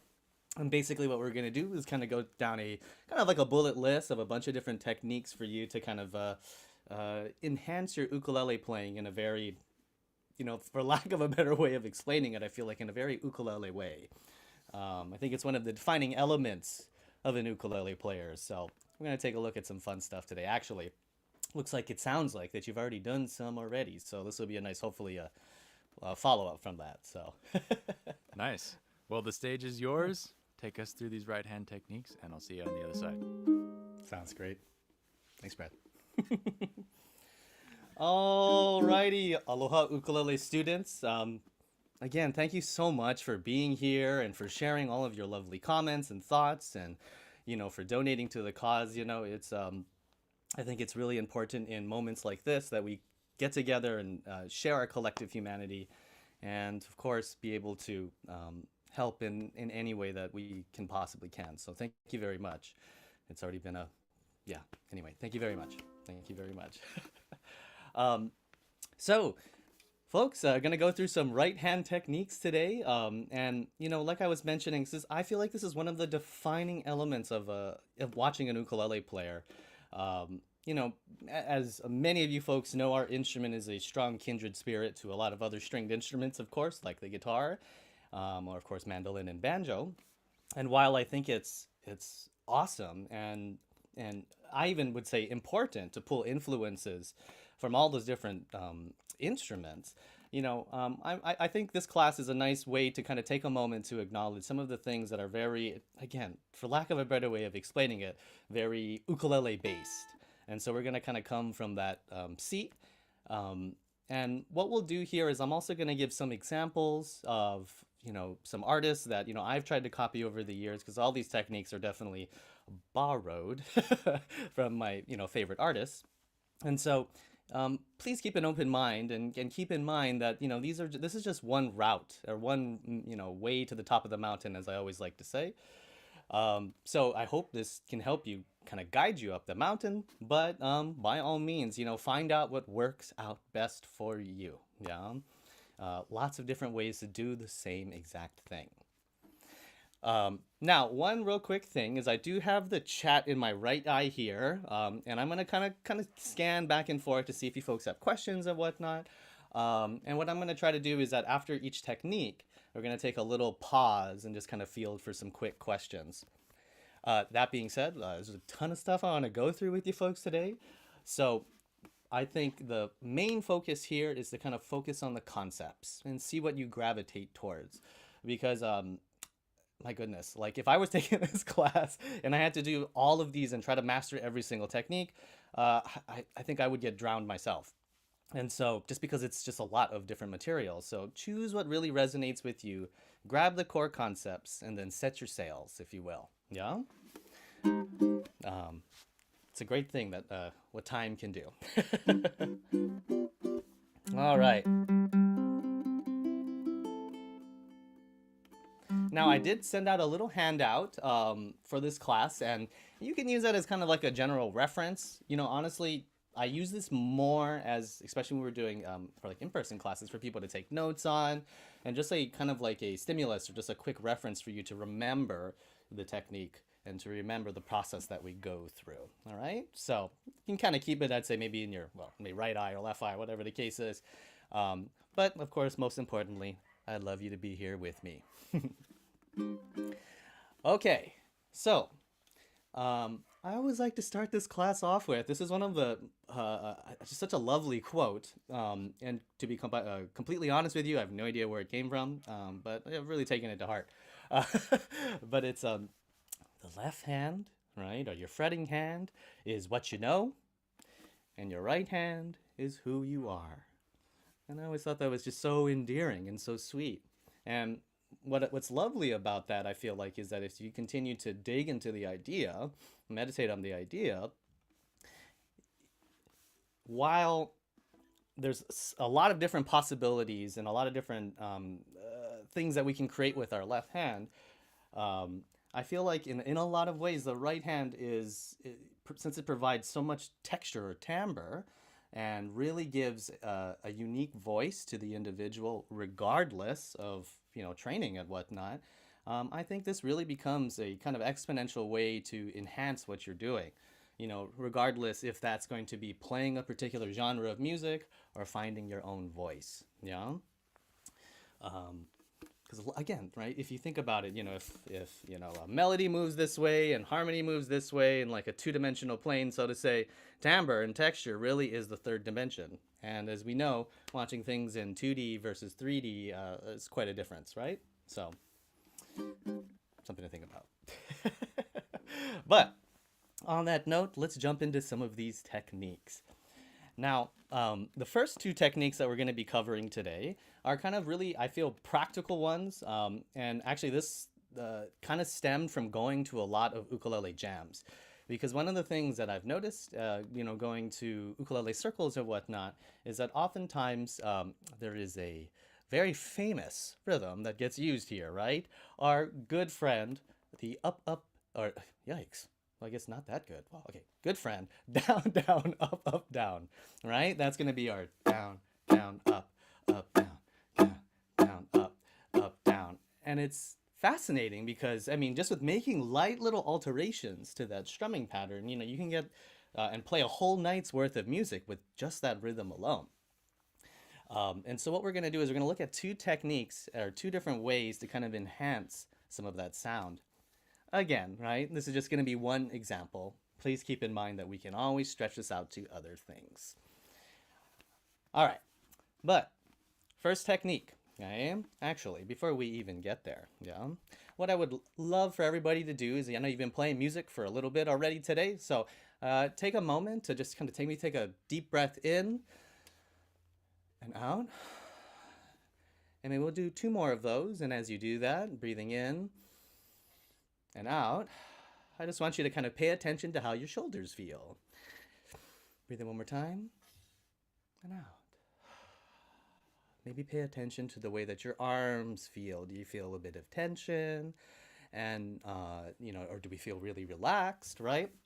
And that's one of the things, especially when you're practicing on a particular technique, that I'd recommend is please listen to your body. You know, your body is constantly telling you things, and for example, I feel like the one that we often will get, you know, is, you know, maybe got like a pretty big grip with our left hand, right? For us who love B flat, E flat, and E and those types of chords, right? But when we make those shapes, oftentimes our hand will tell us, oh, it's a little sore over here in my thumb, and I think it's maybe good to investigate why that might be. Because oftentimes a small change in angle or a small change in your technique can really, really help make things a lot more comfortable for you, yeah? So as we go through something like this, that's just one more thing is please, please, please, please listen to your body, okay? And so let's listen to our right hand, speaking of which, since this is the fellow that's going to be working out today, okay? Now I like to do a couple of little goofy things here just to kind of get that hand moving, okay? Number one, I just want you to, again, loosen up your shoulder and let it relax. I know it's a bit off camera right now, but what I want you to do is even just let your hand kind of fall below your waist and relax, yeah? I like to give a little shake with my hand, yeah, and I think that kind of just feels kind of nice. Just be careful, and you don't have to give a really strong shake, yeah, but just a little shake in the hand, okay? Now what I would love for you to do is, if you can, in front of you, make a fist. Okay, let me check my angle. Yeah, there we go. Okay, so you can make a fist like this, okay? And all you're going to do is you're going to release one finger at a time, starting from your pinky and then going towards your index finger. Okay, so you're going to go pinky, and you go ring, you go middle, and you go index. Just like that. When you feel comfortable again, make your fists, and hanaho, or one more time we go, pinky, ring, middle, and index. Now, depending on your hand, because we all got different hands, right? What's great with this is if you can bring your thumb, you see how my thumb is in front of my index finger and even a little bit in front of my middle? What I like about this is it's a really great stepping stone, right? As we continue to do this by going pinky, ring, and look, I'm going to flick my middle from my thumb. Okay, and even more so, I'm going to flick my index. Oh, there we go, from my thumb.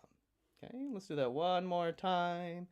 Okay, so pinky, ring, middle, and then index. Okay, and you know what? I'm just going to cut us loose here. I just want you to do it a couple times at your own speed. 2, 3, 4. Yeah. If you're feeling brave, go a little bit faster. One more. And then relax and let your hand drop. Feel all that tension leave your body right there. Okay? Now I'm going to do one more goofy one. Okay? At your own speed, please hold your hand forward like this if you can. Okay? And you folks know the wave, yeah? You do the wave, right? Well, I guess it's been a while since we've done that in person. But the wave, right? We're going to do the wave with our right hand, okay? So all you're going to do, and it's to this day, I will admit, my ukulele friends, is that it's still challenging for me. And I love it because I feel like I can feel like the top of my brain is getting tickled by doing this. But all you're going to do is from your pinky to your index finger, right? Which you're going to try to do the wave. So lift up your pinky, lift up your ring, the middle, and the index. Okay? Maybe just do that a couple times. Ugh. Especially those center two fingers, they don't like to move, right? So you just give one more little wave. One more. Like this. When you feel comfortable, you can get a little bit of a certain amount of fluidity, which is the tricky part. Okay? And definitely, right? Again, listen to your body. Like right now, my body's saying, you know what? That's enough, Neal. So I'm going to let my hand drop right next to me and relax again. Okay. Now you might have noticed, right, with these two motions, okay, while you're letting your arms and your shoulder relax, right? Remember, it's a whole system, okay? Is that as we're releasing like this, our hands are actually doing the opposite motion than what it usually does in its everyday life, right? We usually grab things, right? Like we grab this way. But when we're playing, oftentimes, come into our instrument like this, right? We're going to be moving down and opening up the hand, okay? So, what I'd now absolutely love, folks, let's see if I can do this. One time, boop. Hey, look at that. Nice, okay. Oh. I wanted to try something different with my hair, but I guess that wasn't a good idea. Okay, anyway. So when we're strumming, we're coming down like this, right? And again, right, a lot of that, or a lot of force that we can get, while mostly comes from the wrist, as we are ukulele players, right? We can also get a lot of force coming in from our knuckles opening up like this. Okay? So, returning to your kind of natural, comfortable strumming position, if you will, right? What I would love for us to do now is we're going to kind of do the same thing as that first exercise where we're just releasing one finger at a time. But all we're going to do is we're going to try to move them across the strings. And awareness is the key here. We want to feel the strings underneath our fingers, and we want to feel the resistance of the strings pushing up, kind of up against us. Yeah. So for example, okay, what I'm going to do is I'm actually going to take my left hand just so it's not too loud. Yeah, I'm going to just mute with my left hand, just covering the fretboard, not pushing or anything, but just letting it sit. And starting from the pinky, I'm going to go down like this. You see how I'm just moving my pinky down? And then I'm going to move my ring, and then my middle, and then lastly my index. For this first technique, which we're going to call the fan strum, we're not going to be utilizing our thumb just yet. Okay, so we're just going to focus mostly on our 4 digits here. Okay, so one more time, just go pinky, then you go ring, then you go middle, and you go index. Okay, yeah, try them like, you know, I would say like half a dozen times, right? And then again. See how it feels, right? And just be aware of like, what part of this, my finger is moving across the strings? Is it the side of my finger? Is it behind my finger? Is it like the pad? Or am I using my nails? Yeah? I'm going to recommend for something like this, right, is to try to shoot for the nails of your fingers, okay? It's just a little bit easier on your fingers themselves. Yeah, you might get a little bit of tenderness right on the top by your cuticles. Okay, but shoot for your nails even if you don't have long, hideous things like these. Okay, just because it's going to be a little bit easier on your hand. So that in mind, hanaho, one more time. Okay, pinky, ring, middle, and then index. Right, and just think of a little target practice. Just like that, okay? And this, might I mention, is a fantastic exercise to do. Oh, here, I can do this too. Haha, I'm still here. Okay, so one of the things that's great about this is that you can do this when you're like watching TV, right? Because this is one of those little things that it's just the physical repetition that's really going to help with something like this. So, you know, commercial breaks are a great way to do it, you know? Like, find the time, I guess, is the important part, even if you're not a TV goer, yeah? Like, you know, just find the time. You'd be surprised. Like, you know, I saw a couple of my students in the chat, and I know if you've heard me say this before, so I do apologize, but, you know, like when you have your coffee in the morning, right? Or tea, or, you know, your morning ritual. It's fascinating to me, I should say, on how much 5 minutes a day, like by going like this, will help, at the minimum, your dexterity at large. Okay, but as we move towards moving into the fan strum, part of the goal here is you want to get a nice fluid and single motion with it. Okay, so now what we're going to try to do is bridge the gap here by coming down in the same way, okay, where we're striking each finger, or I should say, excuse me, brushing on each finger down the strings. Okay. And this is where that wrist motion is really going to help out. Okay, so I'd love if you'd kind of open up your hand a little bit, and we're going to move down like this. And just try to get as many as you possibly can. What I have noticed for a lot of individuals is what happens when we start doing this is that all 4 fingers just come down at once. And you know what? That's good. In fact, that's great. Yeah, we want to be able to feel the strings with all 4 fingers, because I can promise you, ukulele students, yeah, that in time, yeah, you will get more definition in your fingers moving down. Yeah. So don't worry if we're getting just the 4. It's a good sign, in fact. Okay. But to kind of push it forward a little bit, if you will. Okay, I'm actually gonna switch a little bit this way. Okay. I highly recommend that you kind of go a little over the top. Okay. Oh, there we go. And we're going to make our motions a little bit bigger than what we're typically going to do. And actually, I'll see if I can even do this in camera if I lean back. Okay. When you move down the strings, I'm going to have you push your hand forward, all the way forward like this. Okay. Look at my hand. Look how, it's a little ridiculous, right? Look how ridiculous my hand looks moving out like this. Okay. Let me give you the front. Okay. If I move out, wait a second. Do you notice? Can you see my palm? Okay. You come out. Think of your fingers as the bristles of a brush, right? Or a broom, right? Pushing up against the ground. That's the strings. Feel the kickback. And there's just that moment, right? Where we have to follow through with the brush movement. Follow through with the broom. Okay? And it's like very much, I should say, very similar, yeah, when we're doing this motion. So, pushing out. Okay? And go over the top. Push out in front of you. And show us that beautiful palm of yours. Yeah? Moving out. And moving out. Okay. Now, last but not least, as far as the fan strum goes, when we're doing it in this technique, what I like to do is use, my index finger as kind of a what's the word I'm looking for? A guide, if you will, or a reference point. Because when we're doing something like this, the index finger is the last finger to follow through, right? Okay.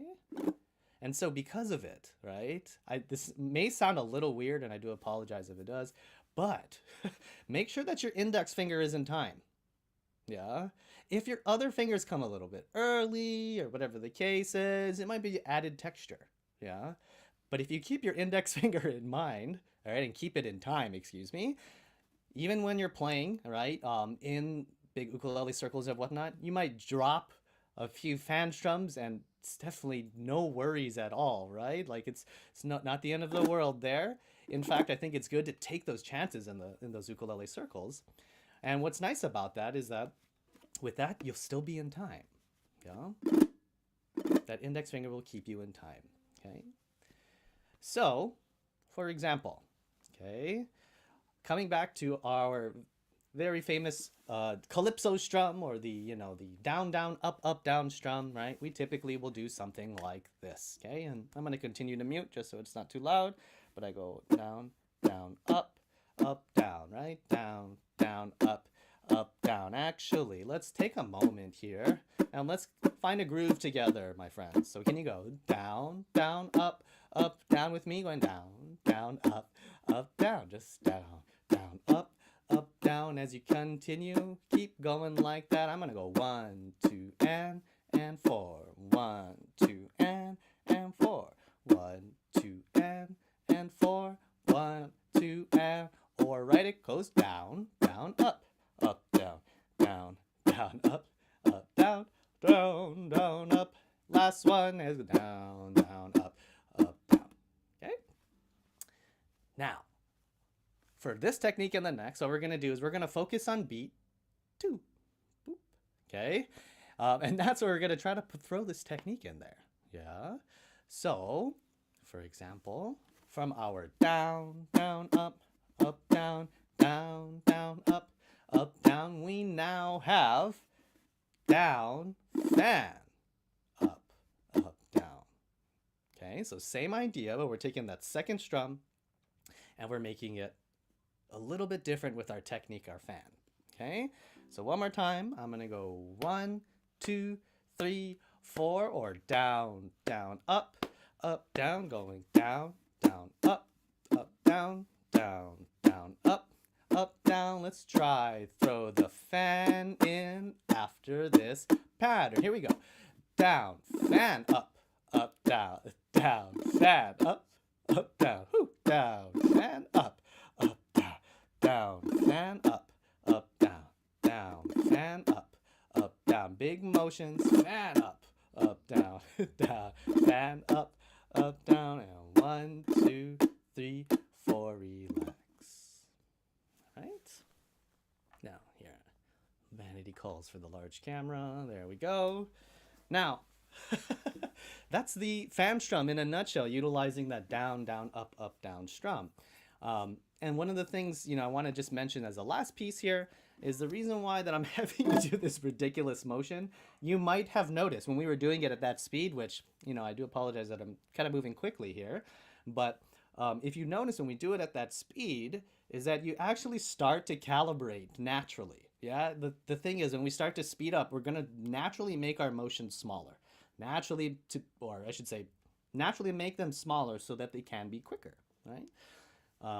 And so I think that's a great thing to tap into, because if you can feel the motion in a large way like that, then as we kind of go through practice or go through what I consider to be practical playing, right, then your hand will naturally calibrate. So it's not going down, up, that's fun. I mean, it's kind of fun, but down, up, down, maybe it might be something more controlled, yeah? Down, fan, up, down, down, fan, up, down, down, fan, up, down, okay? And actually, just to show you a little ridiculousness, because why not? Let's do a little ridiculousness here, okay? Again, remember, keeping your index finger in time, right? We can kind of play around with that second beat a little bit, and it can just be fun. So I encourage you to do it just at your own speed. But if we're going like down, fan, up, down, fan, up, down, it's pretty subtle. Yeah, that's a nice little texture. But if I open up my hand a little bit more and kind of over-exaggerate your motions, yeah? Oftentimes I know for you theater buffs out there, right? It's, you want to make your motions larger than life. And I think it very much applies here, both in a learning sense and of course in a performing sense, yeah? But I digress. So coming back, okay, down, up, down, up, down, really over the top. It helps me enter a particular headspace to get that sound. Down, up, down, and up, down, 1, 2, 3, 4, and relax. Just like that. Okay? So, that's your fan strum in a nutshell. And again, right, I want to take a moment here to remind you folks that no worries if it's not coming to you naturally right now. These techniques take a little bit of time and a little bit of repetition to practice them. So find little spots where you can do it, right? 5 minutes. 5 minutes is plenty to do, to go down, fan, up, down, like a half a dozen times, okay? Now I'm gonna real quickly take a look at the chat here. Oh, okay, so we got a question from Ellen. Does your palm touch the strings? It depends, yeah? I know there's especially for our guitar players out there, oftentimes it's even like we might put our thumb, kind of above the neck of the ukulele and move like this, yeah? And so, just to double check, Ellen, if you're talking about your right hand, it can be a nice natural state to be in, to let your let the palm of your right hand kind of sit on the strings, yeah? Like this. But generally speaking, and I do mean this, please take this with a grain of salt, right? Because these are all just methods or modes of thinking, if you will. But I think a great way to help emulate a lot of, especially the older styles of ukulele playing, is to keep a very free wrist. So if you can keep your hand free and unfettered to the body of the instrument, which is funny because we're holding it, right? But if you can try to at least keep that idea in mind, you would be surprised on how much more dexterous your right hand can be. Yeah. Hey, Aline, how's it going? Trouble with the fan stroke with the pinky because it's a little shorter than the common. Okay, yeah, and that's the thing to think about, right? Is that all our hands are different sizes and all our fingers are different sizes, right? And so that's the beauty, I think, of moving in a direction like this. Yeah, is that we can, if we move in a circle, this allows our fingers, regardless of length, to kind of at least, or I should say, we can calibrate to the lengths of our fingers a little bit more easily, yeah? Now that being said, too, right, I think if you take out your pinky and just do the 3, I think it'll be great, too. Maybe we could use our thumb, yeah, to implement in that spot. That's a really good point to bring up. And then last question from Rich. How much wrist and how much arm? That's an excellent question. Again, right? I want you to try to keep most of your motions coming from your wrist.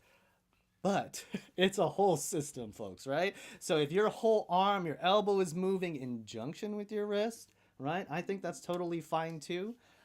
So I think the frame of mind is mostly move from your wrist and slowly bring in more parts of your arm doing it. And most importantly, right, I cannot stress it enough, please listen to your body. So if you start doing that and you do it a half a dozen times, you're like, yeah, no, that's not working for my shoulder, then take a break, right? At a minimum, take a break, evaluate, and jump right back in. Okay? Awesome, awesome. Okay, we're going to move on now to technique number 2. Technique number 2, actually, going to kind of bridge off what Victoria was talking about. She, and I, have to agree with Brad. Victoria has such an excellent command of rhythm. And there is, often it's referred to as a pocket player, She has a very deep pocket in her rhythm, and those chunks, they do sound fantastic. So I wanted to actually take you through a method to kind of work on a different way to add in those chunks. Or as I grew up calling them, we called them scratches for some reason. So whatever you want to call it as chunk, scratch, chop, or whatever the case is, right? Let's dig into it a little bit.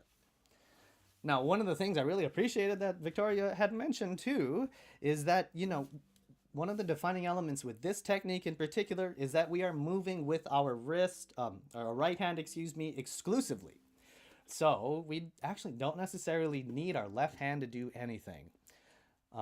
So actually this can be a nice way to kind of indicate, how far along, we are with the technique itself. Okay. Now we're going to approach it very similarly. Okay. Well, we're going to be kind of moving down with our hand, and we might be even moving down with all 4 digits, right? Again, finding what's comfortable for you. Okay. The important part here, is that we're going to be muting the strings with our palm, the palm of our right hand, okay? And actually, maybe I should shy away from using the word mute here, because I think this is one of the differences with the technique, and it even says it on the paper, mute, so you can scratch that out. But, okay, I digress. The thing about the muting, or about the scratch, is that it's an additive thing, right? It's not that we're taking away sound. It's not that we're stopping something from ringing out or stopping a note from, ringing out. Really what we're doing is we're trying to add in a kind of percussive sound. I often like to think of like a snare drum, right? For those of you who are familiar with the sound of a snare drum, when you hit it, there's that kind of, the snares on the bottom, those metal beads that rub up against the head that has that not a do, but a kind of sound. More sounds coming soon. Okay, but so that's the idea here. Is we want to create this kind of scratchy, kind of chunking sound. Okay, so as we come down with our hand, I highly recommend ukulele students that we are kind of somewhere around this area of the ukulele. Find what's comfortable for you, of course. Okay, but the important part here is I think it's nice to be on top of the neck of the ukulele, because there's a little bit of extra support. And I might add, let's see, hopefully you can even see this, but the height of the strings here opposed to here, right? It's pretty significant. Yeah. And so oftentimes I feel like when I try to do the scratch over here, it's kind of like, maybe like punching a trampoline. Yeah. Please don't punch your ukulele, but it's kind of almost like, right? Like you're hitting a trampoline. Whereas here, when we come down, we can actually, you can even hear it probably too. There's even a little tap from my knuckle hitting the fretboard, okay? So I think it makes it a little bit easier when we do the technique in this ballpark area, okay? So coming down, okay? This is the technique.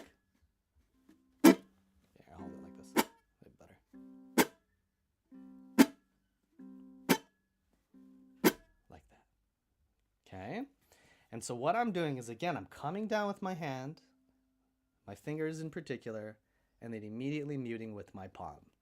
Let's get a closer look. Okay, so as I'm coming down the fret or coming down the strings. Okay, I'm coming down like this and immediately muting with the palm. Going down, I go a little bit slower. And even slower. Let's see, actually practice a little bit of control. Doing things slowly often are much harder to do than doing them fast. Okay, so you see that? Now, why don't you join me? We'll just do a couple of these nice and slowly. What's nice about this, what I'd recommend doing, you might notice how my thumb is dropping below, oops, the A string. Okay. And when that happens, do you notice how my hand is kind of changing its angle a little bit? It forces my fingers to kind of push down. Whoops, I missed. Like that.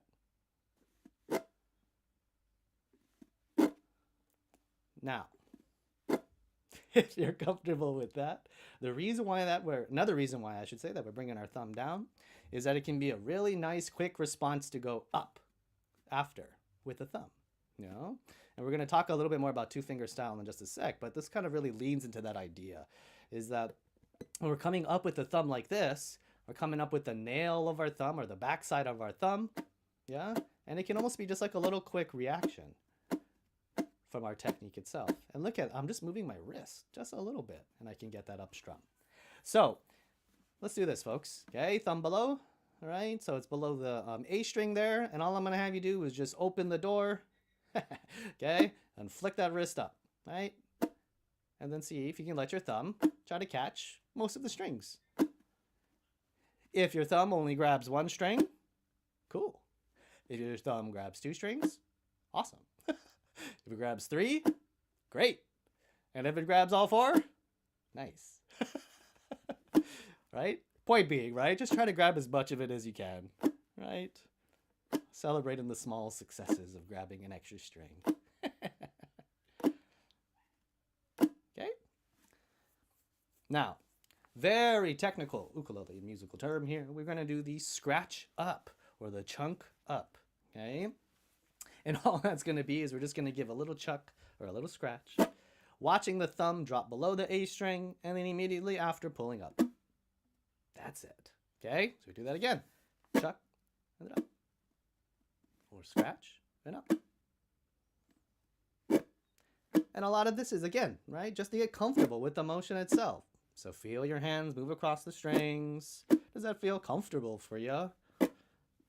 Of course, we are in a oral art form, right? So I think it also bears mentioning we should listen to the way that it sounds. Does that sound like what we're trying to do? What we're trying to achieve? Or does it sound different? It's okay if it sounds different. Right? There might be another use for it, another way to use it. So many ways to the top of the mountain. Oh, okay, take a moment, relax. Okay, and let me show you. Okay, so if we're now going down, down, up, up, down, down, down, up. If that's the rhythm, we're gonna again put that little scratch or that little chunk on beat 2, right? And it's really nice with our thumb responds quickly because that grabs a quick upbeat. That happens directly after beat 2, right? So listen to the rhythm, check it out. Go.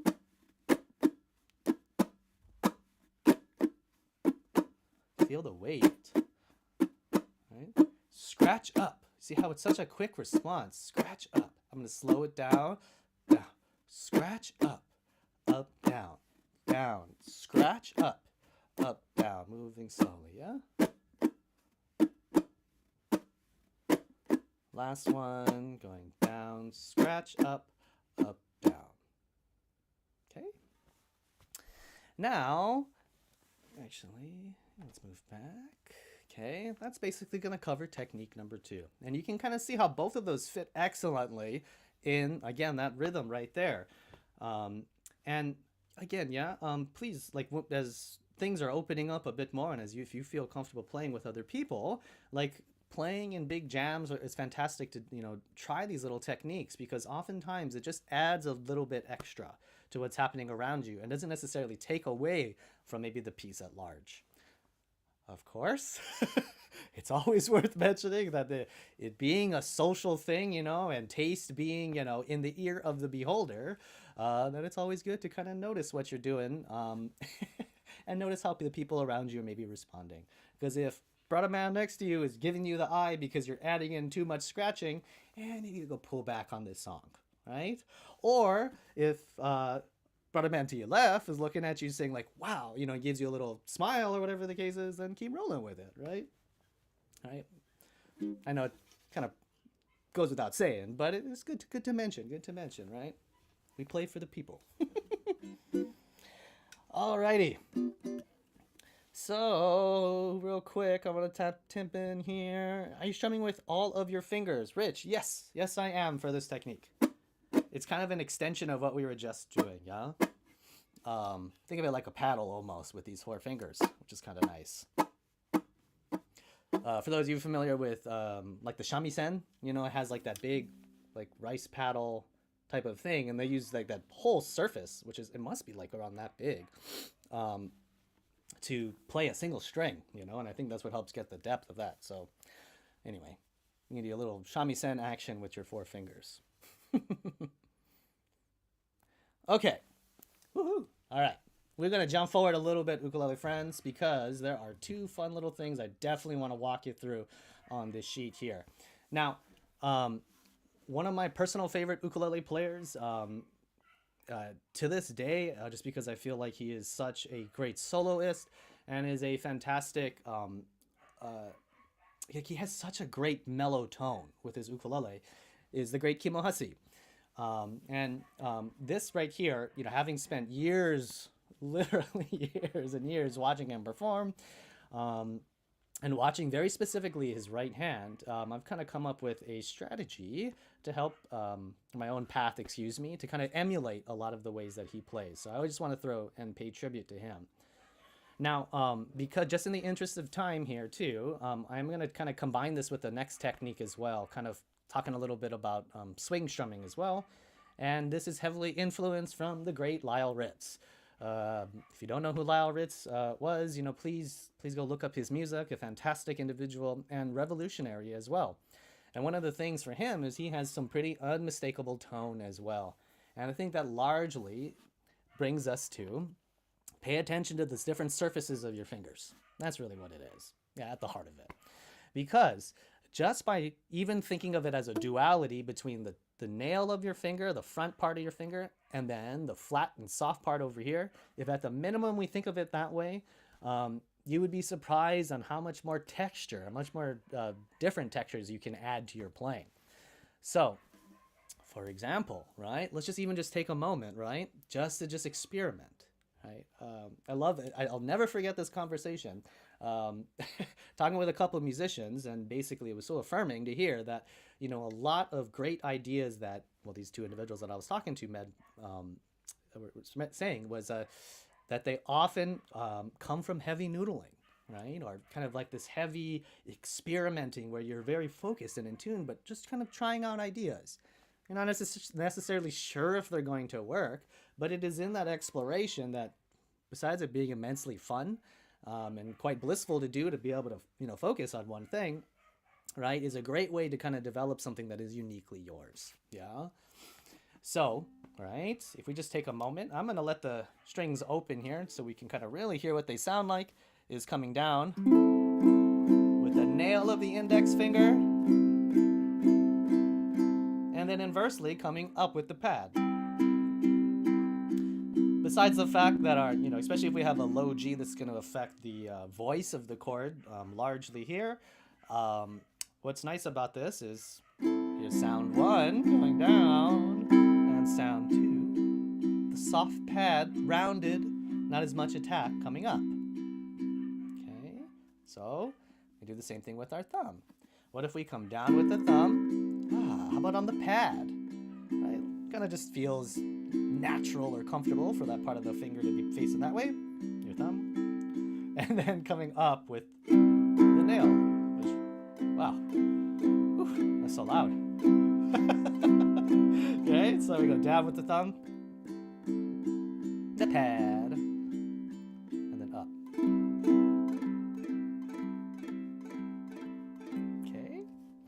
Now, what's nice about this is first what we'll do is just like a real simple swing strum. And I use this for so many different things, and I hope you find some use in it too, because it's just a really highly effective way to strum. Especially I feel like when playing with other people. Because oftentimes when you're playing with other people, in particular with other ukulele players, we are in the same real estate, yeah? And so I think it's kind of nice for us to help kind of create some space for somebody else. So if the person next to you is going to start picking, or if the person next to you is going to start singing, right, playing a little bit softer, right, can really help move us in the background, okay? So what if we just do big downbeats, right? Just counting to 4 with the thumb going down like this, right? So just going 1, 2, 3, 4. And we just loop that a little bit. Why don't you join me here? We're like this. 1, 2, 3, 4. 1, 2, 3, 4. 1, 2, 3, 4. Now all we're gonna do as we do this is just on the end of 4, we're gonna come up with the back of our thumb, with that nail of our thumb, yeah? And listen to the way that sounds, and let me know if it reminds you of anything, right? So for example, okay, what do we go? 1, 2, 3, 4, and 1, 2, 3, 4, and 1, 2, 3, 4, and 1.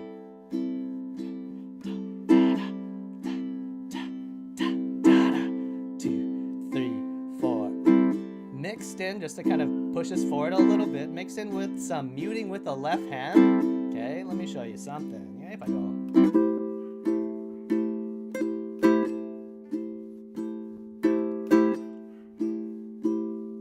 Okay, and last but not least, just for fun.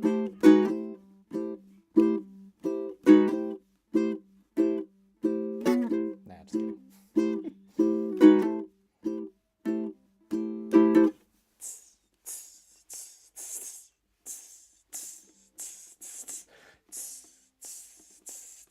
When you think of like a cliche jazz drum set, right? That's often what we hear, right? Or often what people will talk about when they want to do, especially finger waving jazz, yeah? Is the hi-hat, right? Those two little cymbals pushed together there. That sound like the ch, ch, ch, ch, ch, ch, ch, ch, ch. And is often a great timekeeper in large bands, in big bands in particular. And so it can be a really fun idea and sound for us to emulate, because not putting in with chords, or maybe a progression.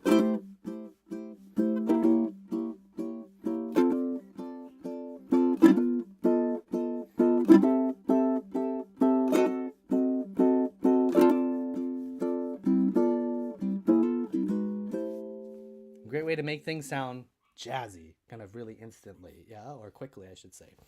So, a little way to do some swing strumming, okay? And again, largely, I want you to notice the way that your ukulele sounds when you use different surfaces of your hand, okay? Now, I do apologize here, I'm kind of rushing through things, but I do want to show you just the last one, just to pay tribute to Uncle Kimo here. With this, the sound is just great. We can't go without it. So, what we're going to be doing is we're going to call this the 2-finger style, and what we're going to be using is our index finger and our thumb, and largely we're going to be using the pads of our fingers, okay? Now, all you're going to do for this, right, and works really nicely for Logi, is if, let's say our index finger is going to strum going up, and our thumb is going to strum going down. Our index finger going up, what it's going to do is brush up and use the pad of the finger. And I use this as just a general guideline, but I want you to try and hit just the 2 strings closest to the ground. If you touch the 3rd string, hey, if you go through all 4 strings, no worry. Just point your mind and point your focus to these 2 strings, your E and your A string. And maybe even try experiment, yeah? Okay. And inversely, your thumb is going to be coming down, okay? So same thing. We're just brushing up against them, and then we're just going to kind of generally shoot for these 2 strings closest to your face, the G string and the C string, okay? Again, if we come all the way down, no biggie, okay? Just shoot for that, yeah? It's fascinating. Once you point your mind to something, once things start being, will start to illuminate, once you prime your mind with something. So here, You're going to go back and forth, just up and down, right? But shooting for those targets, okay? So together, one finger at a time, we go index going up.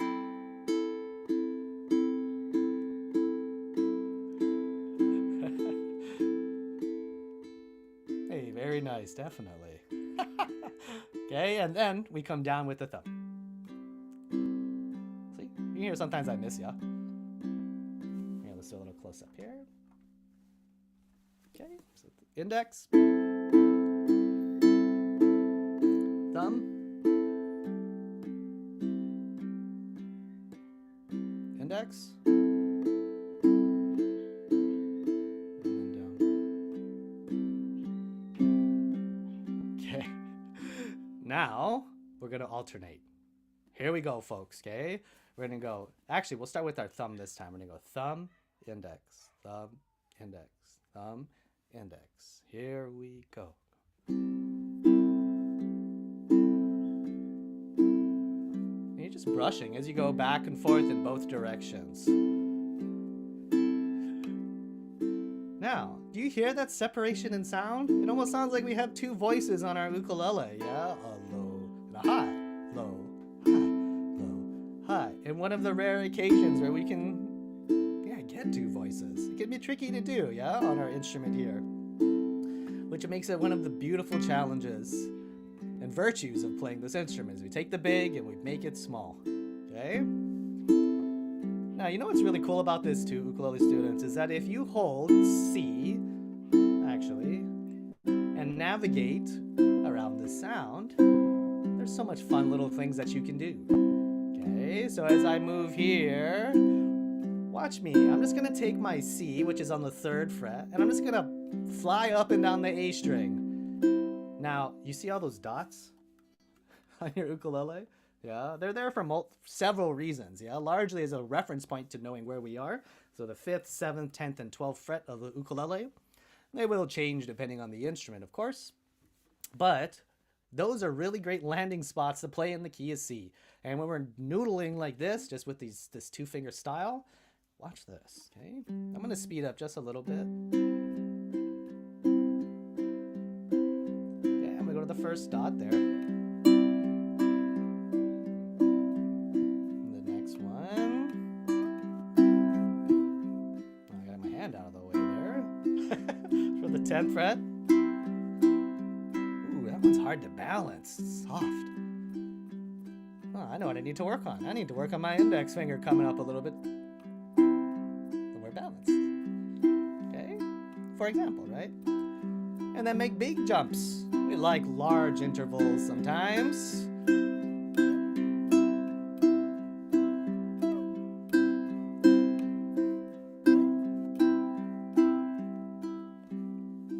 And a really nice way to end. Just go back and forth lightly on the 2.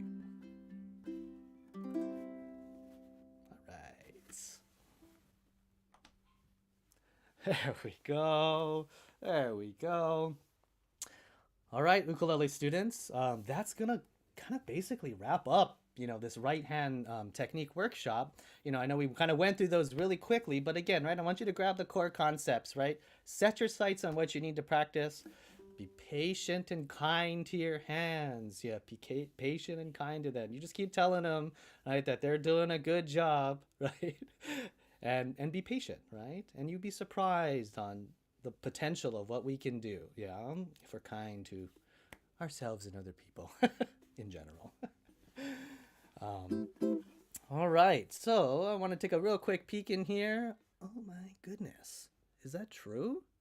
Are we at 9,000 now? Wow.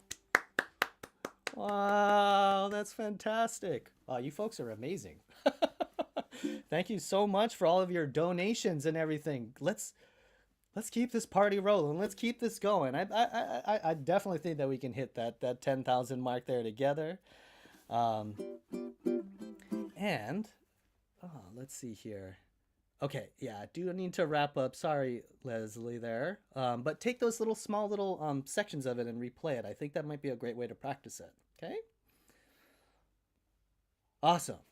Okay. Yes, indeed. I would absolutely love to play you a song.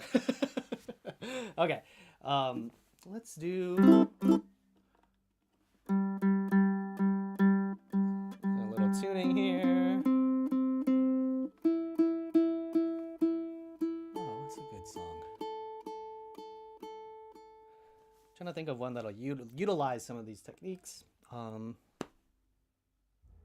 You know what? I know exactly what we'll do. Let's do this. Okay.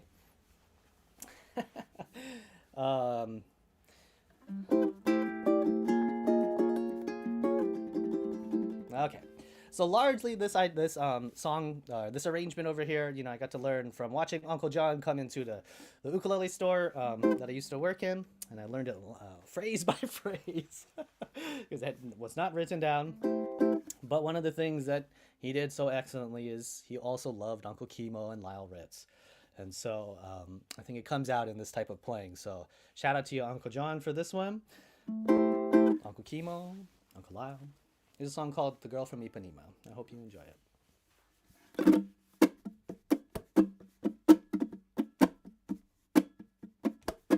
Oh, yeah.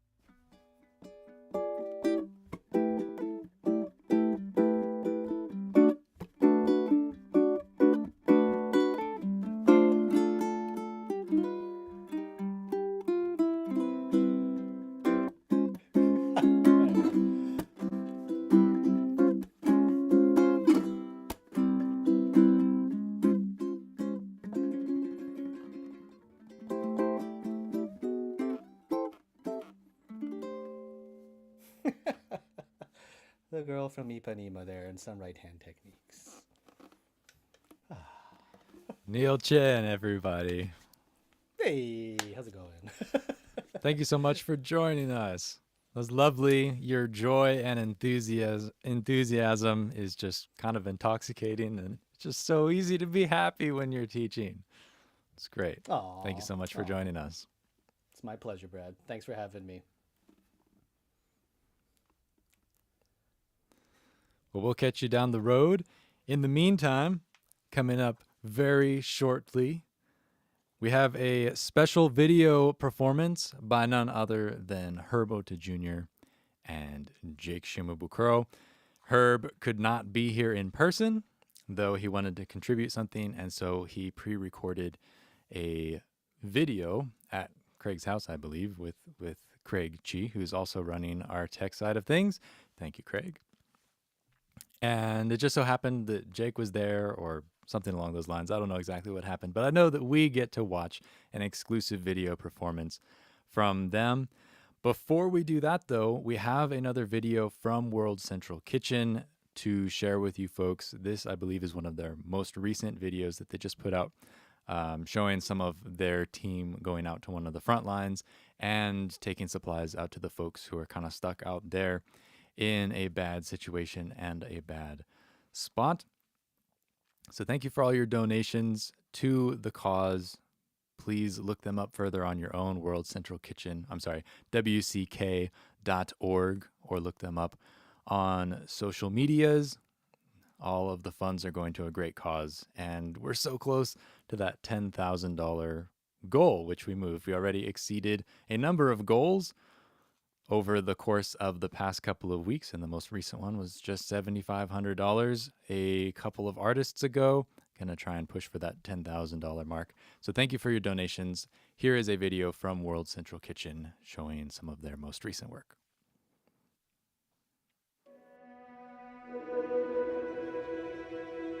I think Ukraine right now, it's in the heart of many people around the world.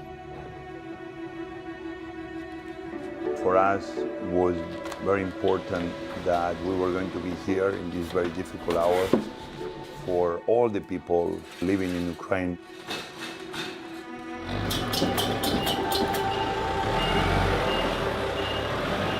Saltivka is a neighborhood northeast in Kharkiv. It's been on the front lines. Northern part of Saltivka is completely destroyed. Будьте здоровы.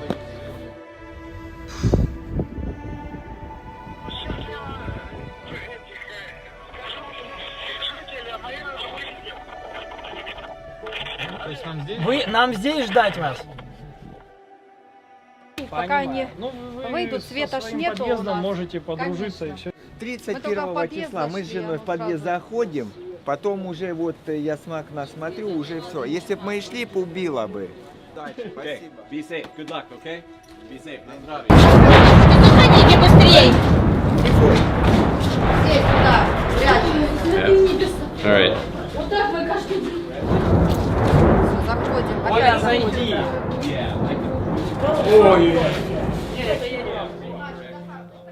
Видишь, сейчас, дай бог им здоровья, какую-то гуманитарку дают. Hey, look at the smoke on the building there. Where? On the roof.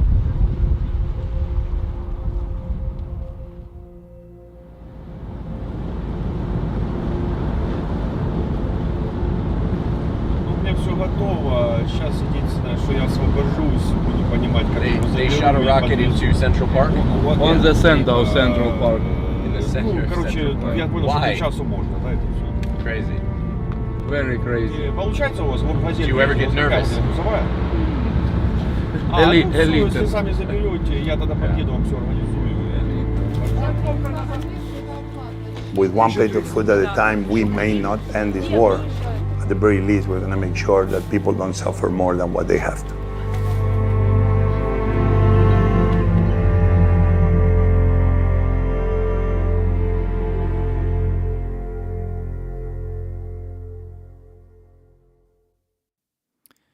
I'd like to send a thank you out to the press team at World Central Kitchen for sharing these videos with me and being very responsive when I had some questions about bringing this media to share with you folks. I think it's just so neat to have these videos and to kind of be on the ground there with the team and see what they're going through and what they're experiencing and kind of feel the humanity of the organization and the humanity of the situation. And I think it just makes it that much more real. So I appreciate them making those videos available to us. Thank you all for being here. Thank you to all of our artists. This has just really kind of exceeded expectations and been super exciting to be part of and to help organize. Thank you to Chee for helping with the tech stuff in the background and being my feedback guy over the past couple of weeks. I kind of have never put together an event like this, and his guidance was very much appreciated when I was kind of pulling my hair out wondering, oh, what's happening? Can we actually do this? And he said, yes, you're fine. Just do it this way. And so that was really, really appreciated. Thank you also to Kathy Tarleton, who wrote our press release early on when we first started publicizing the event. She sent it out to radio stations and news stations and got some local publication here in Hawaii going on. Thank you to everybody who's shared about the event. This is very much a grassroots kind of effort. You know, we don't have any sort of big media machine behind us. What you're seeing is just kind of the outcome of all the artists contributing their newsletter lists and their social medias. So thank you to everybody who has spread the word.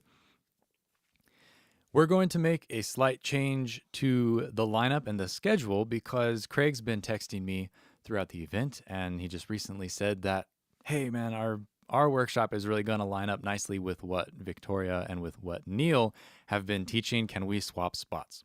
So we're going to bring up next probably some of the most popular and most well-loved ukulele players, certainly the most well-loved ukulele team, I would think. They're just lovely people and lovable people, and they do amazing work sharing their enthusiasm with the ukulele community. Craig and Sarah discovered a similar passion and work ethic, and as of September 2015 are now married.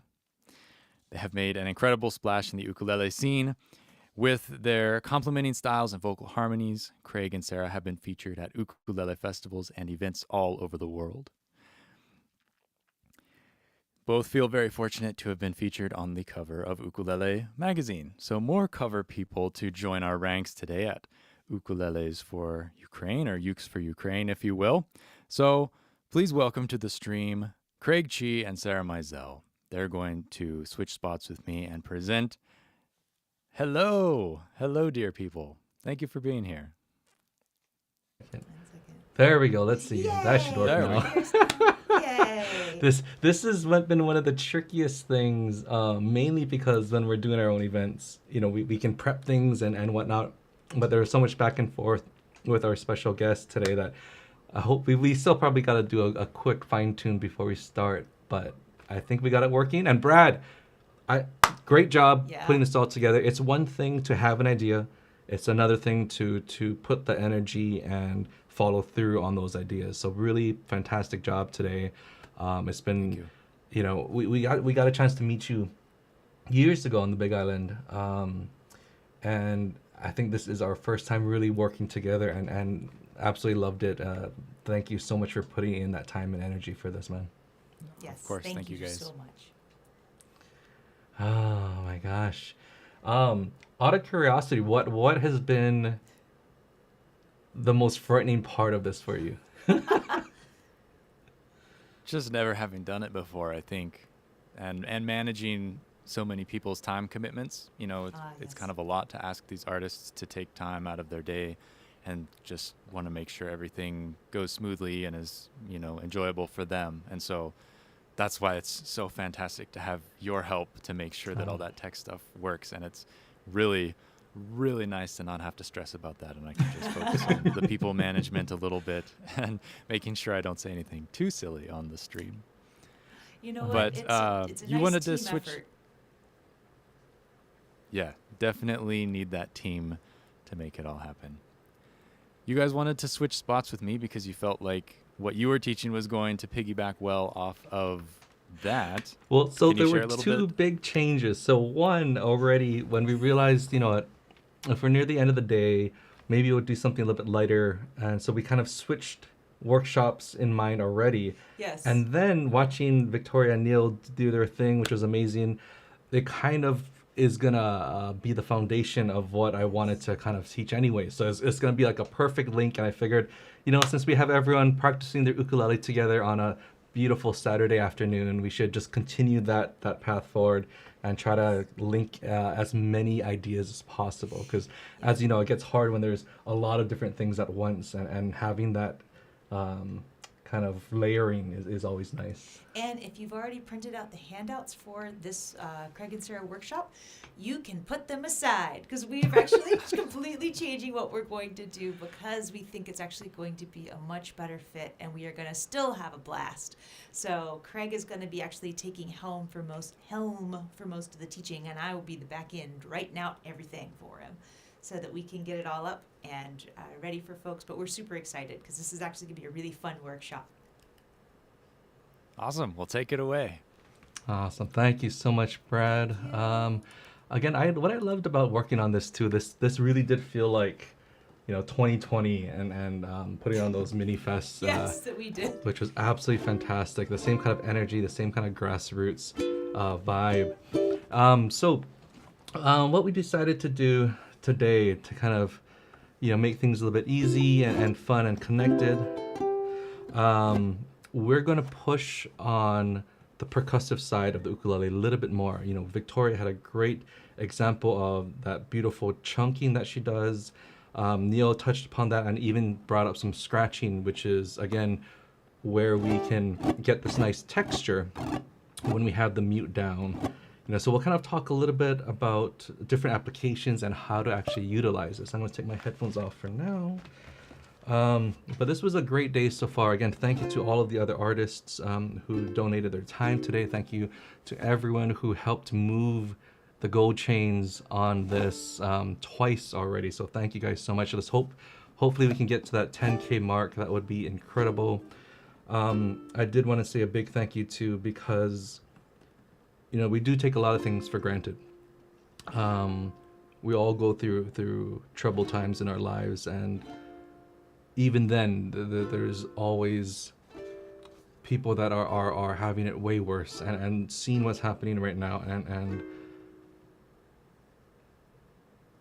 being able to help, at least in this little way, is sometimes all we can do. So, we're doing our best to do what we do to help support them, and we can't thank you guys enough for being a part of it.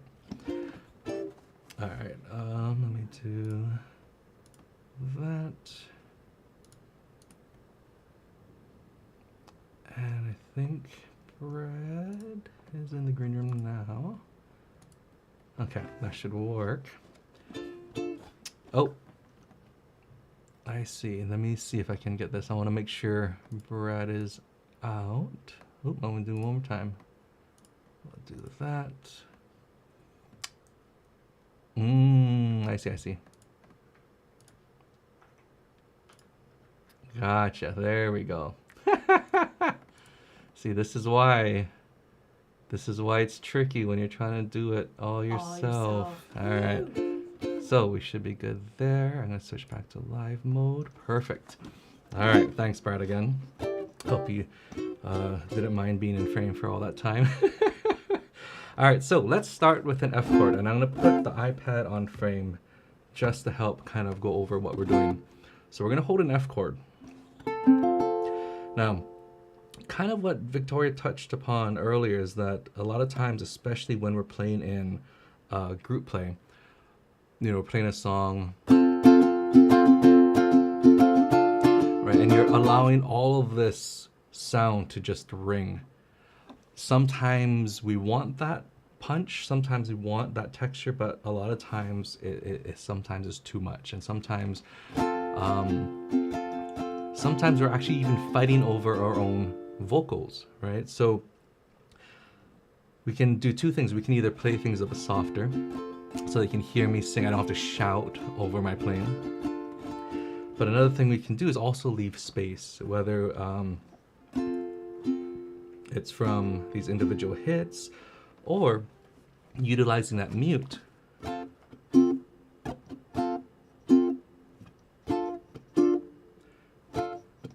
Gives a lot more freedom and a lot more space within that arrangement. So again, part of the beautiful thing about the ukulele is you can strum loud and proud when you want, but when you want to really think about the arrangement, how things are layered, especially when you add other people to the mix. Being able to control that sound is going to be so incredibly important. So let's take a look at that mute. So again, all the mute is when we're playing a chord like the F chord, we're going to take our free fingers and we're just going to place them over the 4 strings. So let's try a downstroke, and then we're going to touch all 4 strings with the ring and pinky. Now, if you're too hard on that hit, it's going to sound like this. And you're going to get an accidental hammer-on. So this is one of those techniques you want to be on time, but you want to be very, very light with that touch. So let's try this together.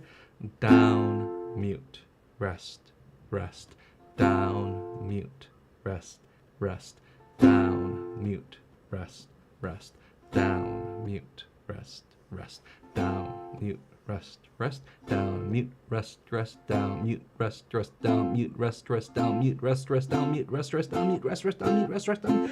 Whew, not bad, not bad. What about ups?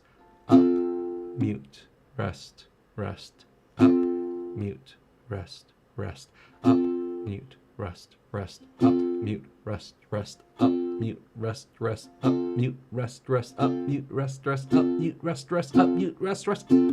Whew, pretty good. Now, I want to do a close-up on this just to showcase how small that movement really is. So if this is my F chord with the mute down, when I'm doing my strum, see how small that motion is. So if I was to do down, mute, rest, rest, down, mute, rest, rest, down, mute, rest, rest, down, mute, rest, rest, down, mute, rest, rest, down, mute, rest, rest, rest, rest, rest, rest. One more time for the ups. Up, mute, rest, rest, up, mute, rest, rest, up, mute, rest, rest, up, mute, rest, rest, up, mute, rest, rest, up, mute, rest, rest, up, mute, rest, rest, up, mute, rest, rest. Whew, not bad. So let's try down, mute, up, mute. Not too bad, right? So F chord, we're going to do a down, mute, up, mute. One more time. Down, mute, up, mute, rest, rest. Down, mute, up, mute, rest, rest. Down, mute, up, mute, rest, rest.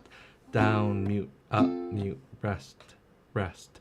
Down, mute, up, mute, rest, rest.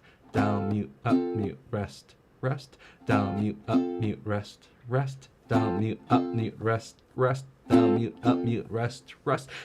up, mute, rest, rest. Down, mute, up, mute, rest, rest. Down, mute, up, mute, rest, rest. Down, mute, up, mute, rest, rest.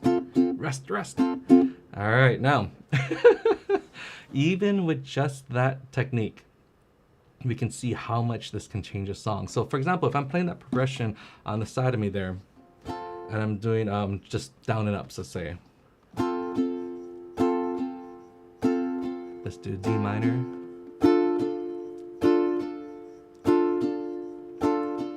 B flat, C7, F, C7. Now, it's not bad, but watch what happens when I add those mutes after every strum. So it's gonna sound like this, 2, 3, 4. D minor, B flat, C7, F, C7. And all of a sudden, you can hear that control, the difference in that absence of sound. It makes things sound so much tighter, especially again when you're playing in a group and everyone hits those mutes at the same time. It's so incredibly powerful. Now, let's take a look at those other chords because we haven't tried them with the mute yet. So F with the mute, D minor with the mute. So that should look incredibly similar, right? Because we don't need to change how our chord is shaped at all from that F to D minor, right? And the reason for that is that angle of my fingers. See how I'm resting in that spot there, letting my fingers just go across diagonally and letting there be space for my ring finger. If they were up and down this way, it gets a little bit trickier as my middle and ring kind of fight over that same lane. All right, so F with the mute, D minor with the mute. Now I'm going to rotate for that B flat. And here, as you see, I can actually just, as Victoria said, you can actually take off your pressure of your chord to get that mute because you're touching all 4 strings already. So a lot of it is just releasing that tension. So I'm not going to release them off the string, but just relaxing my finger to stop any vibration that is happening. Now, if you want, you could add the pinky in just to ensure everything is nice and solid for that, but it's not necessary. And then for the C7, I can just take, all 3 fingers if I want. And again, notice that angle on my index that allows me to get to my F incredibly easy because of that. Now, a lot of times the trouble with songs sometimes is more so the transitions than the chord shapes themselves. So, we love looking at different ways to get from chord to chord, and it's always about context, right? You're gonna get to these chords differently from what's coming before, what you're doing afterwards. So there's always different ways to think about when you're holding these different chord shapes. All right, so let's push this even further. A scratch, as you might remember from Neal's workshop, is when the mute is already down.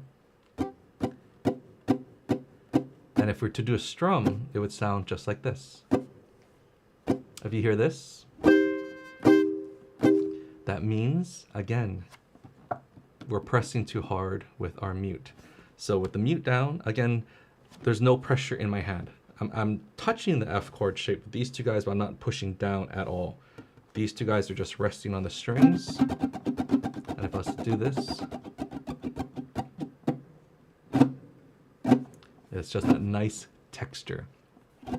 Now, can we try... Let's try 6 downstrokes in a row with this mute down. 1, 2, 3, 4, 5, 6. Oh no, 8, yeah? I still need 8. 8 downstrokes in a row. 1, 2, 3, 4, 5, 6, 7, 8. Now, I know a lot of our Artist Work students out there is going to recognize this exercise really quickly, but of those 8 counts, the 1, 4, and 6, we're going to let ring. Okay, so it's going to sound like this.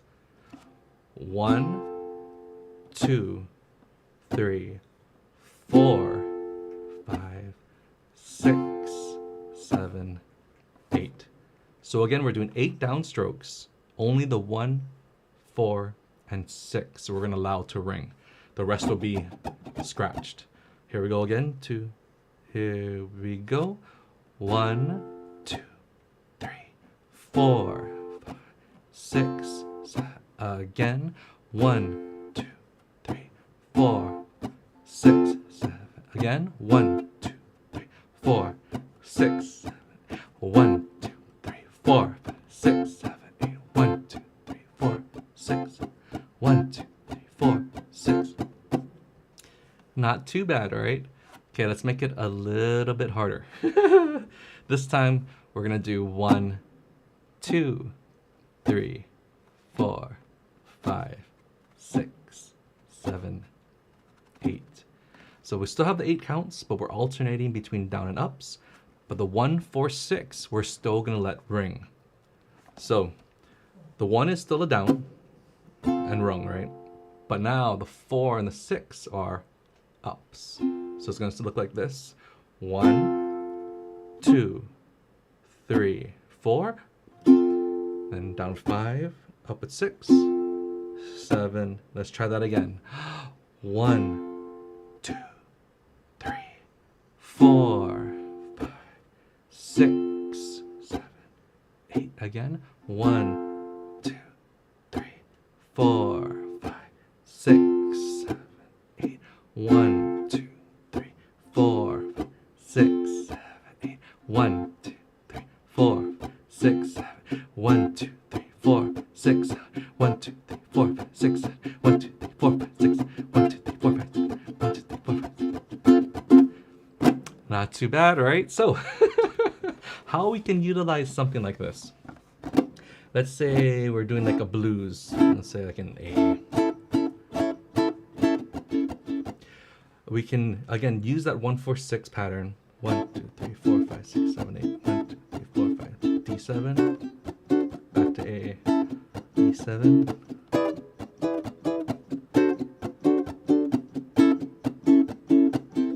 We're getting that nice syncopation without having to syncopate our strum. So again, 1, 2, 3, 4, 5, 6, 7. I'm keeping the most steady beat possible with that right hand. And once I add those 1-4-6s, 1, 2, 3, 4, 5, 6, 7, 8. D7. Back to A. E7. Oh. Sorry.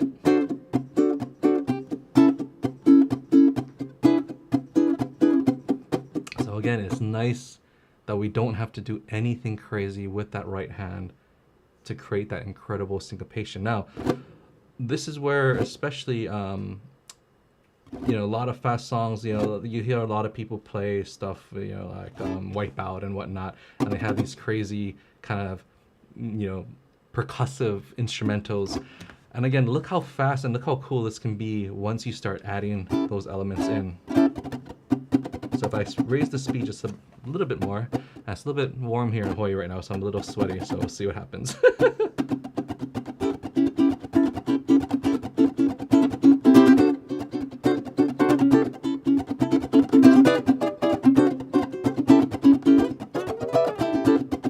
But again, it's nice because we don't have to change up that right hand at all. And oh my gosh, we hit $10,000. You guys are absolutely amazing. Woohoo! The power of this tiny little instrument is absolutely incredible. That's so cool. That's so cool. So there are, this is a mini version of this particular workshop, but I want to expand on this. Even want to showcase how you don't have to make it super complicated to actually apply it. For example, let's try this for a second. We're gonna scratch on the downbeat or the one on the odds. 1, 2, 3, 4. We're gonna on the ups. We're gonna let ring. So it's gonna sound like this: scratch up, scratch up, F chord, scratch up, scratch up, scratch up, scratch up, scratch up. And if I was to play that progression on the right, it would sound kind of like this.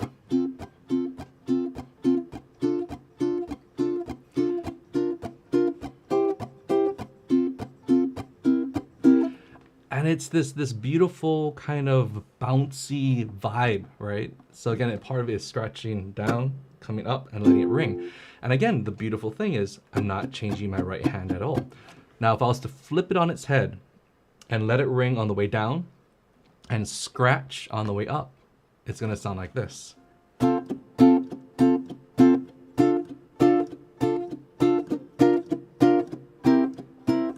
And this is this kind of driving rock beat that's happening instead. But again, my right hand is doing the exact same thing. So that's the power of that left hand there, controlling your sound. And I'm still in shock. I still cannot believe we were able to raise $10,000 for this. You guys are absolutely incredible. The ukulele community, I swear, is the best. So cool. Okay. Let's take this a little step further.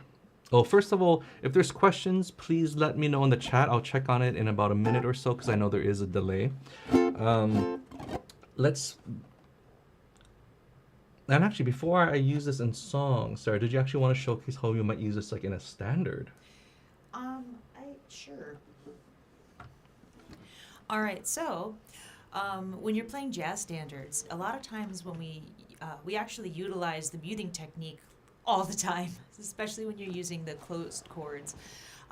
The biggest thing about that is keeping in mind, in order to be able to get a kind of swing rhythm, it's important to not let your chords ring. So for example, if I was playing like a 1-6-2-5 progression that's very common in jazz music, if I play it like this versus, again, letting it ring,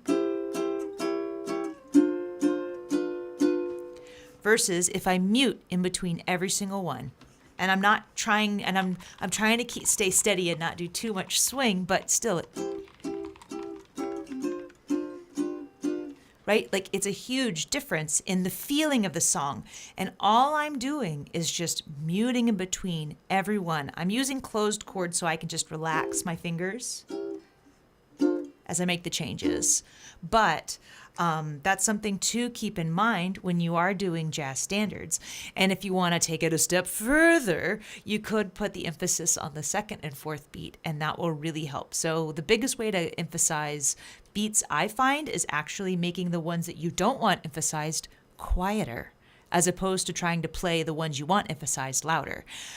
This is less work for you, one, but it will also ensure that those ones you want emphasized actually are. So for example, if I wanted to make sure I emphasize the second and fourth beat, I would play quietly on the first beat, maybe only hitting my G and C string, like that, and then strum all the way through for the second beat, third beat, sorry.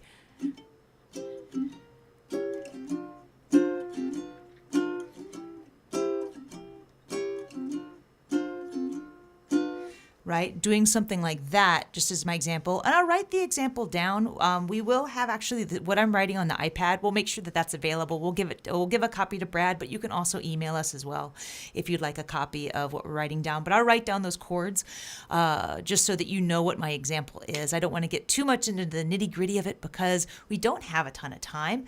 But I just wanted to make sure to point out that example. Thanks, Craig. Perfect. Thank you. That was great. All right. So let's look at the iPad one more time.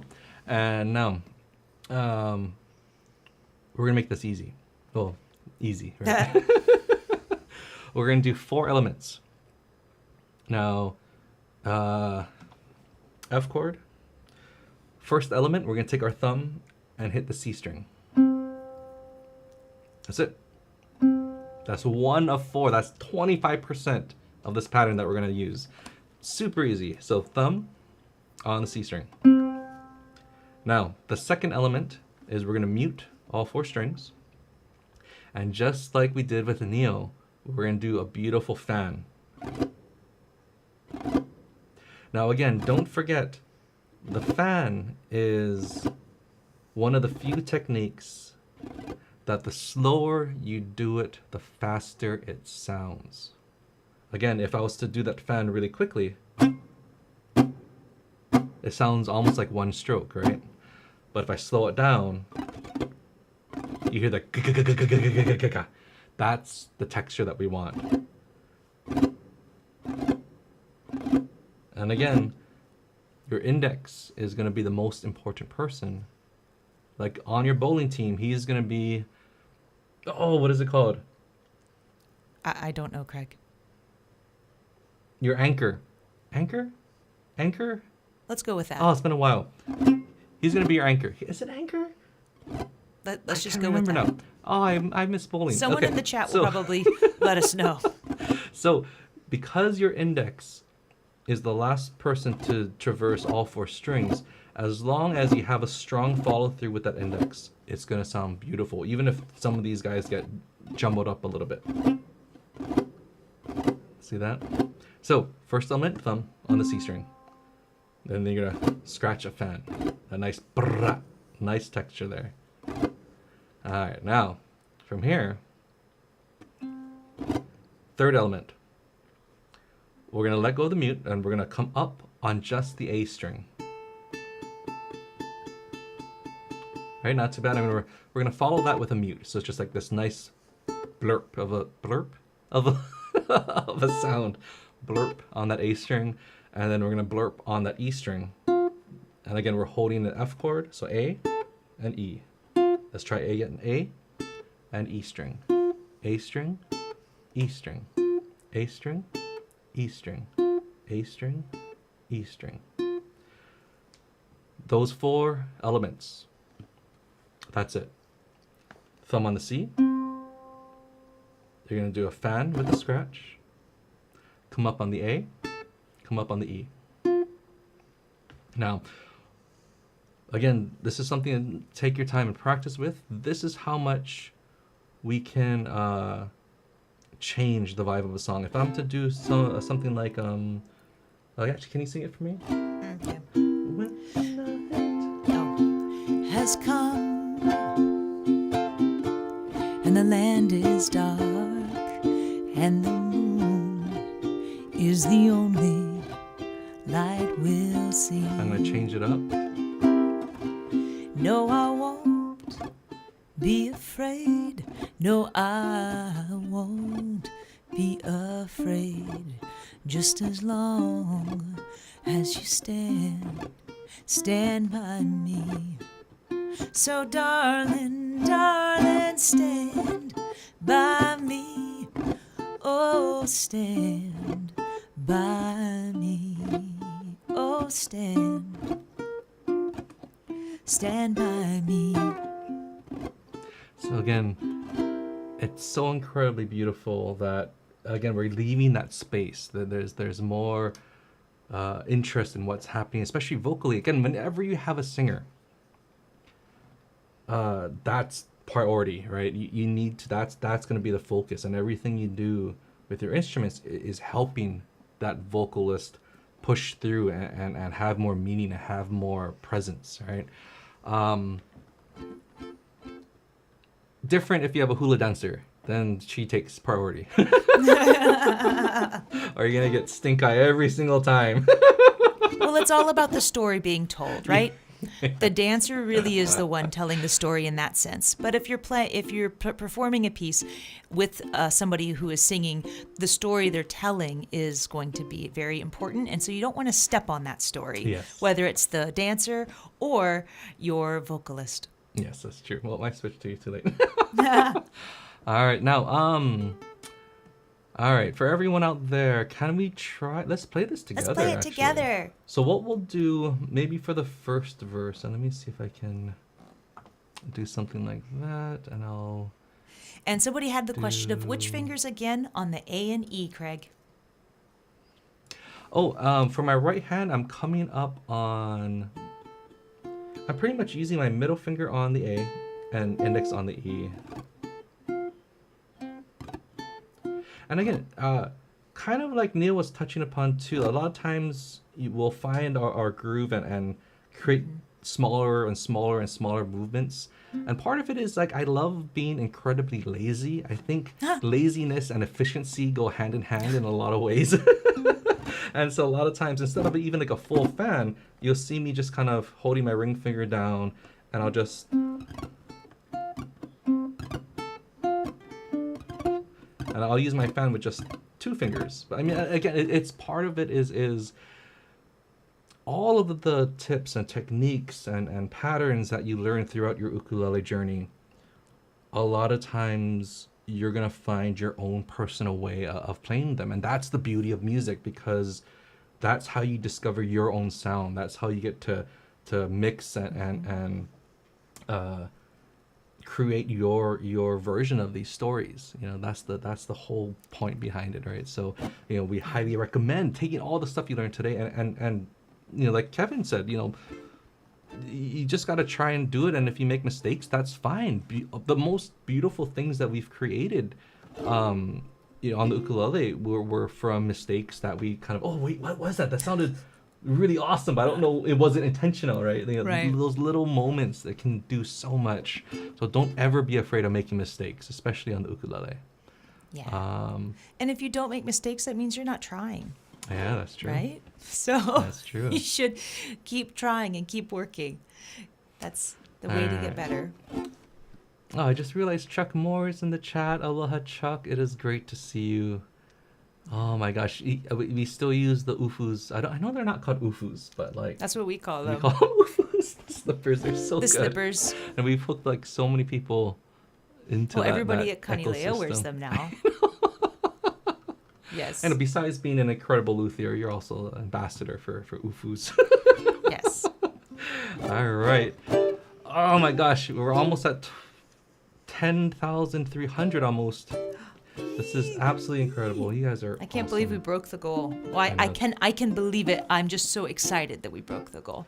Are you gonna be playing Barry on this? Oh, okay. So are we? Okay, I wasn't Yeah, sure. so we'll do maybe for the first verse, we'll experiment with what we just did, and then from there I'll change it up a little bit. And Sarah will keep the basic down, down, up, down. Oh, you want me strum. to stay basic? Yeah, Okay, that way we can actually hear how. Except I'm totally playing a different tuning, but that's okay. Yeah, but that's how this is gonna overlap when you play with your friends or club members. Yeah, Sorry. this will be fun. Sorry, gang. It's okay. You tune because you care. I do. I do. So if you play baritone out there, you can watch my hands. I am playing a reentrant baritone uke. Or at least it will be tuned in a moment. Sorry, gang. I tuned it right before, but this room gets hot. Yeah. Okay, so again, thumb on the C, the fan, up on the A, up on the E. And I'm just going to play down, down, up, down. And then after the second verse, then you can do. Oh, then I whatever. can change. Yeah. Okay. Then we'll showcase how we can push this even further. All right. Okay, see if I can remember the words. Here we go. I'll let you do my intro. It makes a great intro, yeah?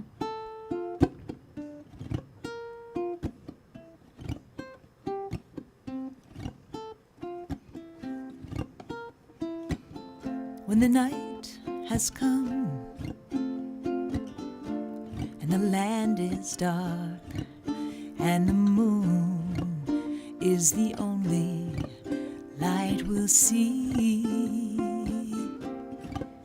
No, I won't be afraid. No, I won't be afraid. Just as long as you stand by me. So darling, darling, stand by me. Oh, stand by me. Oh, stand by me. If the sky that we look upon should tumble and fall, and mountains should crumble to the sea, I won't cry, no, I won't shed a tear, just as long as you stand by me. So darling, darling, stand by me. Oh, stand by me.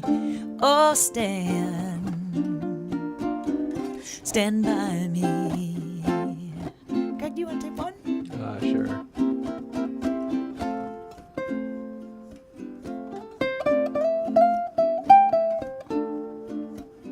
Same progression, y'all.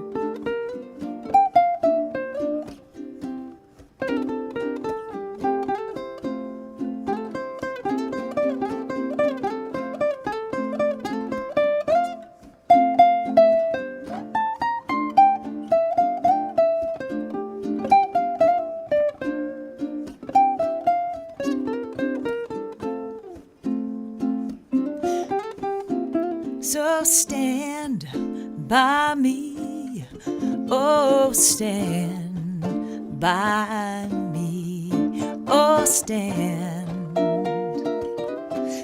by me. Last time, whenever you're in trouble, won't you stand by me, oh, stand by me, oh, stand by me. Yeah, something like that. So again, there's so much texture that and control that the muting and scratching technique can add into your playing right off the bat. And again, it can be as simple as, alternating between which ones you're allowing to let ring, which ones you're allowing to scratch, or a combination of different strumming techniques with the mute already down. And one of the things, if you were watching what I was even doing, my sort of default for this song with what we were doing, let me just do this, was I was actually just making sure that I played 1 and 2 and 3 and 4 and 1 and 2 and 3 and 4. Next chord and 2 and 3 and 4 and 1 and 2 and muting in between each one. 1 and 2 and 3. Move it up because it can. 2 and 3 and 4 and 1 and 2 and 3 and 4 and sometimes I'd let this one ring, right? Because that's the one that's my turnaround.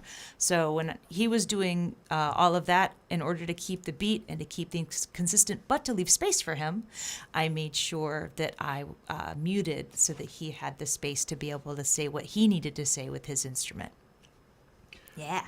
Awesome. I think we're going to bring Brad into the chat in just a second. Let me put this down. How fun. Well, thank you guys so much for helping break in the goal even before everything is finished. I'm just so amazed and so incredibly grateful to get to be a part of this event. So this was absolutely so fantastic. Aloha, Brad. Aloha, Brad. Oh, I muted there. Let's see. Oh, how about not that? Yet. There's that. There we go. Woo. Hey. Okay. Thank you guys so much. That was lovely. Thanks. Thank you so much, man. You want to play another song?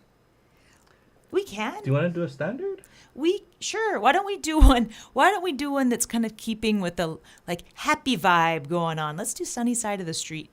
We can do that. We have time, Brad. We can do it. All right, nice. I'll kick you off. Let's actually kick you off this time. Let's see. There. Did that work? Go. All right. and that's the thing too. When the pandemic started, back in 2020, we felt very grateful that we were kind of semi set up. We were doing a lot of things online, and being able to feature and help the ukulele community has been such a blessing, and we can't thank you guys enough for that as well. It's really been an honor and a chance to work with other artists and be able to kind of take care of our own in that sense. So it's been really, really special, and thank you guys for all of your support throughout the years. And we'll do this one for you guys. Yeah. 1, 2, 3, 4. 1, 2.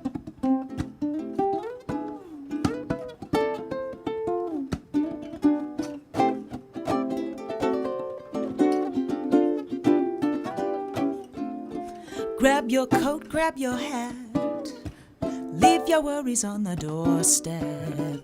Just direct your feet to the sunny side of the street. Can't you hear the pitter-pat? And a happy tune is your step. Life is oh so sweet on the sunny side of the street. I used to walk in the shade with my blues on parade, but I'm not afraid. This rover's crossed over. If I never ever have a cent, I'd be rich as Rockefeller. Gold dust at my feet on the sunny side of the street.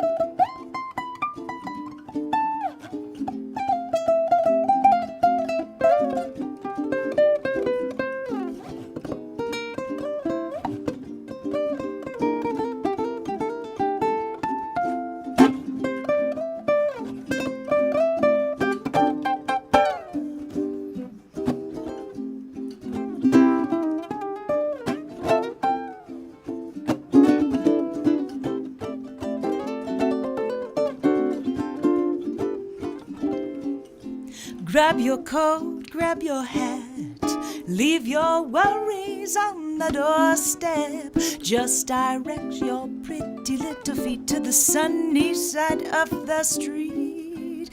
Can't you hear the pitter-pat? And a happy tune is your step. Life is oh so sweet. On the sunny side of the street, I used to walk in the shade with my blues on parade. But I'm not afraid. This rover has crossed over. If I never ever have a cent, I'd be rich as Rockefeller. Gold dust at my feet on the sunny side. The sunny side, on the sunny side of the street. Aww, sunny side. It's always such a fun song. Yeah. It's lovely. You did. Yeah. I love the baritone and tenor mix. Thanks. We really like it. Having that re-entrant so that you've got that high note on top. It's so much fun. That's Benny's tuning, yeah, and Lyle Ritz also. Right. And it's just, it's versatile. And I find that sometimes for songwriting, I get different inspirations on this tuning than I do with the high G, even though it's like similar, the same intervals, but it's just different enough. Right. Just kicks you out of your comfort zone. Yeah. All right. Well, thanks, guys, so much for joining us. Do you have anything else you want to share? No, questions in the chat? I didn't see a whole lot of questions come through. The big thing is just, you guys, thank you again so much for coming out and supporting and just being a part of this wonderful community. Again, it showcases the power of this tiny little instrument. And to the rest of the artists, thank you guys again so much for donating your time. Brad, thanks for helping, just again having the idea and going with it. And congratulations, man. I think you did a fantastic job. Thank you, guys. All right, aloha. Aloha. Aloha. All right, so thank you so much to Craig and Sarah. You can check them out at, is it Chee Maisel, I think? CheeMaisel.com. I'll throw a link up in the chat for you folks to check out their music. There you go. Somebody's already on it. So if you're just joining us, welcome to Ukes for Ukraine. We're getting close-ish to the end of our show. We've had a great time throughout the day, and we have hit our $10,000 goal, though anything above and beyond, of course, is appreciated and goes to a great cause. We're supporting World Central Kitchen and their work in Ukraine, feeding folks who are, affected by the struggle and the war over there. They are providing food to refugees at the borders and at train stations as they make their way out of the country. And they're also going into places where folks have been running low on food and haven't been able to access the nutrition that they need. I invite you to please check them out on wck.org or on their social medias. Make sure you know where your money's going. It's a great organization, and they've been doing fabulous work for quite a long time now. We kind of forgot when transitioning into Craig and Sarah's set, but we have a very special video presentation to share with you folks. I called up Ohta Jr., one of my mentors, as soon as I started thinking that Ukes for Ukraine was as soon as I started thinking about planning the event. And of course, I wanted to have him involved because he's a fabulous person, but also a fabulous player and quite a draw. He's actually at Aloha Music Camp right now, and that's why he wasn't able to join in person. But he was so kind as to pre-record something, and it just so happens that Jake Shimabukuro was at the recording location to join him. And so we have a very special performance by those two that we would like to share with you folks now. So if you can, Craig, let's roll that and enjoy some music from Ohta Jr. and Jake Shimabukuro. Hello, this is Ohta Jr. from Hawaii. and it's such an honor to be a part of Ukes for Ukraine. And for this performance, I asked a friend, Mr. Jake Shimabukuro, to join me on a duet. And on behalf of Jake and myself, you know, all we hope for and pray for is peace and love, and we hope that the monies raised from this event goes to the people in need. And we hope everyone takes care and stay safe and stay healthy. Aloha.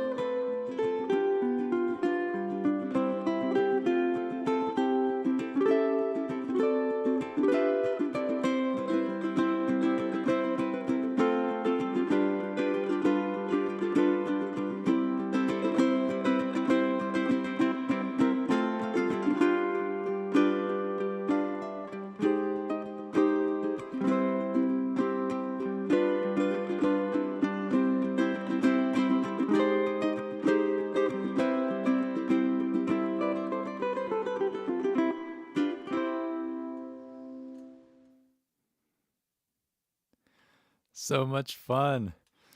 Want to thank Herb and Jake for taking the time to go out of the way of their busy schedules and to make that for us. Such a treat to see them playing together. I know Herb said that they have become fast friends during the pandemic, and it's interesting to watch them play because musically they seem like kind of polar opposites, but they blend really well together, and I'm so glad that we have the opportunity to watch them play, and hopefully there's more of that in the future. Let's see. Is there any other housekeeping that we should talk about? Can't talk enough about how awesome you guys are for helping us reach our $10,000 goal, raising money for World Central Kitchen. Thank you, thank you, thank you for all your generous contributions. Thank you to our artists for taking time out of their busy schedules and volunteering their efforts and their workshops and their music and bringing that to the stream for us. Thank you to Craig Chee again for helping with the tech side of stuff. Couldn't be done without you, man. And to Kathy Tarleton, who helped with the press release, and probably other folks that I'm not thinking of at the moment. But I think that was my main thank you list. Wow. We're almost at the end. I am going to jump in now and teach some stuff before I bring my mentor Keoki Kahumoku on stage here, or on stream. Be nice if we could call it stage, but it's not quite that simple. It's on camera, I think is what they say.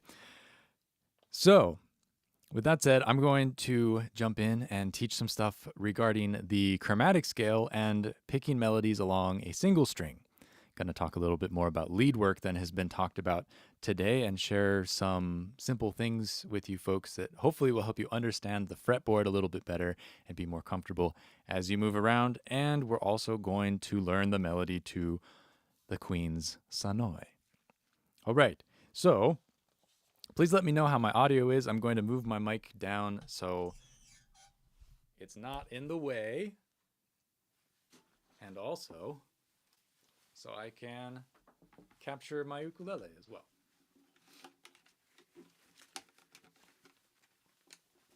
Something like that.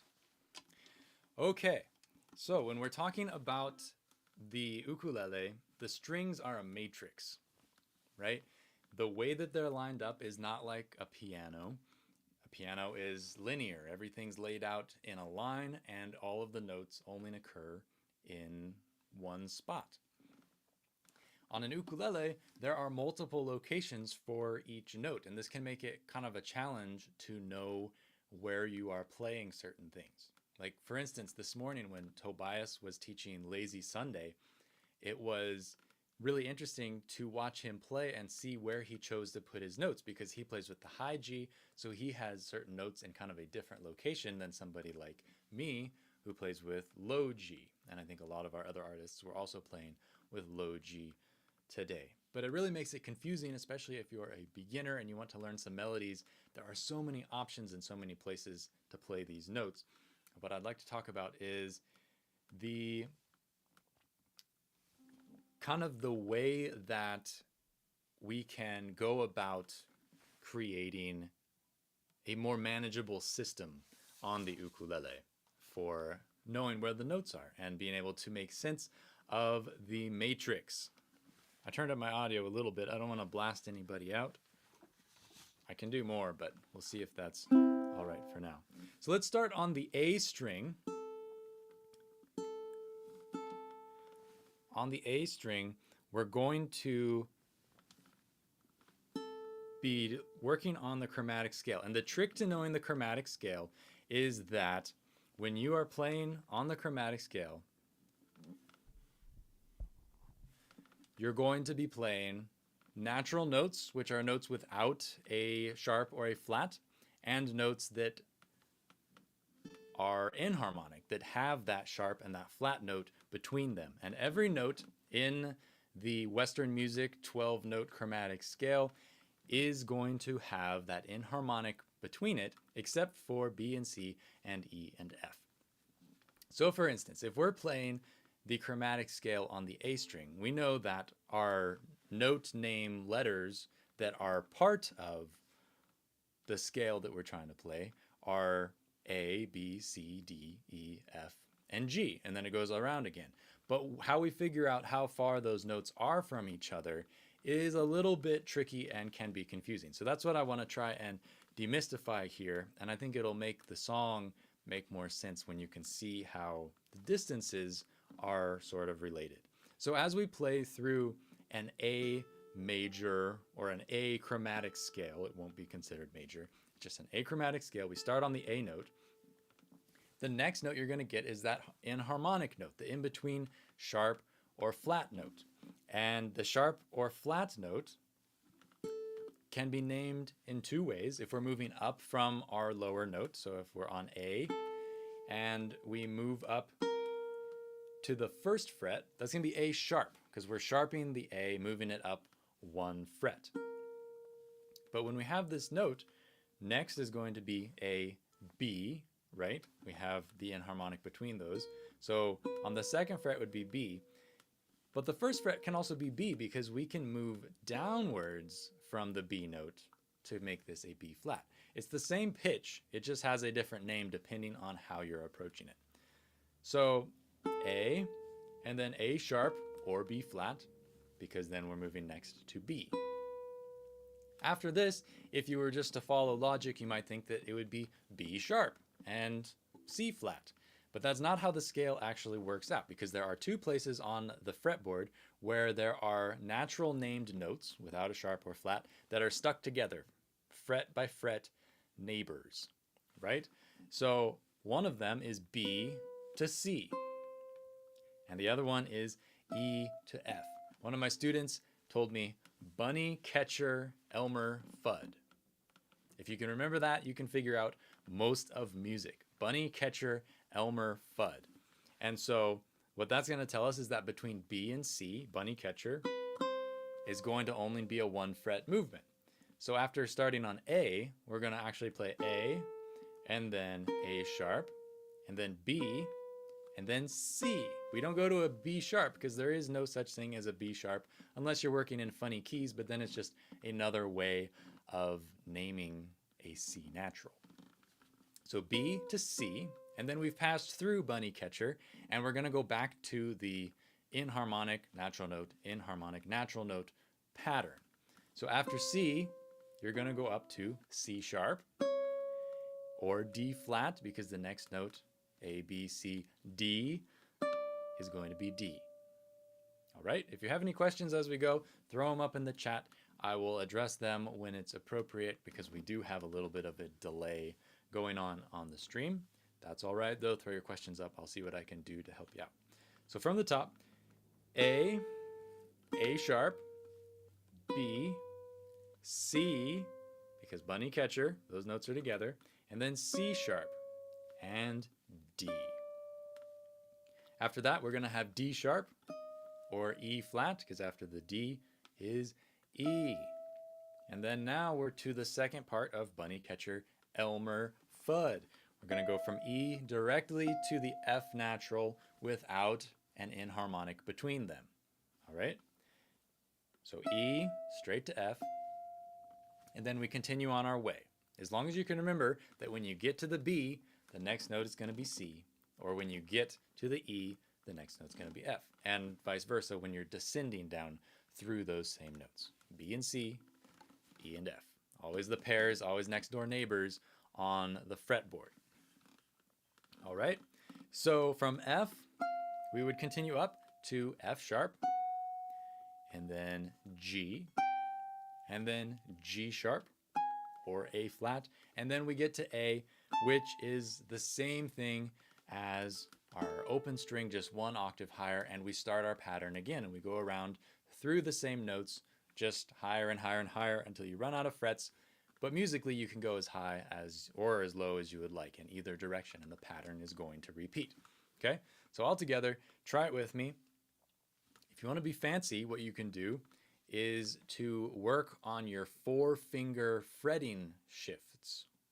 All right, so what this means is that in every location on the fretboard, you're going to use all of your fingers, and then you're going to move again so you can use all the fingers again. So what this is going to mean is that after we get to our pinky finger on the 4th fret, you can shift so that you're moving to the next highest fret, which would be the 5th fret D, but you're going to play it with your index finger. You shift your whole hand up the fretboard so that now you are playing in a fresh position, or it's a new position, but your fingerings are fresh. Perhaps think of it that way. So you have 1, 2, 3, 4 again using your fingers, but now you're in a new place. All right. So all the way from the open A, that first shift and all of its notes included would look like. And then you shift from the pinky to the index finger on the next highest fret. And then you're to your pinky again. And you've probably realized already that after we get to the pinky, you're going to shift again to your index finger. And if you're just starting out, you're just a beginner, you don't have to play with the individual fingers. That might make this a little too difficult. You can just scoot one finger all the way up. But if you want to try that next level of challenge, try adding the different position shifts in there. So from our index finger on the 9th fret, we would go 9, 10, 11, 12. And that would get us all the way up the octave using 2 position shifts for a total of 3 positions. All right? One more time from the bottom all the way to the top. So open, and then 1st fret, 2nd fret, 3rd fret, 4th fret, and now we shift to the 5th fret with your index finger, 6th fret, 7th fret, 8th fret, and then we shift again, 9th fret, 10th fret, 11th fret, 12th fret. All right?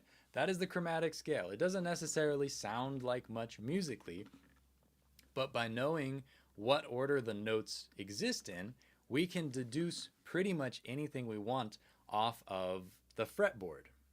Because what's going to happen is that the chromatic scale that we just played, it basically extends in both directions as far as you could hope. You just run out of physical instrument to play it on, right? A piano, if you were to start playing a chromatic scale in the middle, you would be able to continue way up on one side and way down on the other side. But on the ukulele, you're limited. But technically and musically, you can continue downwards, right? So after I played my open A, if I was moving down, I would go back to, if I'm at my octave, I would move down to another G sharp, except it would be the G sharp that is an octave lower than this one.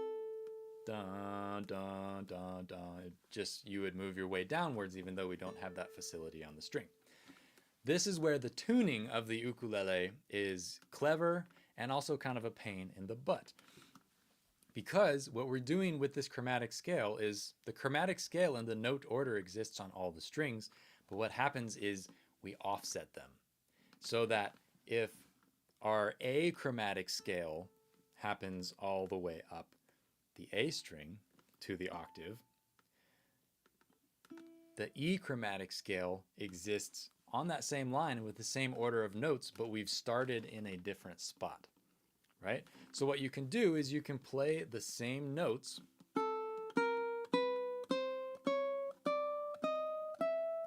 etc. You can play those same notes starting from the A on the E string and get the same exact sounds. So if you were to play from the 5th fret with your index finger, that's an A note and it's the same as your open A string. And then you would shift. And if you can fit it in, right, that would give you the A chromatic scale on the E string. But the E string doesn't start on A, right? So there's a range of notes that we haven't even discovered yet on the E string. But you can figure them out with the same pattern we used before. So if you start on the E string, you would be moving once again. We know that Bunny Catcher Elmer Fudd, if that's our acronym. Elmer Fudd is the note pair between E and F. So from E, we're going to move directly to the F natural. And then from there, we go to F sharp, and then G, and then G sharp. And now we're going to transition into a zone that should be familiar, the note names we've already played on the open A string. So you could continue it up in any direction and figure out what the notes are across the fretboard. All right? Let's try a little experiment, and I want you to kind of work through this with me. I'll try and go slow so you can have a chance to reach the conclusion or the answer before I do. But let's take a note on a string that we haven't really explored yet. You play on the C string, okay? Let's see. If you know the fretboard already, you're going to be cheating. You're that much further ahead, that's fine. But if you don't know the fretboard, if I tell you, play the note on the 8th fret, how do you know what that is? And you could just jump in and start trying to memorize the fretboard and hard learn all those notes so that they're in your head somewhere. But if you don't know that, how do you figure out what this is? With the chromatic scale, you can figure it out as long as you know what the names of the open strings are. And I have another acronym for that. I use Goats Can Eat Anything, GCEA. If you've never met a goat in real life, This is probably not super relevant to you, but trust me, they will eat anything. All right, so from the C string, if we count upwards to the 8th fret, we can figure out what this note is without previously having known what it is. We're just going to follow the chromatic pattern and remember bunny, catcher, Elmer, Fudd. That's what we need to know in order to navigate through the chromatic scale, because everything is always going to be natural note, then enharmonic, then natural note, then enharmonic. As long as you can remember that, and A, B, C, D, E, F, G, and then it goes around again, you're golden. So starting on C, we're going to have a natural note, C, and then C sharp, our enharmonic, and then D, which is our next natural note, and then an enharmonic, D sharp or E flat. After that, we get our natural note, E. But after E, Elmer, Fudd, we go to F. After F, we have an enharmonic, and then our natural note, and then our last enharmonic, which is G sharp. Right on the 8th fret of the C string, that is a G sharp note, and we've figured that out from the chromatic scale. Now, something that we can do to sometimes shorten the trip along a string if we're trying to figure out, what this note is high up on the fretboard, it's a long ways to count through every single note and see what that is. But what you can do is you can work downwards as well from the octave, because on the 12th fret, if you play the open string and then the 12th fret, that's a perfect octave between those two notes. It's the same note at two different pitches. One is an octave higher. So that's an octave. E to E is also an octave. So open E, and then to the 12th fret E, same with C. And of course the G string. So that octave on the 12th fret can also be your reference point. That's a really easy, those are kind of gimme notes that you get when you're learning the fretboard, is if you know what the open strings are called, you also know what the 12th fret notes are called. And if they're easy like that, you can work downwards through the chromatic scale using those notes as well. So if we start on C and we move downwards, C is 1/2 of bunny catcher, so we know that B is going to be next. B is in boy as we work down. And then after that, we have B flat, or enharmonic, also can be called A sharp, because after that we're going to go to a natural note, an A. And after that, we have A flat or G sharp. And that is the note that we have previously found, but you can also get to it a little bit shorter. That's the shortest route on Google Maps from the octave. And so this goes for any note across the fretboard that you want to be able to locate and name and know what it's called. You take that chromatic scale pathway to it, you can figure out exactly what the note is. It takes a while, but as you do it more and more, it's going to go faster and faster, and you're going to start recognizing the spots where bunny, catcher, Elmer, Fudd occurs on the fretboard. And when you get to it, you're going to go, oh, right, that's a B and that's a C. And those kind of signposts that you are greeted with as you go through that area, it's going to become more and more familiar, and pretty soon you're going to have memorized where bunny, catcher, Elmer, Fudd is, because it's such a tripping point for an otherwise simple system. All right, so once again, if you have any questions, throw them in the chat. I will get to them when I see them come up. Otherwise, I hope you all are following along. This is a little bit dry, but it's really foundational for understanding how the instrument works, because when you first tune up an ukulele and you play your first chord, it sounds so beautiful, but then you start realizing how complicated it is to make your way across the fretboard when you start playing melodies and such. It's a real trick to understand the matrix, and I've found that this, for me at least in my head, is kind of the easiest way to do that.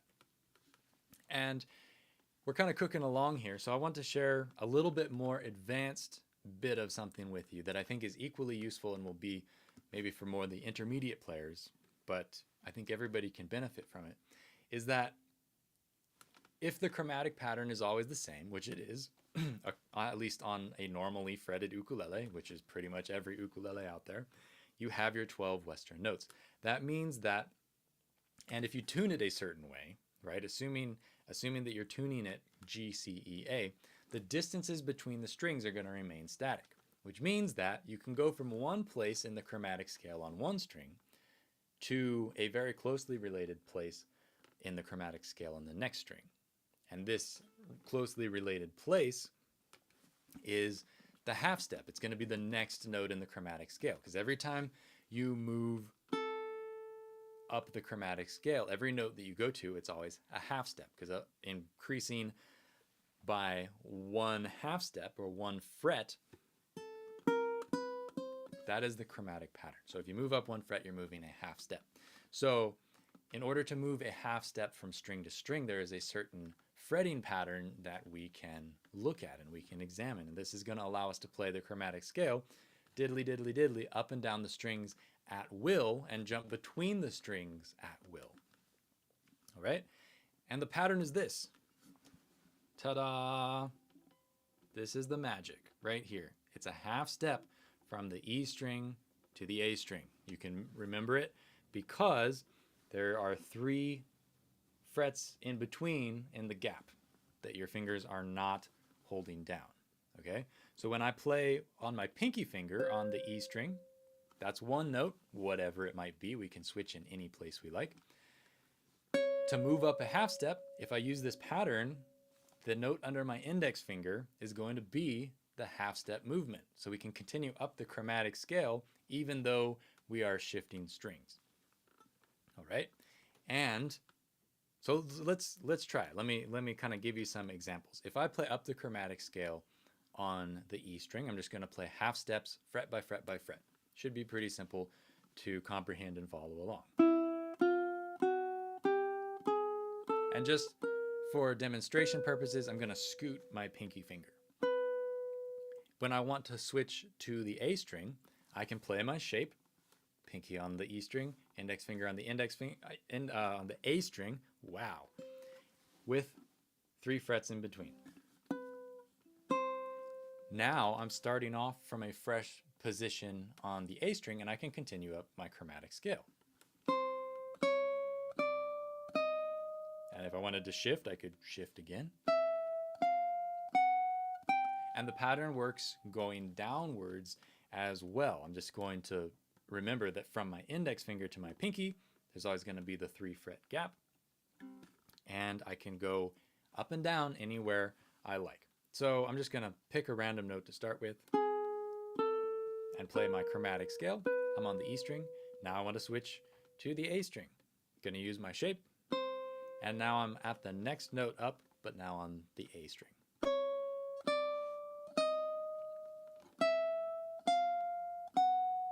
And same for going down.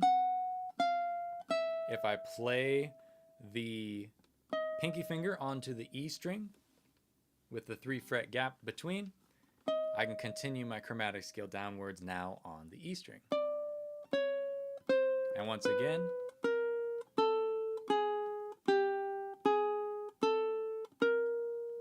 shape to the A string.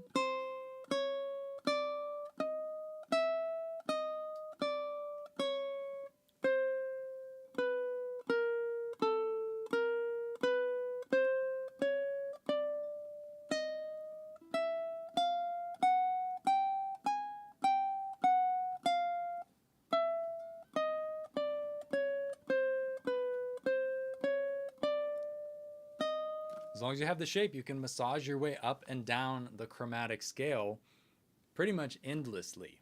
And there are a number of other shapes because the ukulele is not tuned in similar intervals across all of the strings. It is different on the 2 middle strings. Your pattern is going to be reduced by 1 fret as your gap in the middle. But otherwise, the concept is the same. And then when you go on to the 2 top strings, once again, your pattern is going to return to being a 3 fret space between the fingers. So the shape is the same on the G and the C strings. And it's also the same on the, it's the same between the G and the C strings and the E and the A strings, but it's different on the C to the E strings, right? So using this idea, you can play up and down the chromatic scale any way you like, right? There's the appropriate shape for the G and the C strings. And then I'm going down to my different shape, which is going to have only a 2 fret gap to span across the C and the E strings. And then I'm going to skip down again with my 3 fret space.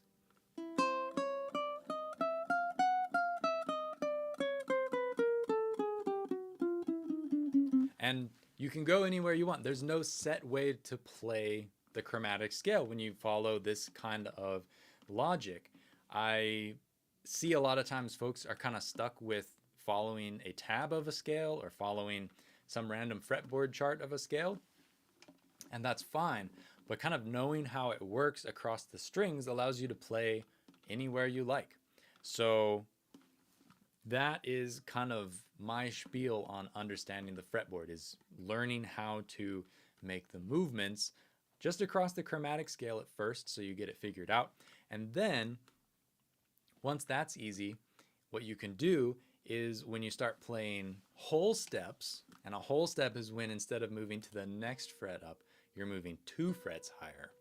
When you make that whole step, you use a different shape, and the shape, all you're going to do for that whole step shape for the more advanced players who want to kind of go down this trail is you're going to take your normal 3 fret gap and you're going to boop, knock it down by 1 fret.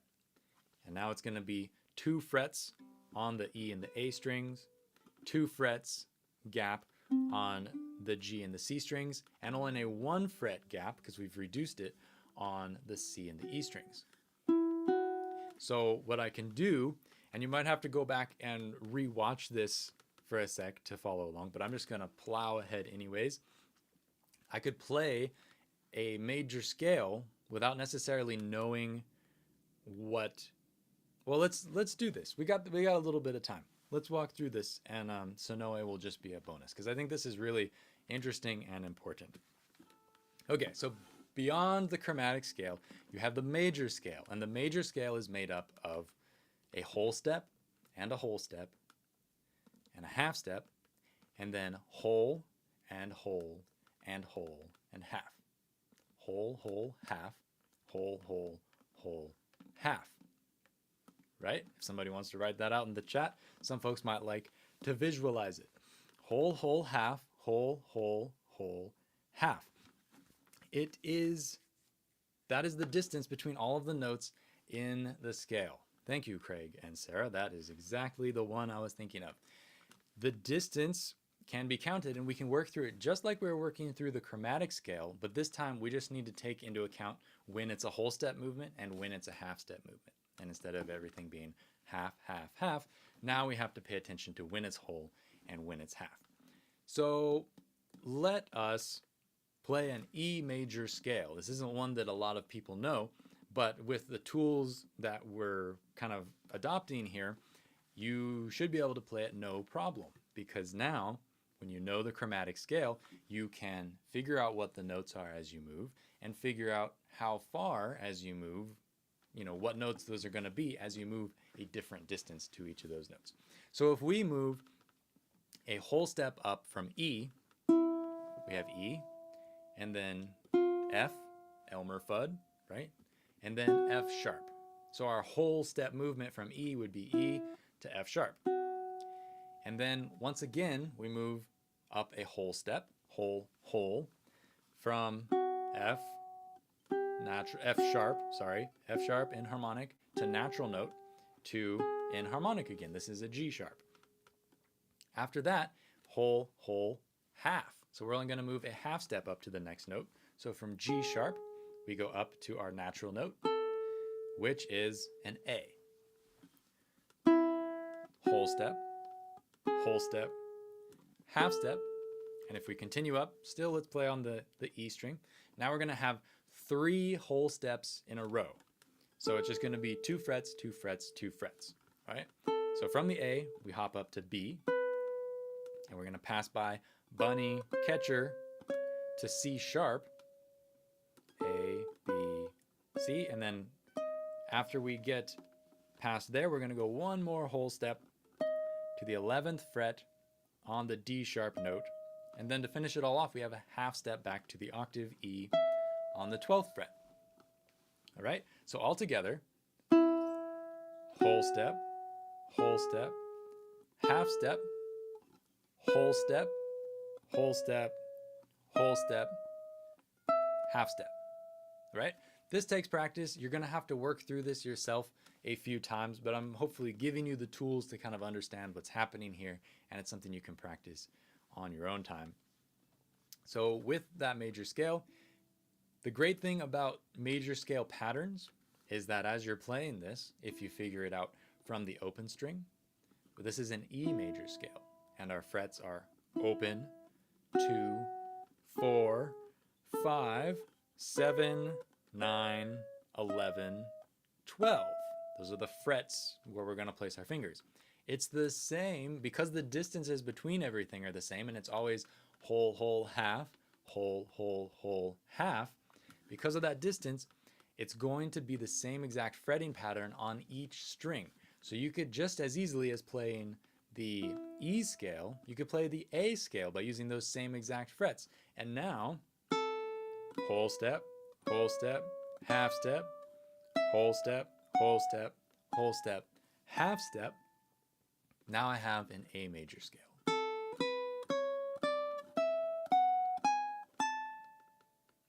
Right?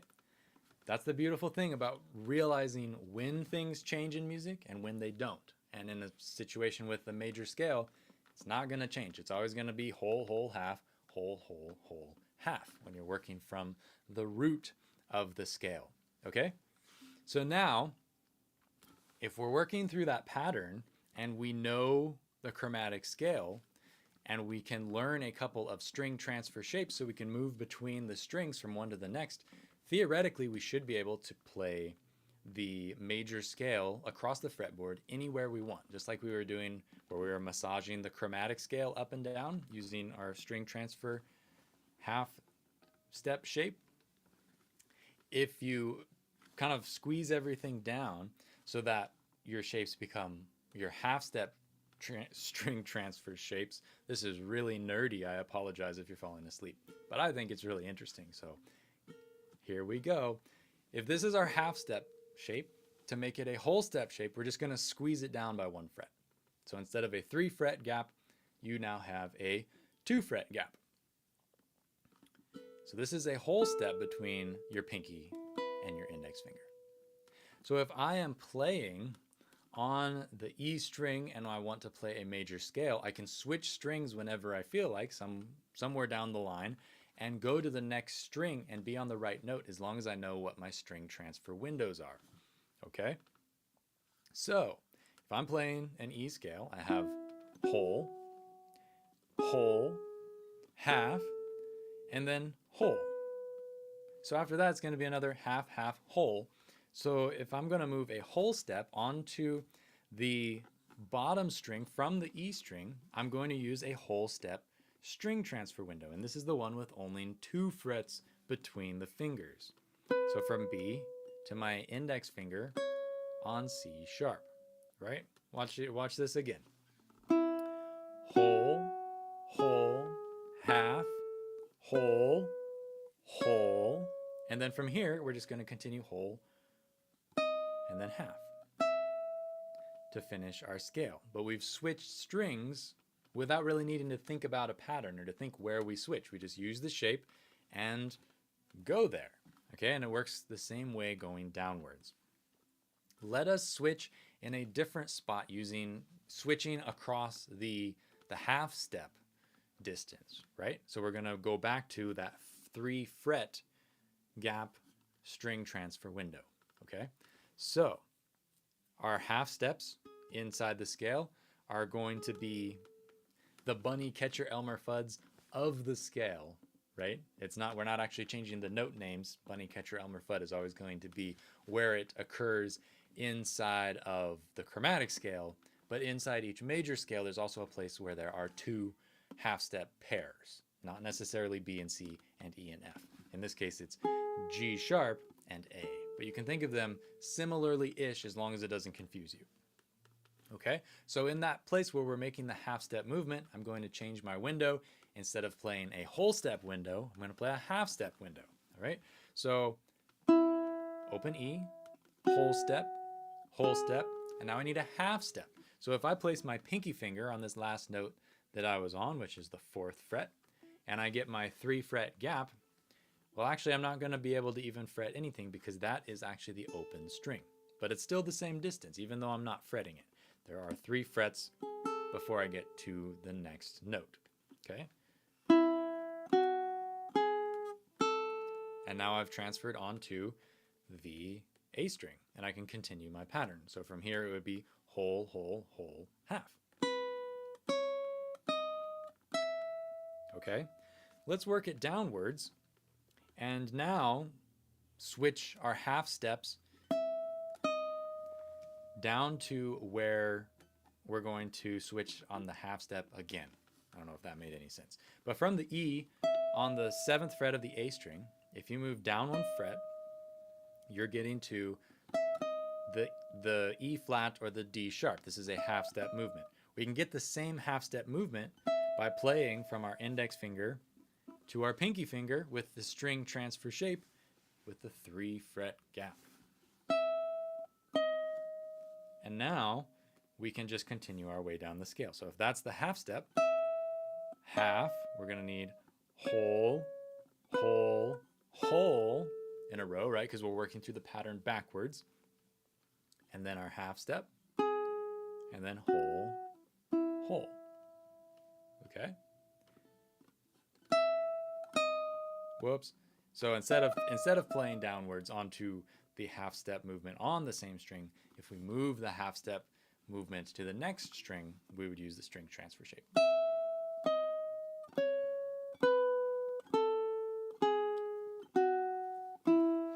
And if we go up, I'm gonna play up and down slowly, and I'm going to change whether I'm shifting strings on the whole step or on the half step, and try and just pay attention to what shape I'm using, whether I've got a 3 fret gap or a 2 fret gap, and keep track of where I'm at in the scale, if at all possible. This is more of an intuitive thing as you get going than it is really something that you should be thinking about. Okay? So E scale, anywhere and everywhere on the E and the A strings.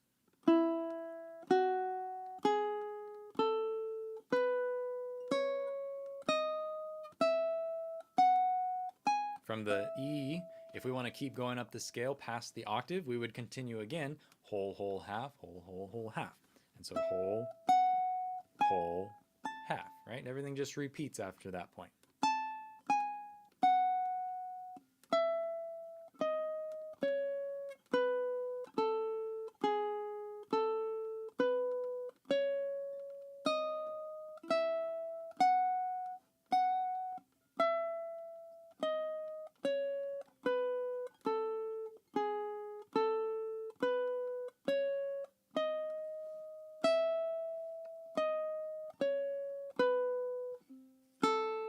Cheating, but I get my movement because I'm going from the open A string to my pinky on the 4th fret of the E string.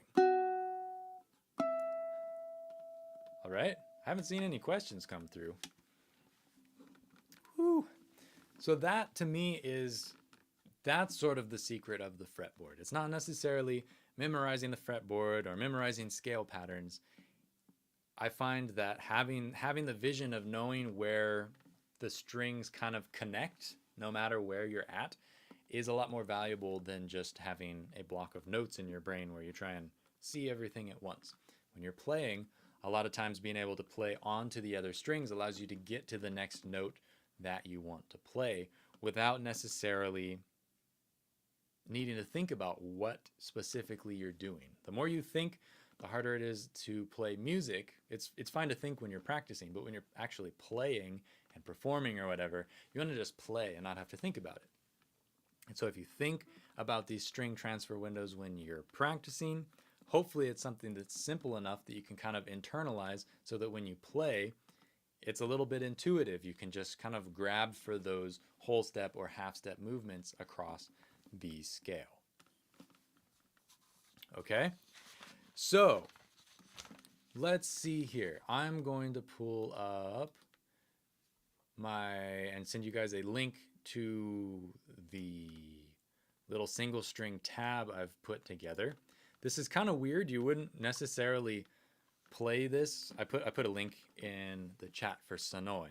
You wouldn't necessarily want to play a song like this, but by forcing ourselves into this limitation, you kind of have to think about things differently, and you really look at the ukulele in a new light.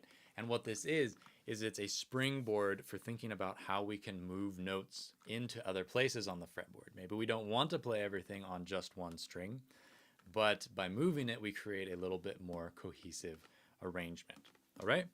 So this is pretty straightforward. Anybody who can read tab is going to do fine working through this, because all it is, it's like the easiest tab you could possibly want to read, because you're just going to always stay on the A string.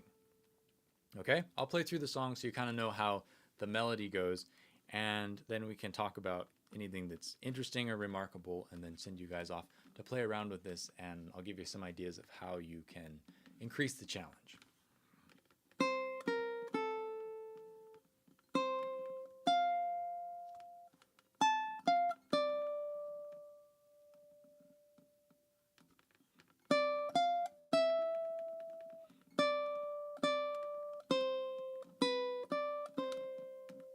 That's basically it.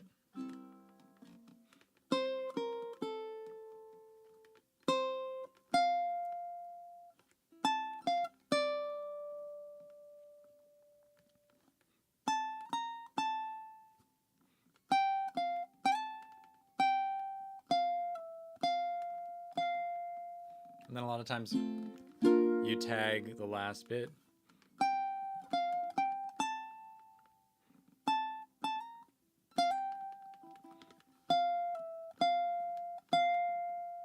Kind of like that. There are a number of beautiful renditions of the song. I'm not used to playing it so baldly, but if we look at what's happening, you can see that there are a lot of places up the fretboard where maybe you don't want to play so high. For instance, if I play up to maybe the third measure,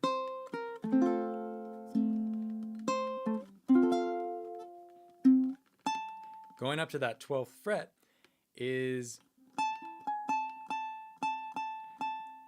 I'm sorry, we gotta go the other way. I'm thinking about this in reverse. we've got to move the lower notes that are on the neck. We're gonna move them higher so that they're closer to the higher notes on the A string. Got a little confused there. So if we're playing,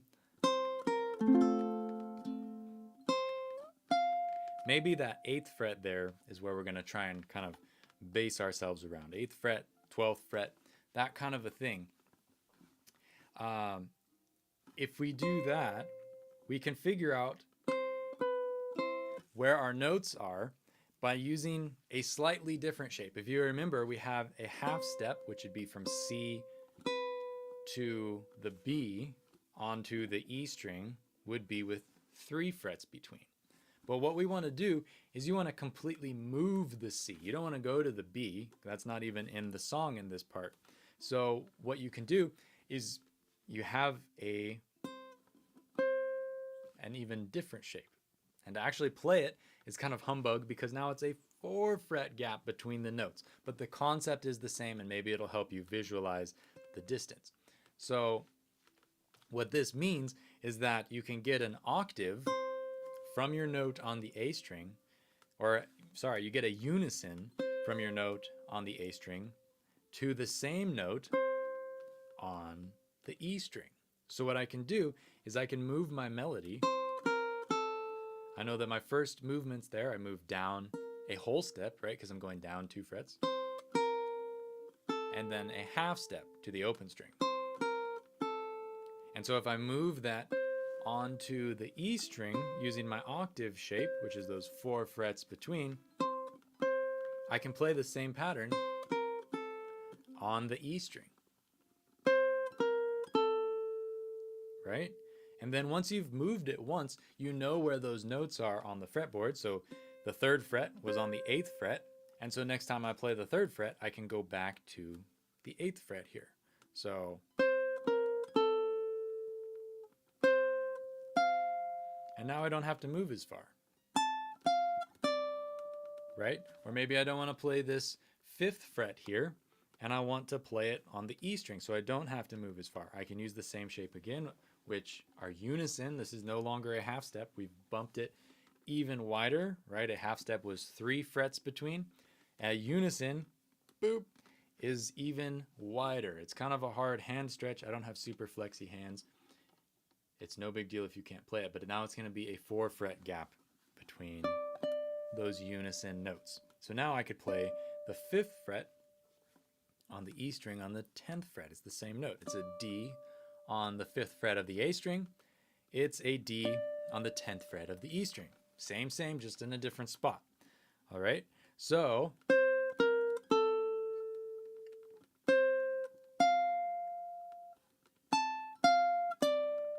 right now I don't have to move again. I can stay in this same position, even though it's kind of high on the fretboard, and you might not necessarily want to do this in real life.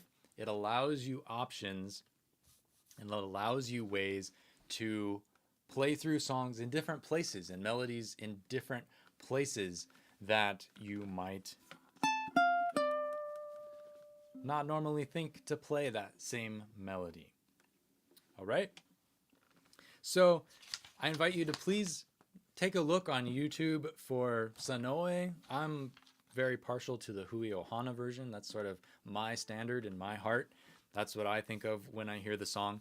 But listen to the song a few times, get accustomed to it, and then try playing through this sheet. I don't know if it's the same key or not, so you might not be able to play with the recording, but once you have the tune in your head and in your ear, then you can, play off of this and try moving some of the notes onto the E string or even onto the C string. If you move it onto the E string and you don't like where it's at, you could probably figure out what the shape is, now that I've told you these things, what the shape is to move the same note onto the C string. All right. So with all of that said, I'll play through Sanoe one more time so you can hear it.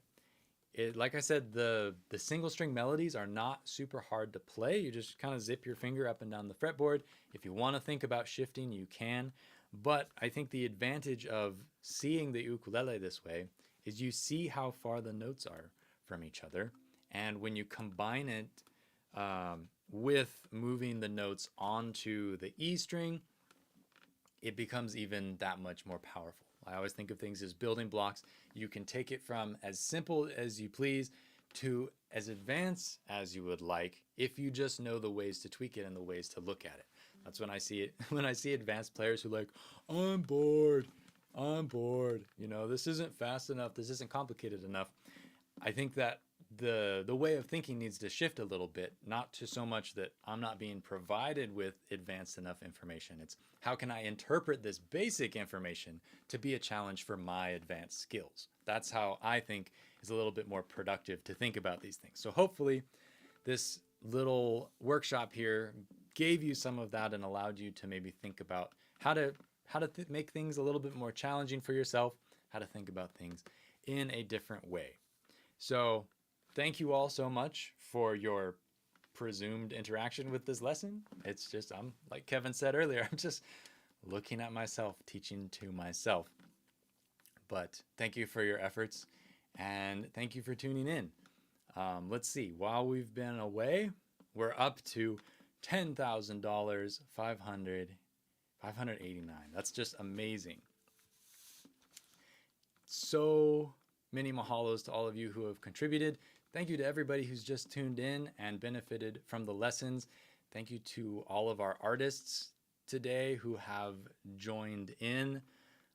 It's been just a joy to be here and be able to be present with all of you folks and to see all of the great content that's been taught, to interact in the chat.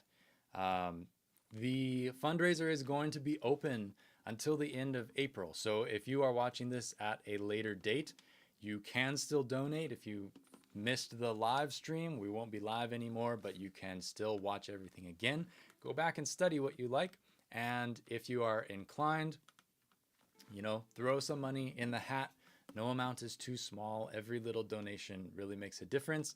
I think that when we start thinking about fundraisers like this, you see somebody come through with like a big chunk of change and yours feels insignificant. But when we're talking about food, not everything has to be an expensive restaurant meal. You know, those $20 that you spend at the restaurant can go a lot further when you're buying things in bulk, like World Central Kitchen, and you're cooking, you know, big old giant pots of chili for hundreds of people. You know, you can really stretch those dollars. And so thank you so much to everybody for tuning in. Thanks to all the instructors. I just, thank you. I have rarely been more thankful of a moment and of an opportunity to come together as the ukulele community and, you know, pool our resources for this great cause. Like I've said a number of times over the stream, please look up World Central Kitchen, wck.org. You can see their work firsthand. You know where your money's going, know what your money went to, keep tabs on them because they're going to be there for a while.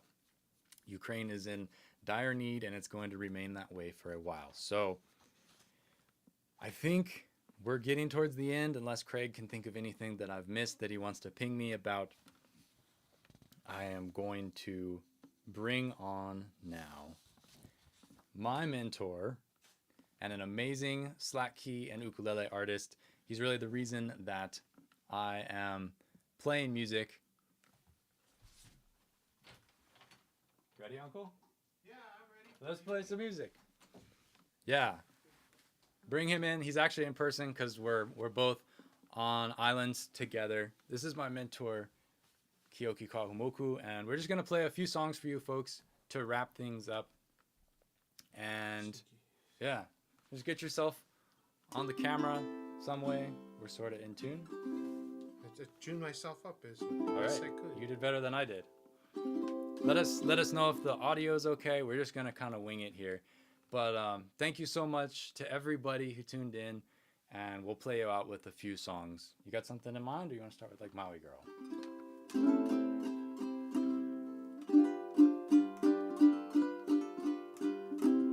Okay, Maui Girl? Maui Girl, hey. Okay. This is one of our favorite songs to jam. 1, 2, 3, 4. I love a pretty Maui girl. She lives at Waikapu with rosy cheeks and pearly teeth and lovely nut brown hair. Her waist is oh so slender. Her opu too much nui. Of all the wahine I ever did aloha, sweet Mariah beats them all. My love for you, uhiki aku no. Your love for me, uapela no. Don't tell mama, akuri kuri, she'll tell papa, alulululi, nui nui pirikia with me now.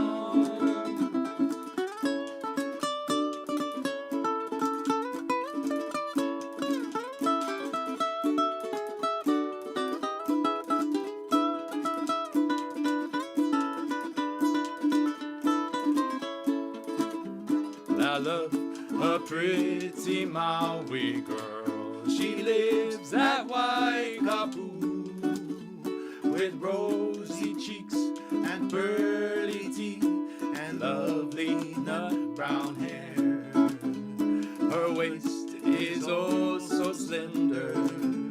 Her opu too much nui nui.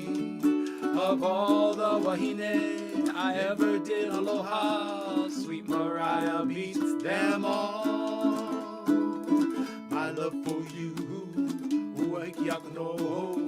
Your love for me, uapela no. Don't tell mama, akuli kuli, she'll tell papa, alululi, nui nui pirikia with me now. Oh yeah, nui nui pirikia with me now.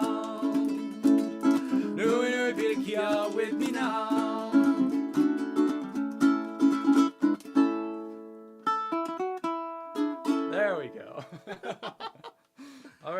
song in mind, Uncle? Yeah.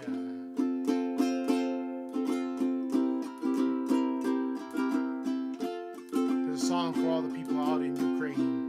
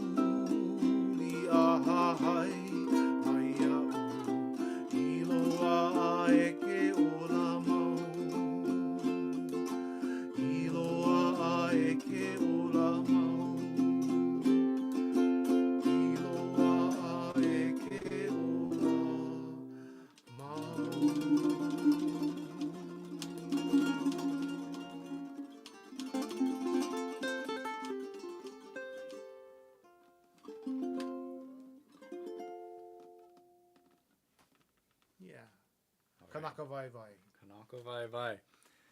You know, Uncle and I have been playing together for the past number of months, kind of after COVID has settled down here in Hawaii, enjoying ourselves playing at different farmers markets around the island. And it's been a lot of fun getting back together and playing some music.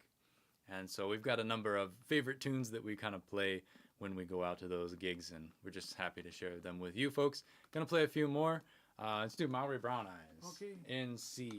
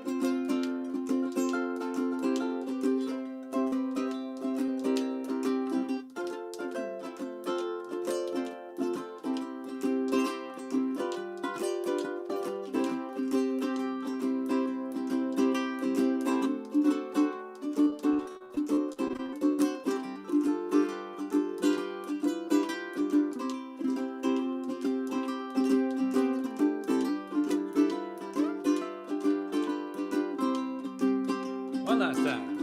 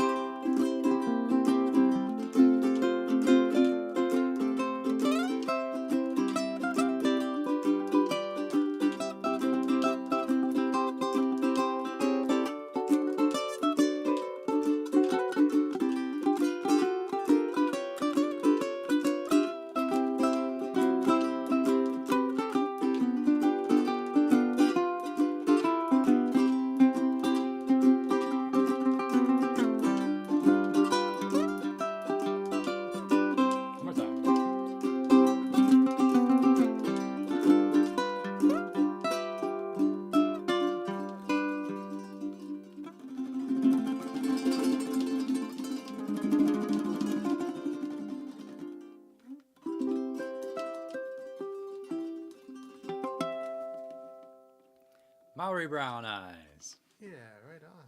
Good job. Ah, thank you. Got another one?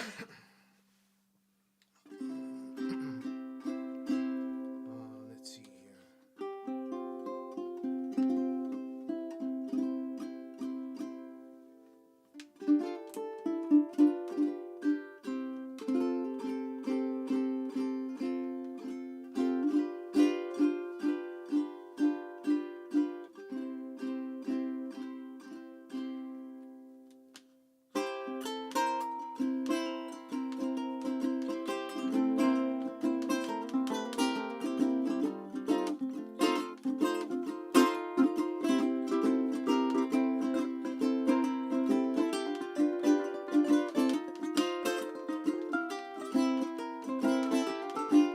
Say, well, where is that black dog?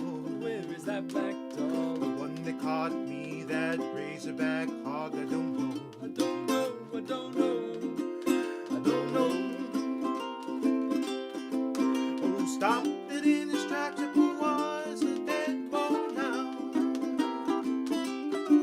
I say, now where is that black dog? Where is that black dog? The one that caught me, that razorback hog. I don't know. I don't know. I don't know. I don't know. Oh, stopped it in his tracks. It was a dead boy now. I said we're going up to Hawai'i. Have you ever seen a more beautiful sky? I don't know. I don't know. Oh, Philly's good. Maybe the place to go. I said we're going up to Hawai'i. Have you ever seen a more beautiful sky? I don't know. I don't know. Oh, if you want some island, maybe the place to go. Take a breath.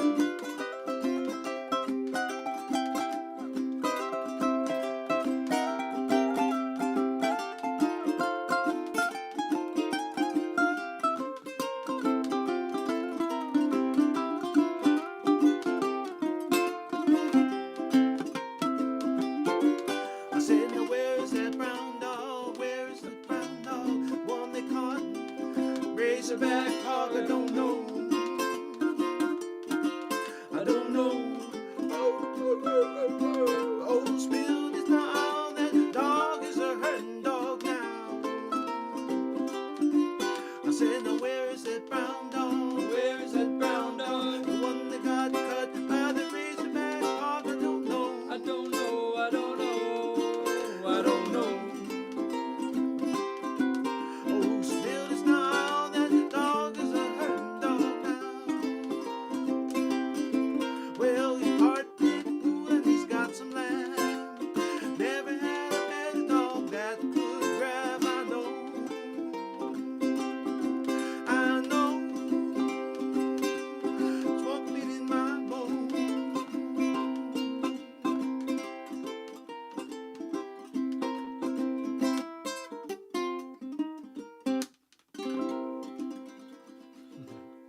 haven't done that one in a while. Yeah, the hunting dog song.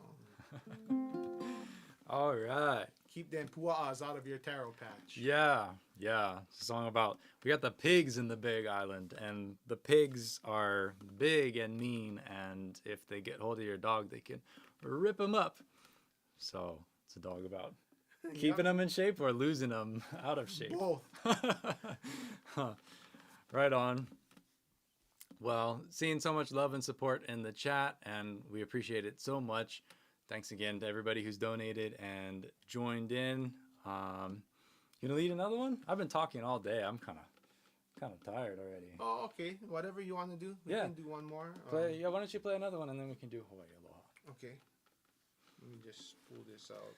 While Uncle's pulling that one up, just want to express what's been expressed a lot by all our other artists, just that, we're here in support of Ukraine and standing in solidarity with them, and we just want to, on top of the lovely donations that we've raised today, just let them know that we're sending them our love and aloha and thoughts and prayers, and we're thinking of you, and you're in our hearts, and we can only wish you the very best in this terrible situation. And hopefully some of the meals that World Central Kitchen will serve with this money that we've raised will warm your hearts and your bellies and bring you at least some happiness in this tough time. So we actually have a request. Why don't you do your song, and then okay, we can try that one. E kolume anui makahoyua o kamana o io kamana o lana ame ke aloha kai oia e o mai ka ina a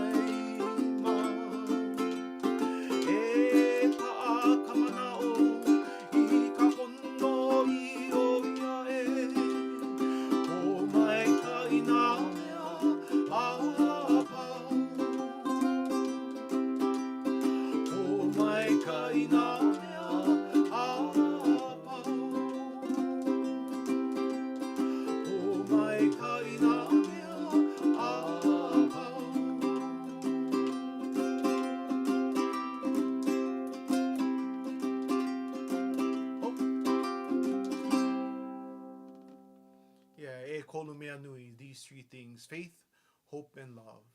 Of these, the greatest is love. Nice. We have a request for an old school Peter Moon song called Island Love. We'll play it. How's it going, Mike? Thanks for tuning in. Right on.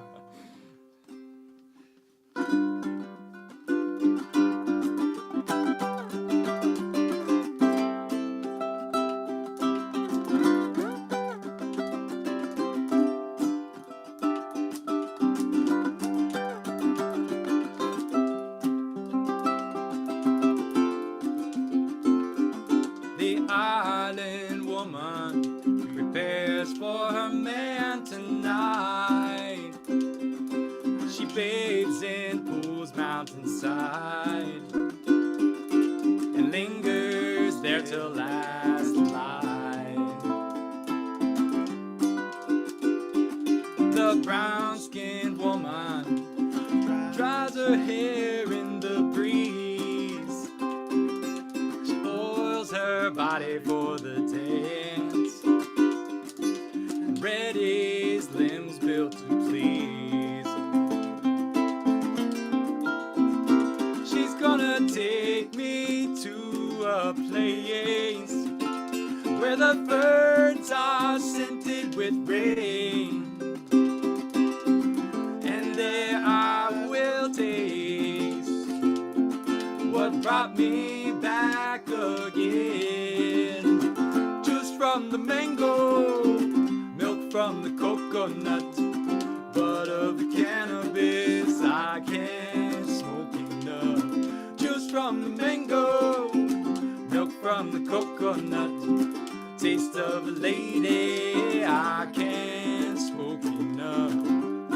Of island love, it keeps me thinking about the woman I long to see, and how she gives me island love, and how she sets my mind free. She's gonna take me to a place where the birds are scented with rain, and there I will taste what brought me back again. Juice from the mango, milk from the coconut, bud of the cannabis I can't smoke enough. Juice from the mango, milk from the coconut, taste of a lady I can't smoke enough. Of island love, of island love, of island love.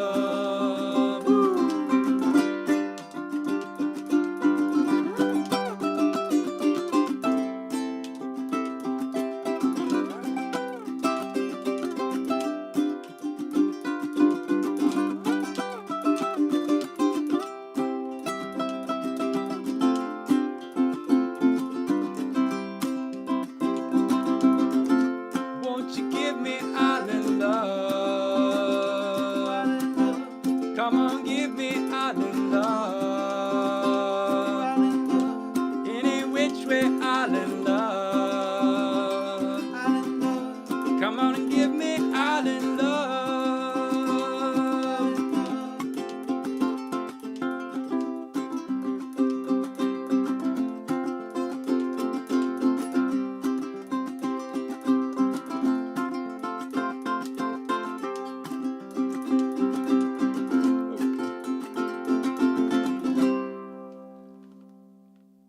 Sending a little bit of island love out to Ukraine. We're gonna leave you with this. This is a song that we always sing at the end of events. It's called Hawai'i Aloha, celebrating our love for Hawaii. And it's just sort of a good, feel-good gathering song as we all say our goodbyes today. Thank you again for joining in. Thank you to Craig Chee for running the tech side of things. It's just really has made this possible. Thank you all to you for your generous donations. We will see you down the road somewhere. If you check out the description in the stream description, I'm losing my words. I've talked too much today. In the stream description, there is a link to liveukulele.com/Ukraine. You can find links to all of the artists' websites from today, find out more about them, and support their music. Thank you all so much. We're out of here. G? Yeah, G, yeah. Okay. Okay.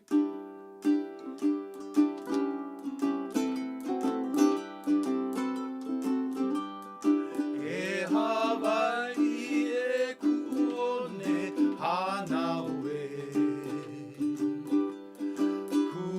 kuhome kulai vine.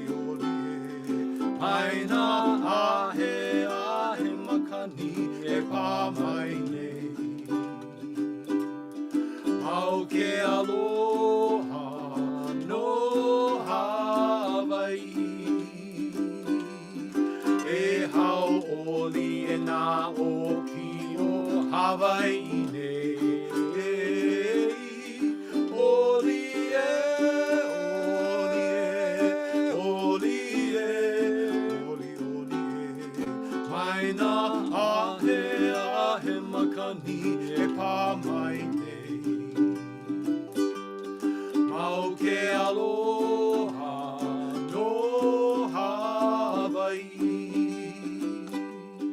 Mau ke aloha no Hawai'i. Mau ke aloha, aloha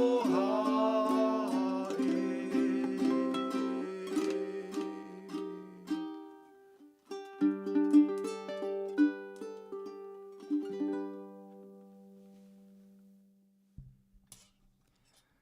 Our very last offering for this event is going to be a beautiful rendition of the Ukraine national anthem played by our very own Kevin Carroll. It's very similar to the arrangement you learned earlier in the stream. All our best to Ukraine. Thank you all so much. Aloha nui.